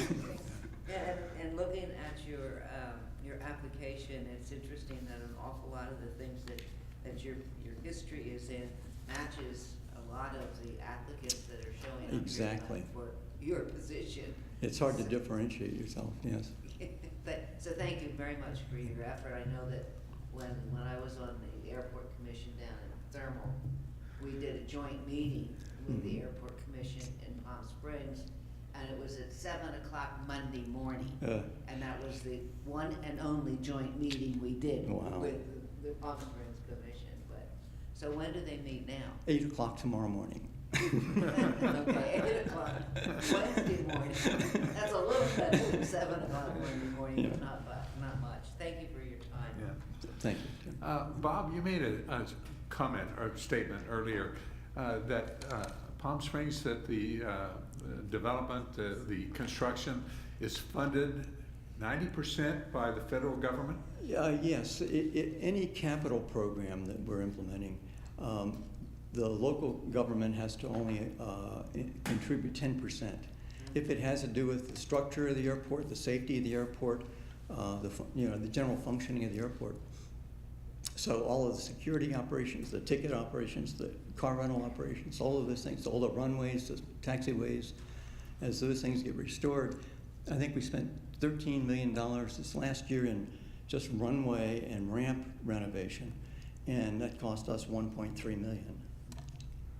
Well, my question now is, we just had Air Force One and 2 cargo planes that came in with them, and that, did we pay for the fuel, or did the federal government pay for the fuel, or did we give it to them free? Well, if it went anything like the last time, we billed them, but we never got paid. How come that doesn't sound unusual? Yeah.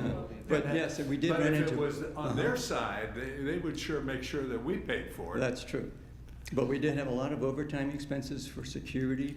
Excuse me. I won't even guess what it cost us. Yeah, police, fire, But it was interesting because when I did, you understand Air Force One comes in, but then when you find out there's 2 big cargo planes with it, with his car and other, whatever he carries in the other ones, and I'm thinking, man, that's gotta cost the taxpayers a lot of money. Yeah. Thank goodness our ramps are in good condition. They could take the weight.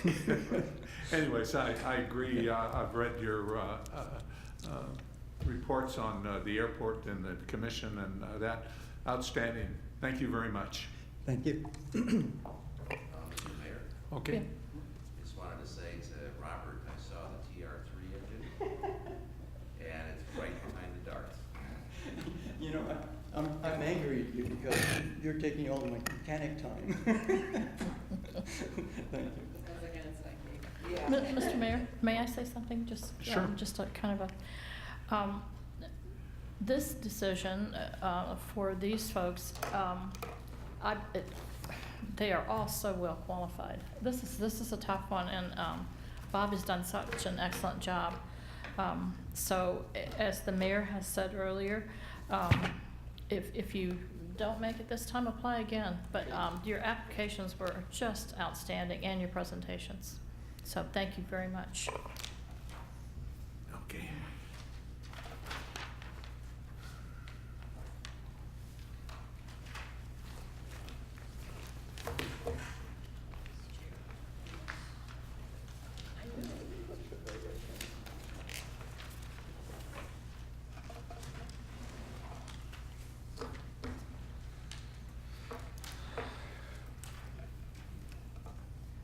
Council members voted unanimously to reappoint Robert Teal. Okay. Congratulations, Robert. Thank you again for your service. And the rest of you, thank you for sticking Yes. in here this long. I mean, it's been a long time. And that you have outstanding resumes in that, and we would be more than happy to have you with us.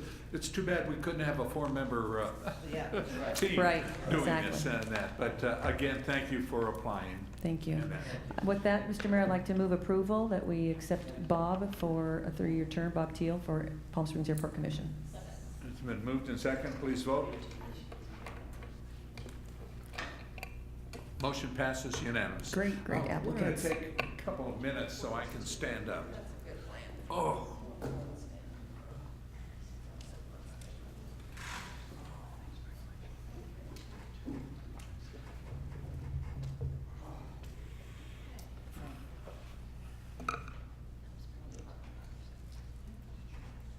Hey, Bob, before you leave, Yes, ma'am. watch me fall down the steps. Don't do that. We can't have that. Okay, at this time reconvene the city council meeting, and we'll move on to the next item on the agenda. Study session, we have none this evening, so we'll move on to reports and informational items, and that, Linda? Yes. Let me go to the agenda. Okay, we have CVB this Friday, but at the recent CVAG Conservation Commission, a few things took place. We did the final approval for the multi-species habitat by including DHS and Mission Springs Water. I felt like that thing just kept coming back and coming back and coming back. We did approve the budget, which happened to include a little over $1 million for fencing needs in the future. We approved new monitoring contracts, renewed agreements, bought some parcels of land. So we are well on our way on the CVCC. Energy Environmental was uneventful, quite honestly, not a lot on the agenda. We didn't have an electric plug-in meeting at this time. We did have a presentation by somebody from Southern California Edison on the grid and some of the programs that are available for SCE customers on solar, but those don't extend at this time to IID, but a few of us East Valley cities rattled that cage a little bit to see what we can do to maybe coordinate that effort for our residents. So, Okay. other than that, thank you. Good. Christie? I have nothing to report this time. Okay, Terry? And yeah, I actually have nothing to report other than I did bring some Yep. information Right. in handed it We to have each it. of you on potential litigation, AB 2372, and it's regarding the property taxation and change of ownership. As we all know, when we sell our home, it Sure. gets reappraised. But businesses have been getting by with not doing that for ever since Very long time. the Howard Jarvis thing passed. Prop 13. Because they figure out a way not to change the name. Yes, they do. So, Sure. so they don't get reappraised, and it's been a real issue for a long time. And there's been discussion about having a, gosh, what do you want to call it? A split role, businesses and property. Residential. Yeah, residential. But this particular piece of legislation has Howard Jarvis behind it Yeah. and the Chamber of Commerce behind it. So it looks Looks like really, that's a lot of it support. looks really good, Sounds so, good. yeah. Anyway, it's not passed yet, but it looks good. Good. Okay. Lee? I don't have anything. And neither do I. Other than you might have read an article in the paper, I was a little concerned. I haven't heard anything. I will be getting together with Lauren at Sunline. Said 3 of our top managers just left. And you wonder, what the underlying motive is of something like that. And then I don't know, like I said, I haven't talked to our new general manager on the thing, but I will be talking to her sometime this week, because I was a little concerned that something's going on and we don't know about. Okay, that was all I had. We'll move on to mayor and council member, department report, city manager. I have one thing I'd like to add to this, and we might as well do it here versus successor agency. You've seen me signing documents here. Today we sold $65.6 million of bonds. If you remember, we received authorization to refund the 2004 bonds in October of this year. Well, the good news is that the bonds were not insured because we received a AA- rating from Standard & Poor's, which meant we didn't have to get insurance. Our last bond insurance our rating was A+ based upon the insurance company. And the even better news is that in the financing of these bonds, we started off at about 70 million plus of bonds that we were going to refinance, but we came up with a strategy, the bond team did, where we're using our payment that we were going to make on debt service coming up later this year to reduce the bond principal. So as part of this financing, we were able to reduce the amount of debt outstanding on the 2004s by $10 million. Combined with the other refinancing we did, we reduced our overall bond debt by approximately $20 million. In addition, the savings that we talked about in October was we were projecting about $386,000 a year, or let's say $8.1 million. Because of the bond market and the way we hit it today and the rating, which we had ratings that were almost identical, or bond yields identical to AAA general obligation bonds that were insured that sold today, we're looking at annual savings now of $685,000 a year for a total reduction of over $10 million. So this helps us out. The Quinta was well received in the market. They said they had a buying frenzy, so to speak, of people competing because of the strength of the credit. So you have much to be proud of. Good. Thanks, Frank. Maybe we ought to put this on the agenda when everybody's out there. Good. Okay, city attorney? I have no report. City clerk? No additional report. Okay, and not much in the way of staff out there. But just one person. Have anything to say? No. Okay, we'll move on to mayor and council members' items. Anybody have anything? I just. Okay. I just want to make sure that everyone knows that on this tax issue, we have to have a supermajority vote on the council. I didn't know that. And so, no, there was nothing said about that. And I might not have been so, well, I don't know what it would have been, but I might not have been so hip with the whole thing if I had known that the way the council looked, that there wasn't going to be a supermajority, and then we were expending $30,000 to do a survey, which if we had two people on council that were very adamant about the fact that they didn't want the tax, then we should have known that. We should have been apprised of that. Then that's all I have to say. Oh, but I did know it. Yeah, but I didn't. But it was mentioned. Wasn't it, No. was it announced? I No. don't recall No. I that. don't recall it being No. announced. Not a supermajority. I think Frank said that, something about remembering, because that's to have a 4-1 vote. Well, I appreciate again It didn't come across. I do appreciate again the opportunity to provide the education survey process, because as I stated before, if that comes back with an overwhelming support, I will join this team and be out there and knock on doors and help get it passed. So I want to see the information, and I will continue to look towards that information before I make a final decision. Okay, So well, I can appreciate that. I won't be So as everybody- adamant as I was before that I know, process. but it's just Well, informing council. Correct. Everybody should have been informed of that. Yep. okay. That was it, Christie? Yes, sir. Okay. Anybody else? Seeing none, then I'll ask for adjournment. So moved. Second. Moved and second, please vote.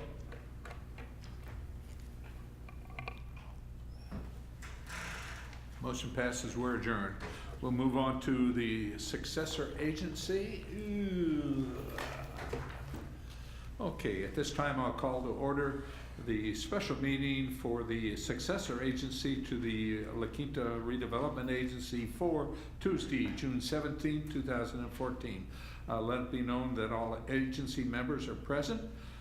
We have no closed sessions. We'll ask for public comment. We have no public out there. So confirmation of agenda, any changes by staff? No. By agency members? No. No, okay. No announcements or presentations, written communications. I'll move on to the consent calendar. Move approval. Second. Then move to second, please vote.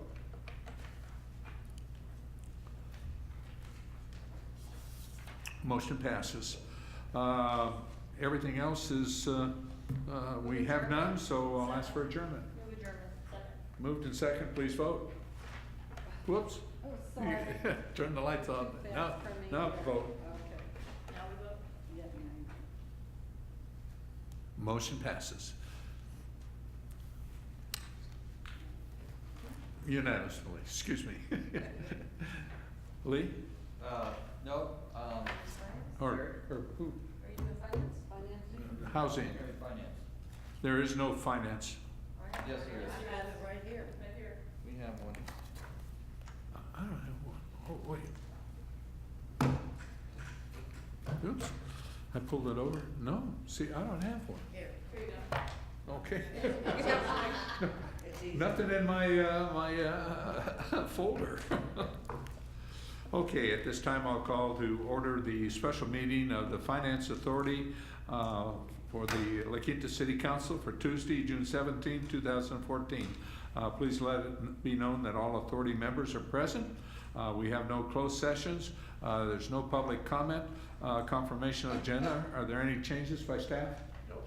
By agency members, authority members, excuse me? No? Okay, move on to the consent calendar. Move the consent calendar. Second. Moved and second, please vote. Motion passes unanimously. There's nothing else left other than the adjournment. Move adjournment. Second. Moved and second, please vote.